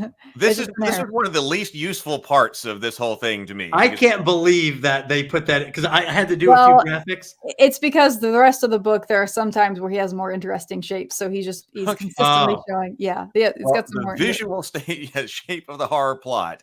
Well, you know what's funny? Like, I try to imagine a professor talking. The visual shape is this. And it's just a down arrow. I'd be like, okay. Yeah, I got nothing out of this part, I have to admit. You'll notice no highlights, no notes, because I was like, what's funny is when I first read this, I thought he was just referring, like, read the next paragraph, like this paragraph here. And I realized that was it. That's the shape. That's the big shape. The reveal. No, I know, right? You're talking about saying something without elaborating. The structural foundation is the linear of the linear shape is a single hero with a main opponent and has a goal as she chases him. The story looks like this.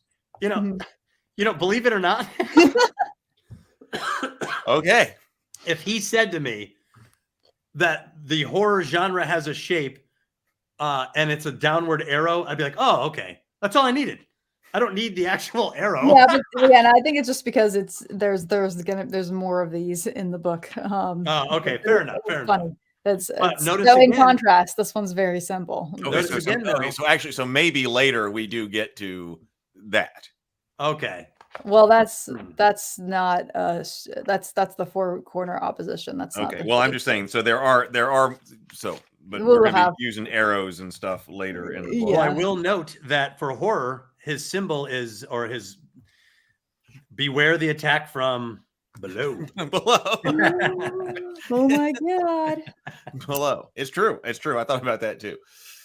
All right. So the next one is talking about the opponent. So the monster is the other in the extreme. So the monster is an inhuman outsider that invades the human community. The monster may be an external representation of the hero's internal flaw. We already mentioned that. I don't know if it's always an inhuman outsider.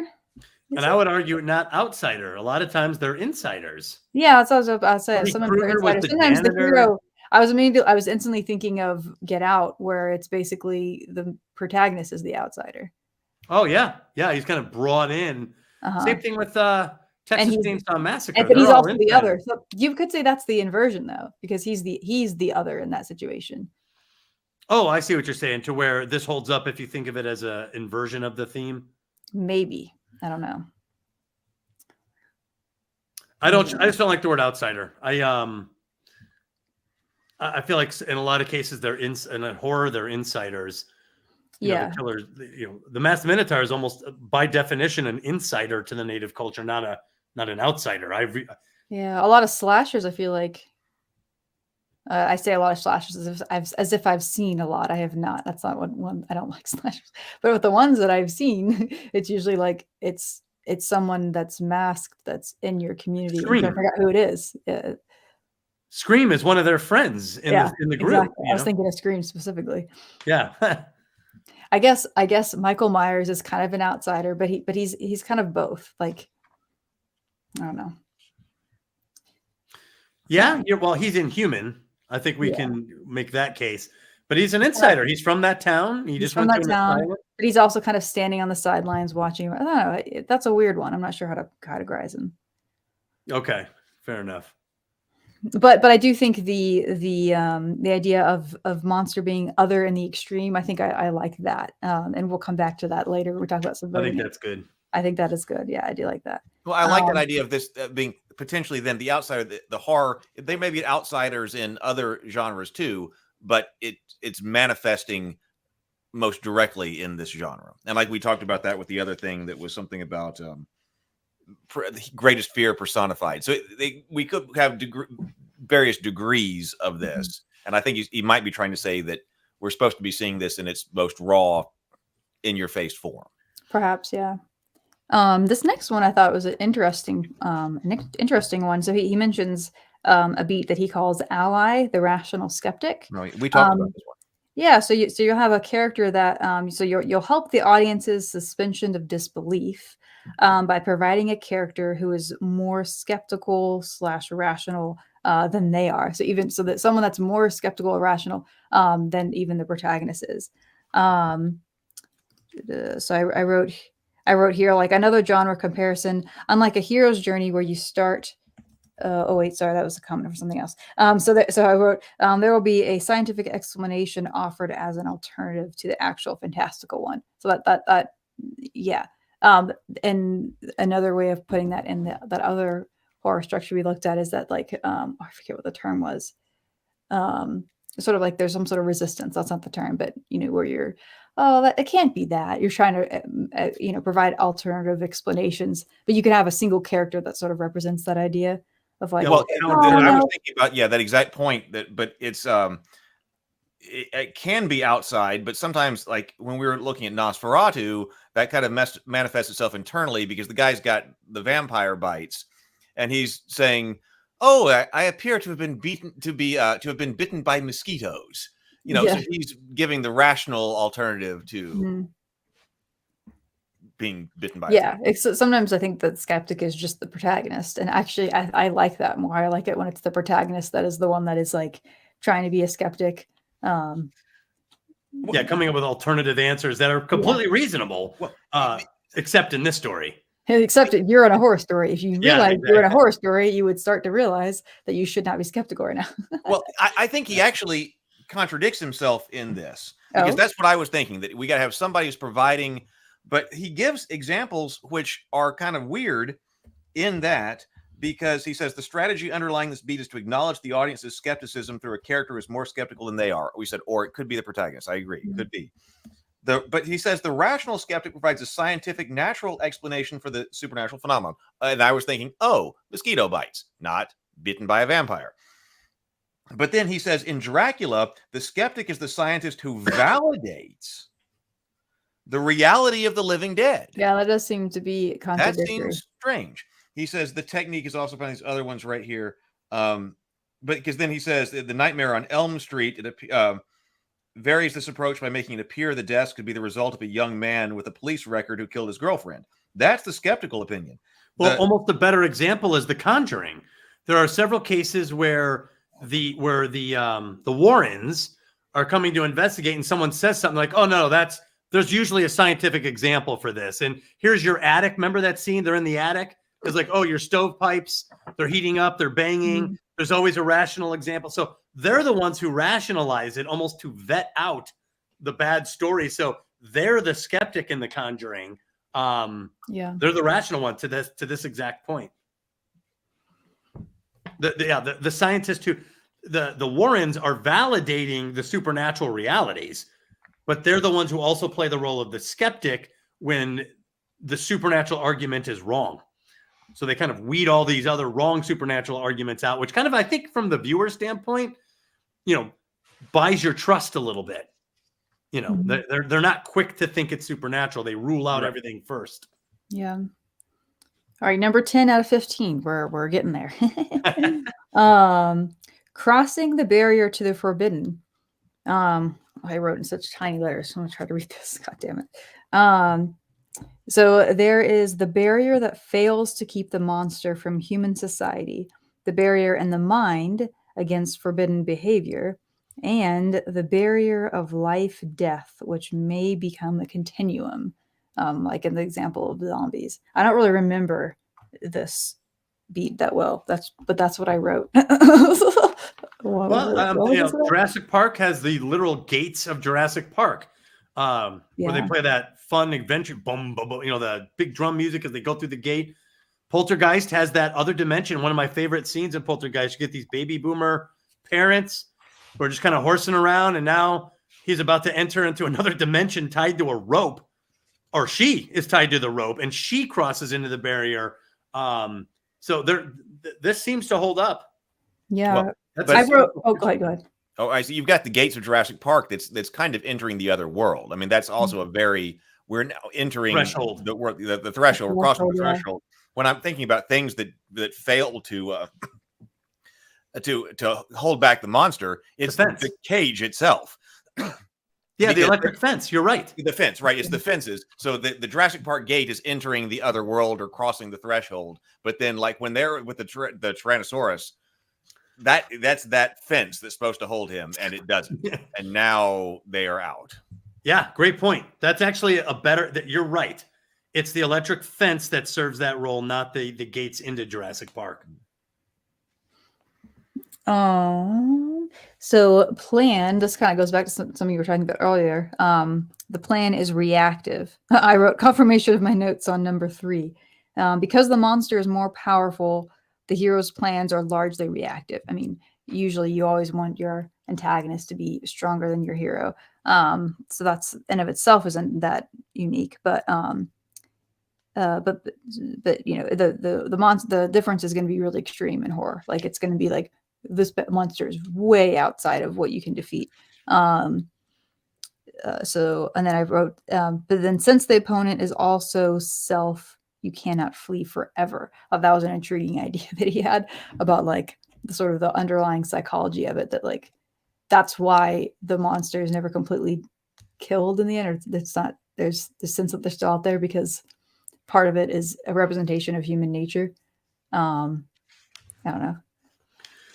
Heath, one of my notes I almost forgot. Star Trek V, the Great Barrier, holds the monster in, and they have to cross the Great Barrier. So it's just that's like a Pandora's box threshold. It wants to escape the Great Barrier. That's so archetypal. Yeah, your ship will be my chariot. Excuse me, what did God need with a starship? Sorry, but it actually uses the word barrier there, so it made me. I wanted to tie that into our Star Trek V talks. Mm-hmm. I like this for this next beat. He talks about drive, the monster attacks escalates. This is kind of like structural, like this is a part of the story. He's saying it's just in the middle-ish. In the middle of the horror story, this is reading out of the book. The monster escalates his attacks against the hero, which puts her in constant danger. So we're in a cat and mouse kind of a situation where things are escalating. He puts the 3 things determine the quality of the horror story drive: pressure, pressure, pressure. Yeah, that was really good. It's like location in real estate, location. The more pressure on the hero, the better the story. So a good horror story may relieve the pressure momentarily, only to reapply it with more intensity soon after. This leads to the special pleasure audiences get from the horror form. Yeah. Oh, and then he mentions, I really like this. He talked about some of the techniques of the monster attack. I'm going to just read this right out of there again. He says, the near miss and false alarm are the foreplay of horror. They make the sex better when it finally happens. Generally, the sequence is fear, false alarm, real scare. I thought that was that. So this is like an actual, that's the technique. Tool. That's a technique. Well, in Jaws, the kids who wear the fake fin, that fits that. Exactly. Remember? That scene on the beach is such a great example of that. Dude, those kids surface, and that guy's got like that rifle aimed like right at him. I'm like, dude, kids, you almost bought it. Well, you got that moment before the second attack where he's on the beach and he keeps thinking, someone screams and he looks and it's just someone just playing. And so you have that constantly is going fear. Oh, false alarm. Okay, that wasn't actually good fear, point. Multiple false alarms. Yeah, so and I thought that's a great scene to example that, where you keep having that going on, and then finally the real scare happens. Someone's actually. You know what? There's even a third where he sees that gray thing approaching, and it's just the swim cap of the old guy. There was and he's like, "Oh, what's that?" Or doesn't he blow the whistle at one point? And there's that's when the kids do it. Okay, so that's the false alarm, and that's actually like the ultimate false alarm. The little boy who cries wolf, where you blow the whistle, you sound the alarm incorrectly. That's literally a very useful thing. Yeah, the little boy who cried wolf. Then when the real alarm goes off, people are less responsive. This is something that he did not include, but this is, again, something that's come up in my studying of the genre before. Another point of having false alarms, especially early on in the story, is to have to keep a tonal consistency. Because sometimes with horror, when you're setting things up, everything's kind of happier at the beginning. except for usually have like a scary,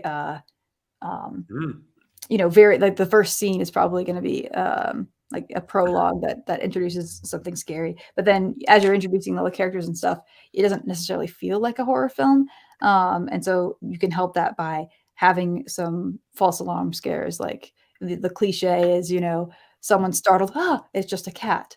Yeah, he uses an alien with Jonesy.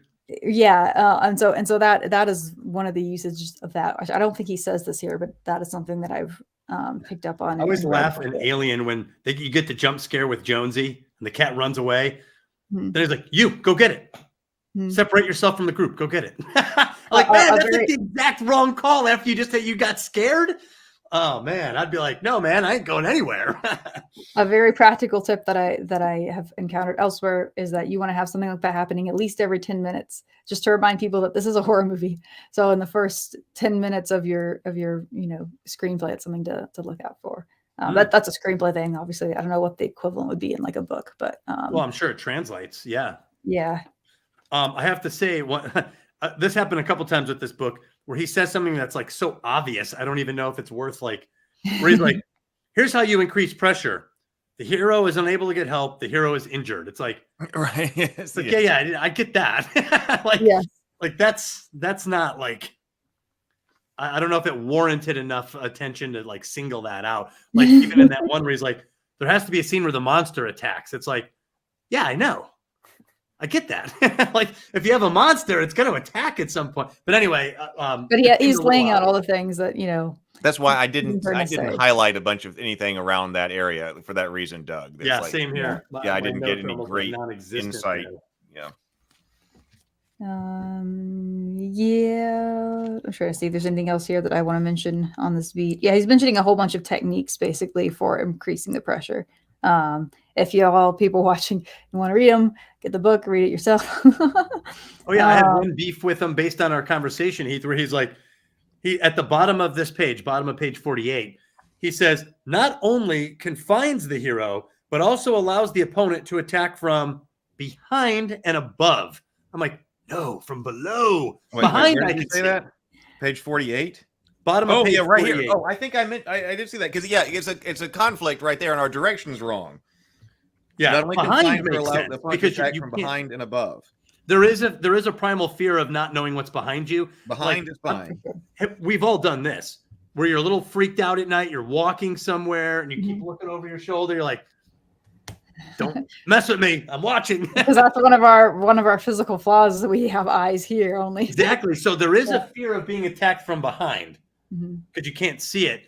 But then he says above, so I was like, "Oh man, you were so close." It's just the opposite. I have to add in a directing thing. Like one of the ways that you visually evoke that feeling is like with how you're framing the characters. You can frame it in such a way where like basically you can't see what's right behind them. So if there's empty space behind the character, then there's something behind them. But if you frame them in such a way that like you're thinking there's something behind them, but I can't see it right now, then you have the same feeling watching the movie as if you're not looking behind you. But you're like, ah.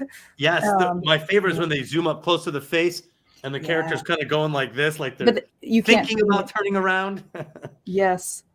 And especially if you pause, like you just linger there for a minute, like you plant the sense that there might be something in the shadows, but you don't show anything. But then you're just like, the character is just looking in a different direction. And you cut them so that they're like, you can't see what's behind them. Anyway.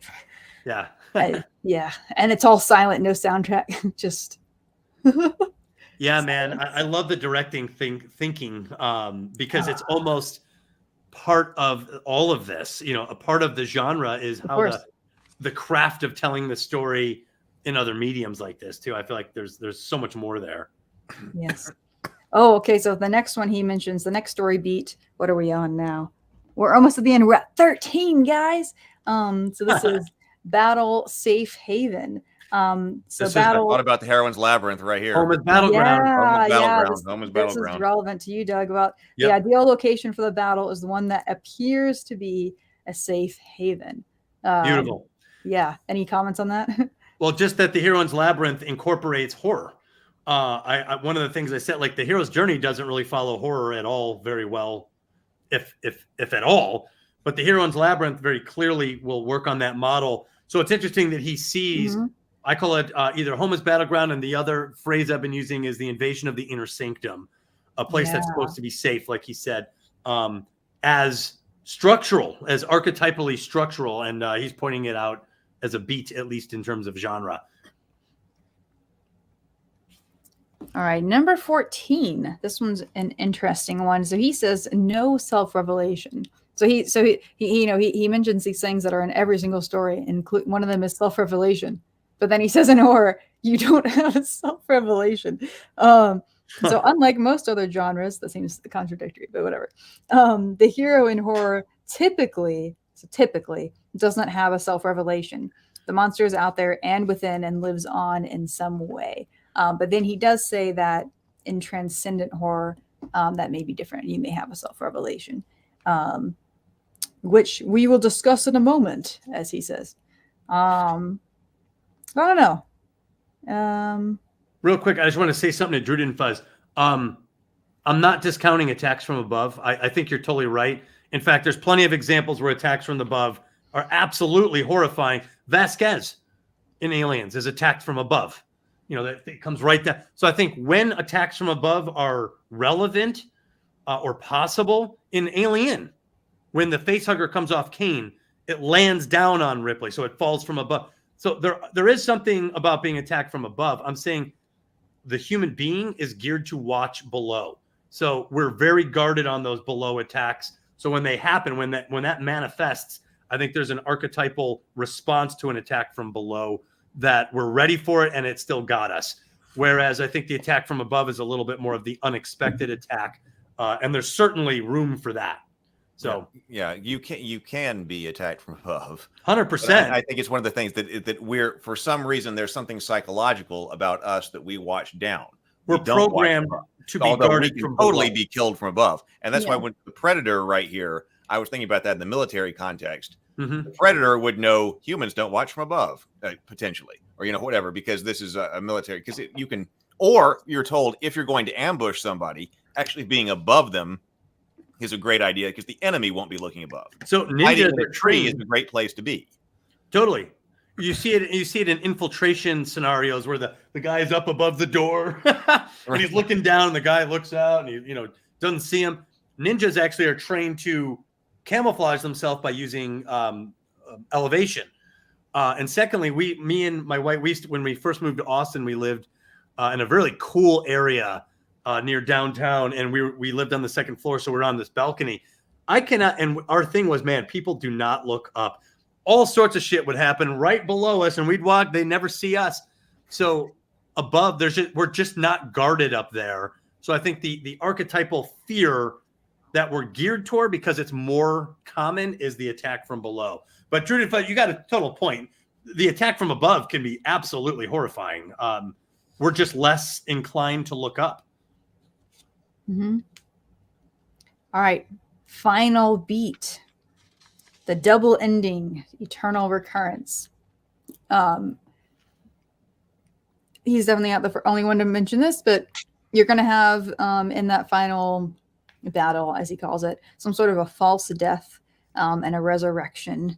So the monster returns. So you first, we got him, and then nope, we didn't, and then you get him, and that's definitely necessary. Like I feel like that's you expect that on some level. Like if there's a horror story where they just defeat them and then it's over, it feels off. And I've definitely seen some films that did that, and I felt that way. I felt off. I was like, oh, it's over.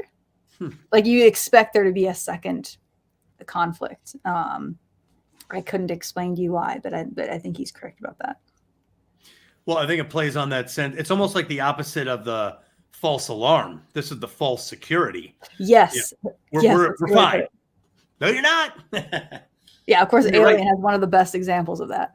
Oh, Alien is great. But Terminator, too. I remember the first time when I was a kid watching Terminator, she blows them up in the truck, and it's like an inferno of gas. I'm like, oh, man, that dude's gone. Then he's like, boom, pops out, and he's like full machine at that point. You're like, oh, dude. Oh, my God. And then even Sarah Connor's like, oh. Like, get up, Reese, get out of here. Get up, soldier. Yeah, the false death. That's definitely a trope, but it also reminds us that it kind of reinforces this idea that you're never safe.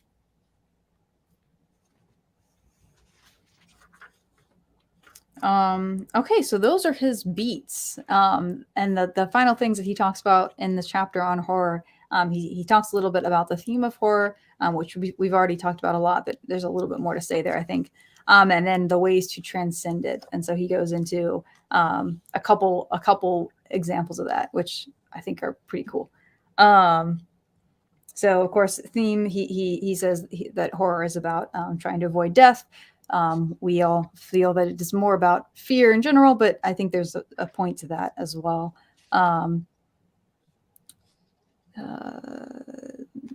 So I think he does get into subversion of themes here, right? Mm-hmm. Where we're the monster is becoming kind of one of the more modern ones, where the monster is actually blameless and we're the ones. King Kong is like that. You know, King Kong is horrible and terrible, and then by the time you see how we handle him, it's like, are we the bad guy? Let's come back to that. I really want to talk about that theme, but just real quickly, when it comes to the theme as he makes his argument, and this is where this is talking about his hierarchy, right? About his not hierarchy, but his ladder or whatever. So one of the things that he thinks is what's lacking, so to speak, in horror, he says this. This is on page 53. He says basically that unless you are constantly aware that you are dying and will die, you cannot make the choices required to live the life that you want. You know what that makes me think of?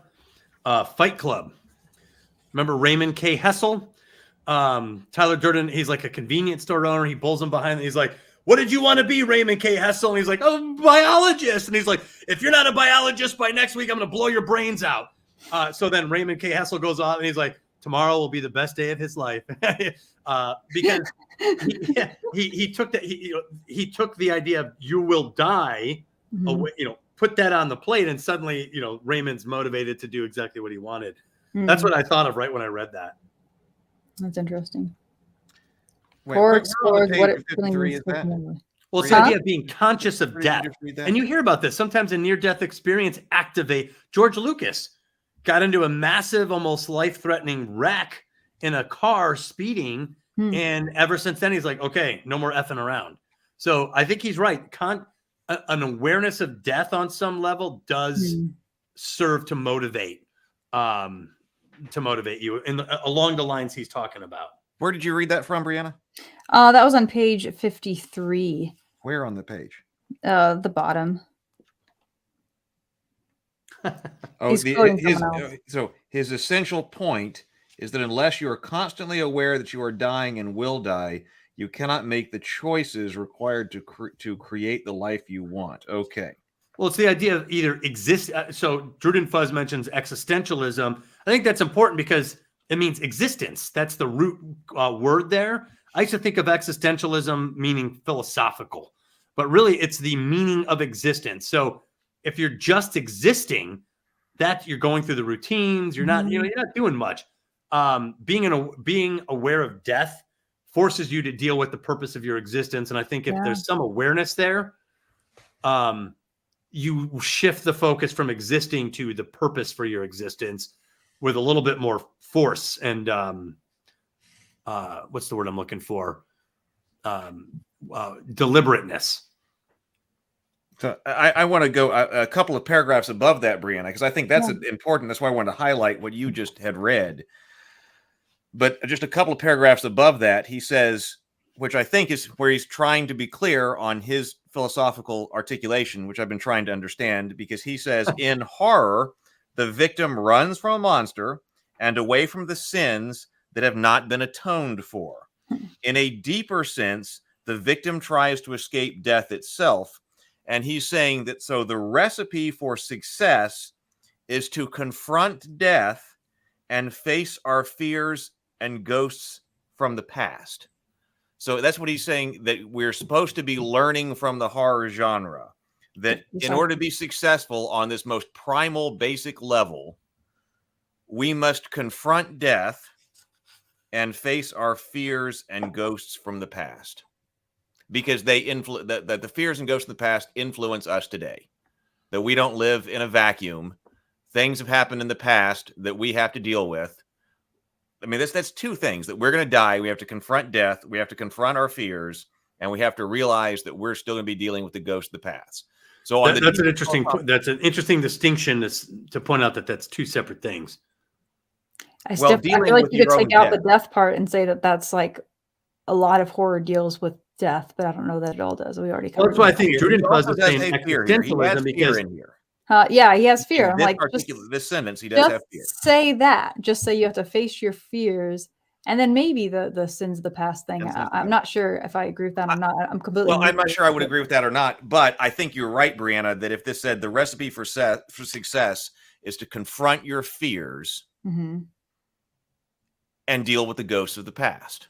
That I feel like I'm more convinced of. And then the death thing seems like that's one. Sometimes that's a way to do that. Sometimes the primary fear is sometimes death. the fear may be death. Sometimes it may be something else. Yeah. I'm vindicated, not vindicated. That's not the right word. I can't talk. God damn it.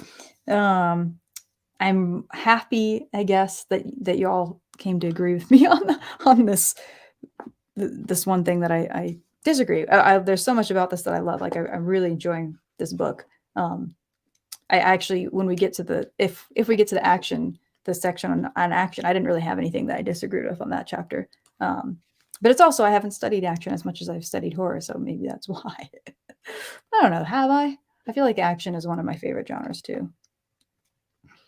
But I agreed with that. He goes from here. I mean, we said we got through the beats, but it's not like this chapter is over. No, with some of this we've already covered. We went out of order a bit. Yeah, some of it but this is where he really, I mean, there's a part of this chapter at this point where he really goes into Christmas and Easter. Like he goes on.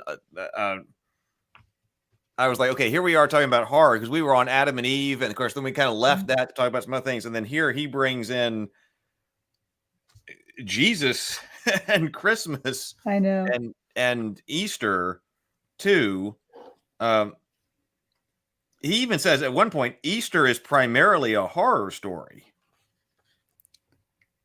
I've never heard anyone say that. Oh, that's interesting because we were saying earlier, Doug was saying that religion is myth, but he does say this here because we were saying it's not primarily. He's saying horror/myth. That's one of his ways of transcending horror is to combine horror with myth, which he considers to be religion. Now that's interesting. That's kind of what we came to before, that religion can be horror or myth. He says on page 60, if it matters, toward the middle, he says, if Christmas is primarily a myth story, then Easter is primarily horror. Yeah, that's interesting. I'm looking at all these notes are just me talking about the stuff I've already said. Yeah, I don't know. I feel like we kind of already covered this, but it's weird because he does, like you're saying, he gives examples specifically with specific, and it kind of annoys me because he's talking about religion, but he's only talking about Christianity. And I feel like if you're going to make your point, you need to talk about more than just one. I guess he does have Old Testament stories, so you would consider that also Judaism, but I just. Well, yes. I don't know if I feel like it's if you're going to talk about religion, you got to be a little bit broader than that. Well, he has a bias for Christianity. Right. Clearly. And there was a sentence I think I highlighted. I'm not sure if I can find it right now. That was about Christmas and why it was so important. So yeah. I think he was the reason I guess he has the primacy of Christianity in this is because he said that someplace in here he talks about which I didn't necessarily agree with, but he talked about or it mentioned, he didn't argue for it, but he stated why like the Christmas story was the top. Mm-hmm. And I don't know where I would see that, but one thing that was really interesting that he brought up on page 64 was He says that Christianity flips the usual sacrifice found in so many other religions. Instead of sacrificing a human to the god to make life better for everyone, in Christianity, the god sacrifices a god to the humans to make their life better. I thought that was an interesting note. It's kind of a side note from everything else we're talking about. I was like, well, yeah, yeah. I actually I indicated that too in my notes. Yeah, I wrote, ooh, interesting next to it. Yeah, I had a similar experience where I felt like I was intrigued by his diatribe, on religion, but I kept saying, like, what are we doing in the religious? Like, why are we here? Why am I in this room? I just kept failing to reconcile religion so heavily with horror. Like I said, I saw it more as a subgenre of horror, like a type of horror. But he goes like hard into just religion here, and specifically Christianity. Like pages and pages of it. I was really surprised. There was something I didn't even have any notes. I just read it to enjoy his analysis, but I didn't know if it was really complementing horror or my thinking of if I want to be a storyteller, if I want to write horror, is this helping me or not? I didn't think it was. Yeah, I think we've pretty much covered this already because we did this a little bit out of order. That was kind of what Brianna and I also said a few minutes ago while you were gone. I want to go back for a second real quick because there's something before when he's introducing the idea of transcending the horror story. For the benefit of people who haven't maybe read this, he basically gives two examples of transcending. One is he's talking about religion, which he says is like a combination of horror and myth. And then the other sorry, I said that wrong. He says that the first way to transcend the horror genre is to combine horror with myth, and he calls that religion. And then the other way to transcend it is to combine horror with science fiction epic. So we'll come back to that in a second. That while he's introducing, he's not saying those are the only ways, but these are the two ways that he wanted to talk about as an example. So when he's introducing this idea, there's this part that I really liked. So he says, to transcend any genre, we begin with the key thematic question the genre asks. Horror asks, what is human and inhuman? And then I wrote next to it, and what is a monster? Well, that ties into the idea of dehumanizing. Again, real quick, can we put a real quick bookmark in it? Yes. And can we say happy birthday to John NJDM? I was just typing that. Yep, John, happy birthday. Happy birthday. And now it's my birthday. Glad to start it by listening to such an interesting conversation. This is a treat. Man, thanks for spending some of it with us. That's like an honor. Happy birthday. Happy birthday. Awesome. Happy birthday. You turned 28, I'm assuming. Yeah, and so then he put key point, since the best horror stories show our fear of the inhuman in ourselves, the essence of transcendent horror is to test the boundaries of humanness. I think I would agree with that. I think that is like some of the horror that really stands out is asking those questions around, what is human and inhuman and what is monstrousness in particular. Yeah, because it's almost like, are you going to let the inhuman thing win? Are you going to fight for humanness? Are you going to fight to exist? That's what I think. And also by flipping that. Right. We'll come back to that in a second. Actually, exactly. Let's go ahead and do this because he talks about this in the version number 2 of Transcending Horror, which is combining horror and science fiction. What page are you on? Well, I'm on page 67. I'm going to go back to 65 in just a second. Because we're already talking about monsters, so I want to just talk about that real quick. So he says this is the greatest horror technique. I put like a whole bunch of smiley faces next to it, and just like what it looks. I had like the greatest horror technique. All right, because that is also my personal favorite thing to do in horror. This is a huge part of every time I write horror. I'm pretty much playing with this idea. So he says the single most powerful technique in the horror/science fiction epic is a structural flip between human and inhuman, between hero and monster. So the story form shifts the focus from fear of death, interestingly, to what it means to be human and what it means to accept difference. It begins by heightening the other to such a horrific level that we think it is inhuman. It must be killed or it will kill us. The story then flips our expectations and shows that this monster actually represents the part of us that is inhuman. We are the monster. Yes, there are so many examples of that where, the monster kind of character ends up being of some sort of victim, or it's a sympathetic character, or that is the hero, like the actual hero is monstrous in some way. Well, Elephant Man. I don't know if you guys have ever seen Elephant Man. I think that was an early story that played with that idea. Quasimodo from Hunchback of Notre Dame is another one. There is a little or even Goonies. Remember Goonies? Baby Ruth, that creature below the thing. He ended up being like a good guy. Yeah, there's a quick aside on this. This is something I could talk about forever, so I won't. But I'll make a quick aside on some of my personal interests on this topic. Has to do with I've got another book I'm reading that deals with this sometimes. There's a hilarious cover, if you can see. It's a hand going like this, coming out of the ground. Came from the that's closet. Funny that it says it came from the closet, but it's coming from the ground. This is a queer reflection on horror. So it's a bunch of just essays, just talking about different horror movies and whatnot from a queer perspective. But there's been a long history, especially during the code days, where of course, if you had some sort of a LGBT character, they always had to be heroic or a villain. And so there are quite a lot of queer coded villains and queer coded monsters, and a long history of queer viewers of horror relating more to the monster even when you're not supposed to, because there's that symbolic thing about, we're talking about how the monster might be the other, and that's a common feeling. Being LGBT, it's, sometimes you're quite othered by society. And so there's so much depth that I've literally listened to like 4 hours of commentary on that subject. So that's all I'll say on that.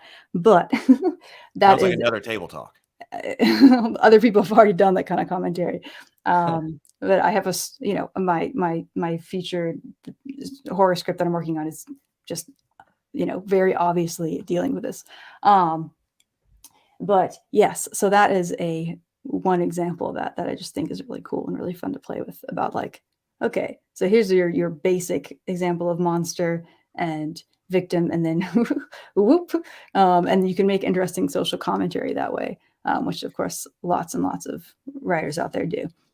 Well, and even the opposite of that is part of the Masked Minotaur, where the Masked Minotaur appears to be benevolent and hides the tyrannical side. So it's the good looking person. It's the social apex character. Hugely in my horror story too. Yes. It's a thing where it's the exact opposite. The least monstrous of us all, this great person, is actually the most tyrannical force in the story space. Right. So I think they both work, and they're both compelling for viewers and audiences when they experience it. That shock. He mentions The Shape of Water as an example. It does this of like horror combined with love story. It's like, yep.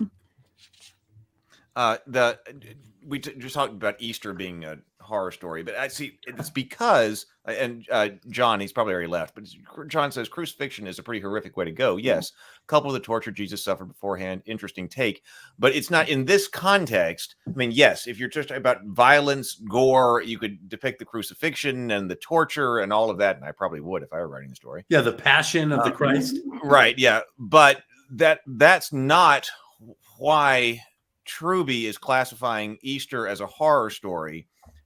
Remember, trying to get into Truby's mind and trying to understand his classification. He even says on page 69, remember, the basic desire in horror is to defeat death. And the Easter story is the story of the defeat of death. Even like in Southern Baptist, like the what do you call it? The handout that you get at church. Not the program, but man, there's a brochure. No, it's not a brochure. It's a pamphlet. What is it called? That, it'll say the open tomb. And I remember printing these up for my grandfather. That the picture of the open tomb, and it says victory over death. So this is, it's dealing with the binary, alive or dead, victory over death. It's the thing. It's in Truby's conceptualization or Truby's categorization, remember, he's very big on life and death being the center of the horror, and that is the center of the Easter story. Well, but there should be a distinction between holding on to life to prevent death versus a resurrection, because resurrection is a common theme in story. Gandalf resurrects, Obi-Wan Kenobi resurrects, Neo is shot dead, he comes back to life. So there is I think it's distinctively different when someone comes back to life versus warding death off. Yeah, that makes sense. I mean, I know, but also he says the basic desire is to defeat death here. It's not clean. I'm not arguing this clean. Right. No, you're right. There is this idea that death doesn't get you. Yeah. In both. That's universal. That's true of both versions. Yeah. In both versions. Yeah. You conquer death in some way. Yes. So one thing that I thought was really cool that I highlighted, it's on page 59. He's talking about the opponent, devil, Satan, and Ibis.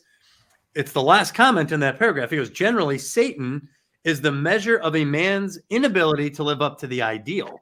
And I think that that's very interesting because it's almost like taunting somebody. And there's even strategies politically to take an ideal that someone believes in and then force them to go to the extreme with it to disprove the ideal. It's a debate technique.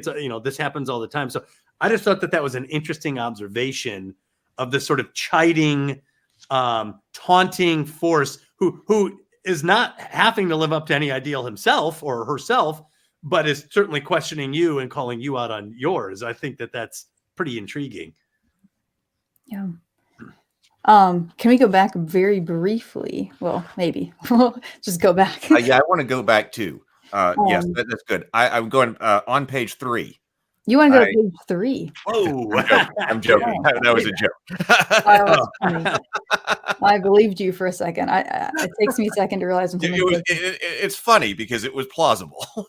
Right. It was plausible. This is table talk. We don't leave anything left. We don't leave anything behind. On page 65, I thought this was an interesting, this is kind of an aside because we're technically talking about another genre, but he's talking about it in combination with horror. So he's talking about science fiction epic, which I thought was interesting because he talks about epics a little bit, and he doesn't list an epic as a distinct. That's not one of his 14 genres, but he treats it as if it is. He'll combine it with things. So that's interesting because I'm not completely in agreement on his definition. I think his definition on epic isn't complete. Well, and there's no mention of the hero's journey anywhere in here.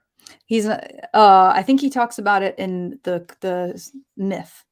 I think he'll get into it in the chapter on myth. Well, the only reason I mention it is because he's citing some classic hero's journey examples that he's calling epics.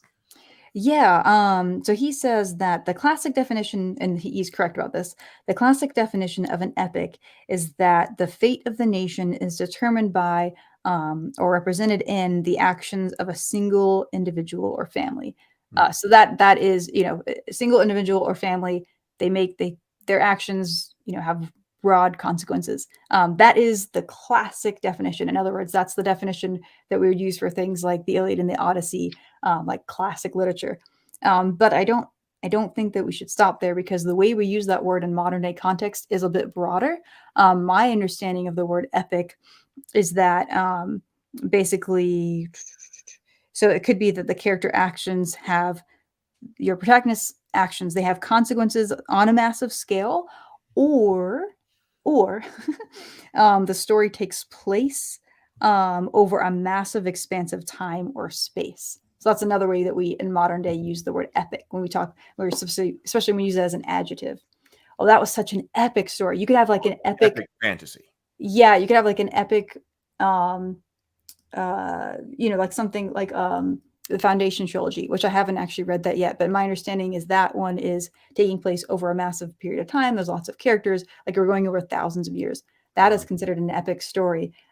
It's not the fate of the nation determined by individuals. It's like, this is a story that is, it's a vast amount of time. So there's this maybe intergenerational. Well, again, that's more stuff that's because you're right. This is not a modern usage of the term. It's his that he's articulating. Yeah, but I it's think another situation where the term is bringing other baggage to it. Yeah, I think he should have just used I think using it in the modern context still applies here, but that was just kind of an aside I wanted to make, that like that term, has a broader sense today.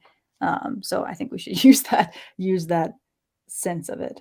But that's all I wanted to say on that. Categorizing things like epic fantasy and high fantasy, that sounds like something we should talk about sometime on Table Talk. Yeah, for sure. Because basically, let's say like a broad period of time, or like you're traveling. It's like part of what makes, there are two things that make the Lord of the Rings story epic. One, there are individuals that their actions are determine the fate of the world.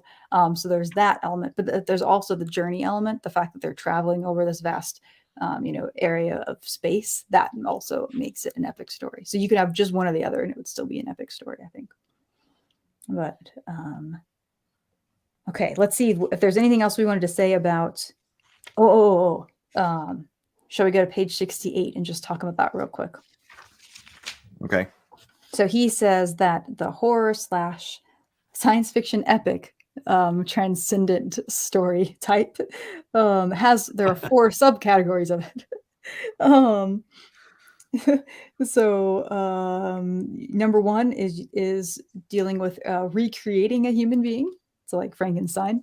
Number 2 is creating a human from an animal. Number 3 is creating a human from a machine. And number 4 is creating a higher human, an entirely new species. And he gives examples of each of these. He takes several pages to do that. I don't know. What do you guys think about that categorization? Okay. I mean, okay. I'm also not, because this is the horror science fiction blend. Yeah.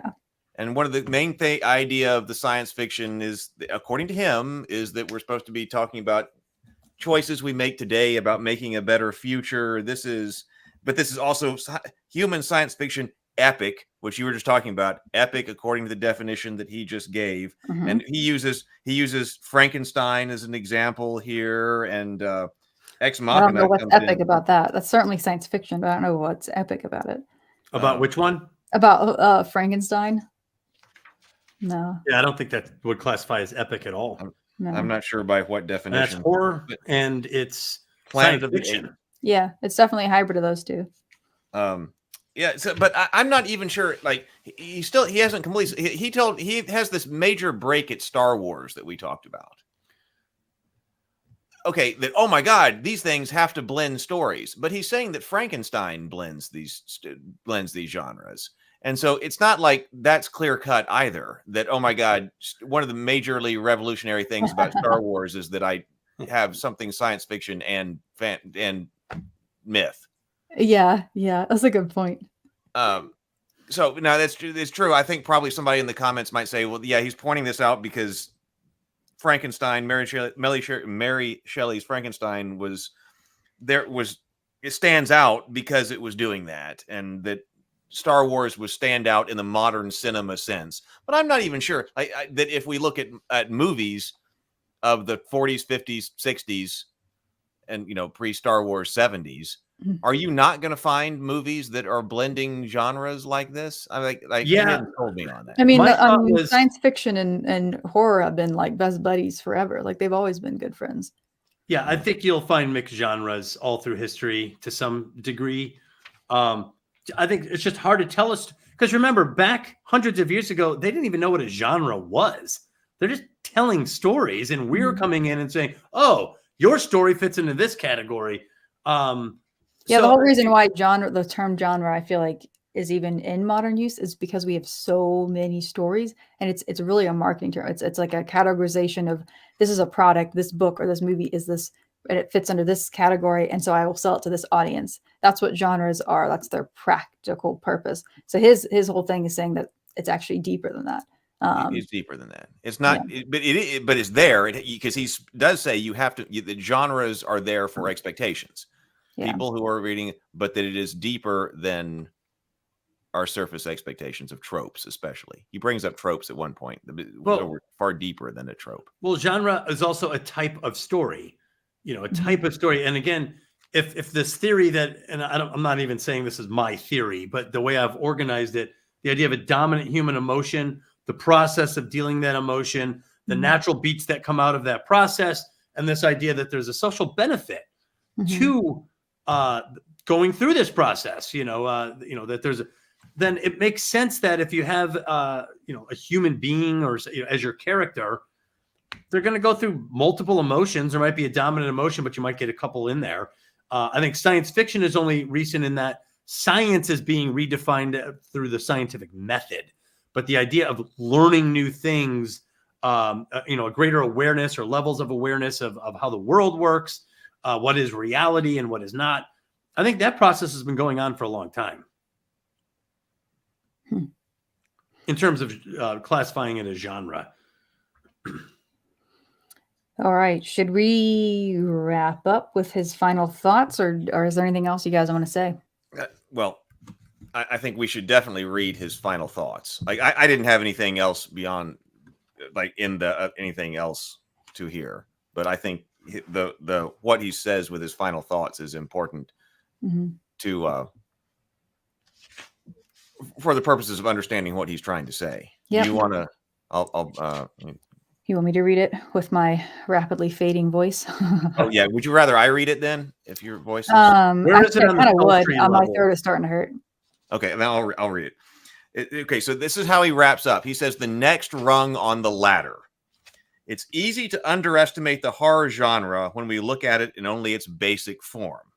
But this is a genre with enormous scope, from the primal terror of the classic horror story to the soaring intellect of horror myth and horror science fiction. This genre is at the forefront of storytelling today. The philosophy of horror gives us a powerful lesson about facing death in order to live a good life. But it doesn't answer the question then, what are we to do? Okay, so for that, we must move up one rung of the genre ladder and explore the action story. So that's where he's trying to go. So that's the next chapter. If you've enjoyed this, maybe one day we will return to action. Right? So that's where he goes from here. But that's why he's trying to outline this philosophically. That, okay, once we have confronted death, we've been in this struggle of life and death. We're confronting our fears. We realize we don't live in a vacuum, that there's the sins of the past that we're dealing with. We've confronted our fear.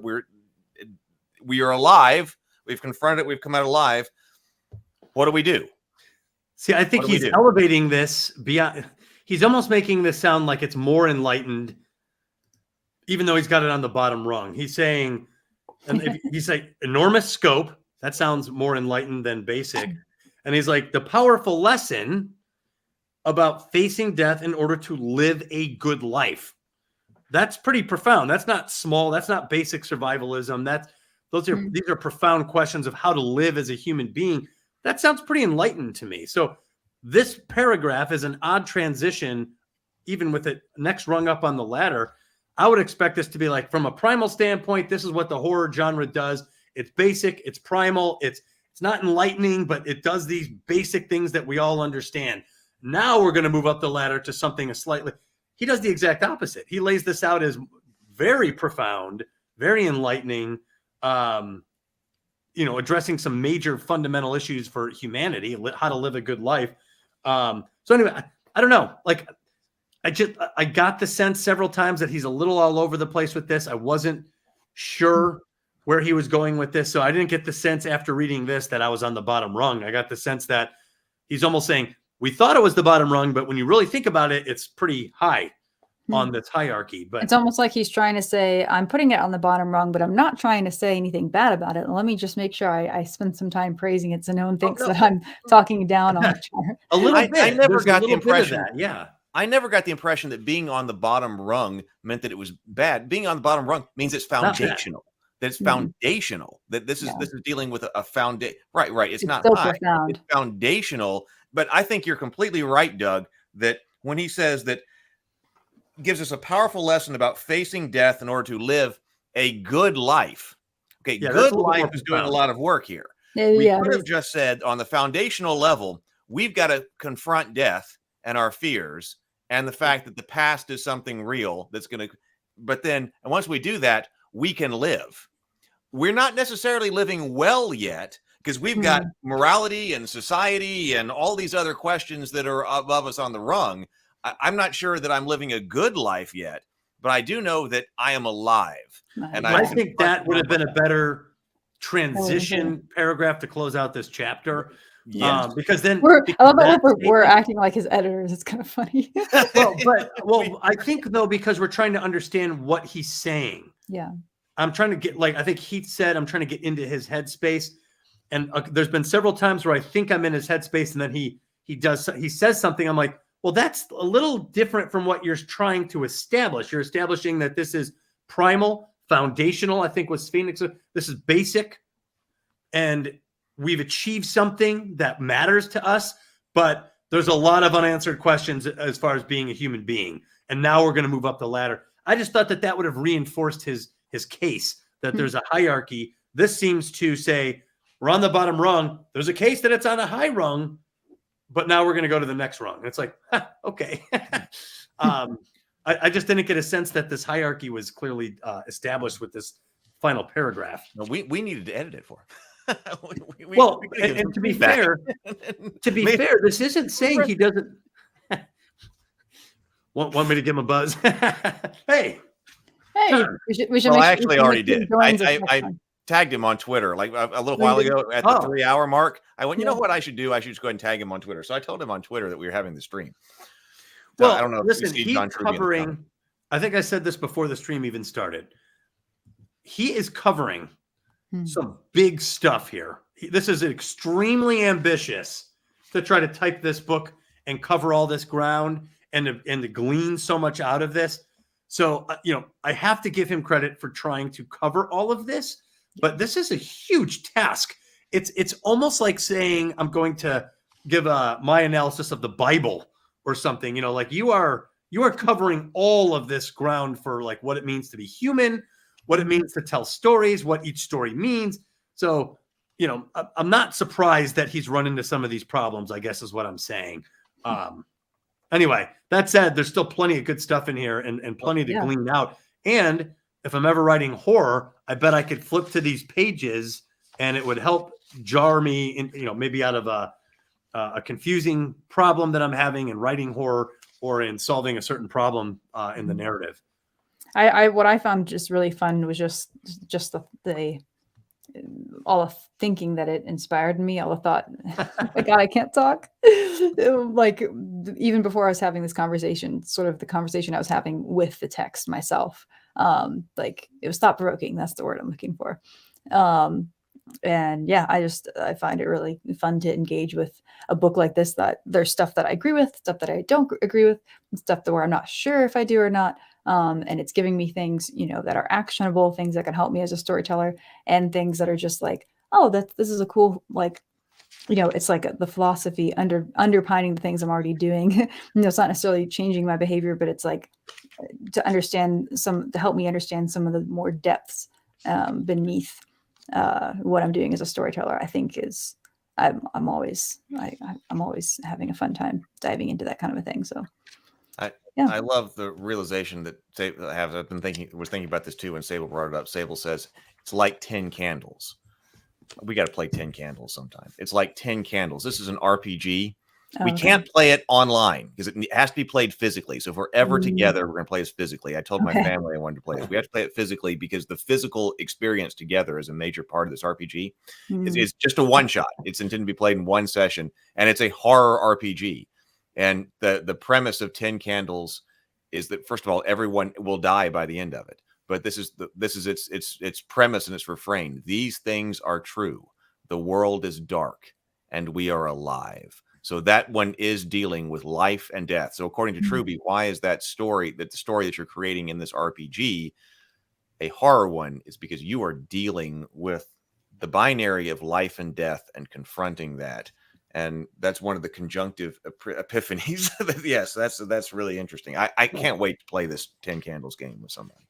Well, and to be fair, I'm sorry, I can get distracted sometimes. He's got almost 60 pages dedicated to the horror chapter alone. So yeah, we went through a lot. Yeah, I think it's like 56 or 57. He did not like take a shortcut and just breeze through this. It feels like it at times to me because there's so much to talk about that almost any little thing, including word choice, can be something to stop and analyze and think about. And I don't know why he bothered. It's hard to believe he attempted this, but he spent 57 or 56 pages trying to break down the horror genre. So, well, actually, I think it was more like 30 because I think that was the combination of chapter 1 and 2 was. Right? No, I stopped at where I counted backwards. Oh, To the cover where it says horror religion number 2. Oh. So yeah, oh, yeah, you're right. That's a long chapter. Yeah, it is a long chapter. So he's not rushing. No.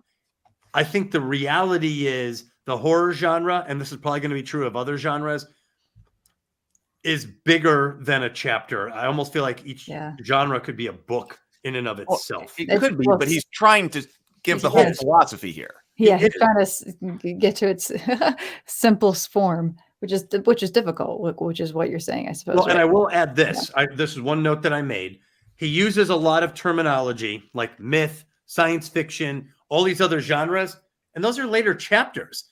Yes. Part of me was like, man, you should wait to introduce these until you fleshed out that chapter. I almost feel like he should have gone horror, whatever, and then got into blended genres as separate later chapters. Yeah. That's a great point too. Point, yeah.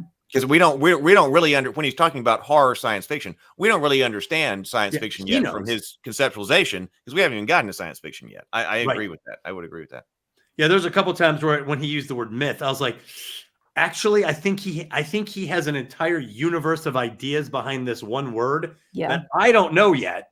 I think of myth in my own, probably limited terms, but he's not. He's got a fully defined meaning for myth, and he uses it several times. So anyway, it's possible that this book will even make more sense on a second reading when we understand all the terminology as he means it when he uses them.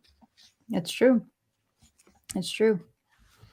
Well, that was 5 hours on that part of this book. So I guess one of the big things is, man, this book sparks conversation. This absolutely sparks conversations. So if you care about storytelling, then you can't talk about something like horror for 50 pages without getting everyone riled up one way or the other. Right. I'd be curious to know what people that are watching think if they want us to go into more. The next one is action, and the next two are action and myth. I was just checking right now. So if we were to do 2 chapters again, that's where we would go. It could be action and myth, which kind of goes well together. But be aware. Yeah, I'm curious myself because by the way, I felt like I bit off more than I was expecting. You said read for 2 chapters. In my head, I'm like, okay, that's like 20 pages. I'll just read these 2 chapters. And I was like, oh man. And not only was it not, I spent like a month or more like reading that. I was slowly chewing that, It took me days to get through these first 2 chapters, by the way. And the things he was saying just provoked such a response out of me. Like I had something to say. I was like, I don't know. Like I wanted to qualify it. So regardless, these are big topics and all we're talking about is genre, but these are big topics. And there's a lot to say about like human existentialism in the idea of just organizing a story and telling a certain type of story. I was surprised by that. I didn't think I would have this much of a reaction to it. Right. Well, it's been. I'm sure this will also surprise other people. Like we'll eventually clip this to different topics, that we've talked about here. But also, like I'm sure there are people who come in and like, oh, on horror, we've talked about horror, but we didn't talk about. Man, wasn't that monster great? Man, it was so disgusting. Man, yeah, it wasn't fan boy stuff or fanhood. Yeah, we're creators. We're more sophisticated than that. Well, I'm just talking about the way Truby approaches it. I mean, we weren't talking about like, man, the special effects were fantastic, and this guy, man, I was so scared, I jumped with those. But everybody here enjoyed that. Hopefully, everybody. Of course, the comments were fantastic. Again, there were tons of comments that were coming in here. So the chat is, and I say it every time. Just the how smart the chat is. You know, like I we're know. up here talking and we're, maybe leading the discussion, but the chat has so much to say that is pretty high level, in my opinion. Agreed. And yes, and everybody who comes in on the replay as well. If you let us know in comments. We'll be looking at comments and things like that too. So if And you Brianna, your watch the replay, sultry really voice was a big hit. yes. Oh, thank you very much. Ooh. I know if I get closer, it sounds different. It's funny. That's awesome. I was practicing with this. Like I have a full another like studio setup for this. That's better have like a little bit more of whatever. It sounds even better if I do it over there. And I was so there's sultry 2.0. practicing some narration. I was reading one of my own screenplays just for fun because I wanted to practice with the equipment, and I was having a little bit too much fun with that. So, Man, it's like a playground. How could you not? my roommate, she's kind of could hear me. She's like, I was testing. I was like, how loud was I? She's like, I could hear you get kind of animated at one point. It's like, yeah, I was acting a little bit. Hey, there's no shame in that. That's awesome. I love that stuff. But yeah.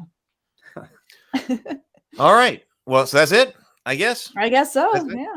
All right. That's just over 5 hours. This was another massive Good stream. job. I think it's the longest time Brianna's been on a stream. I know. Usually I check out at about 10. But all right. Well, good night, everybody. Thank you, everybody who's been with us. Thank you, everybody who will watch on the replay. Good night, everybody. Have a wonderful, wonderful night and tomorrow. See you later on Table Talk. Good night, everyone. Good night.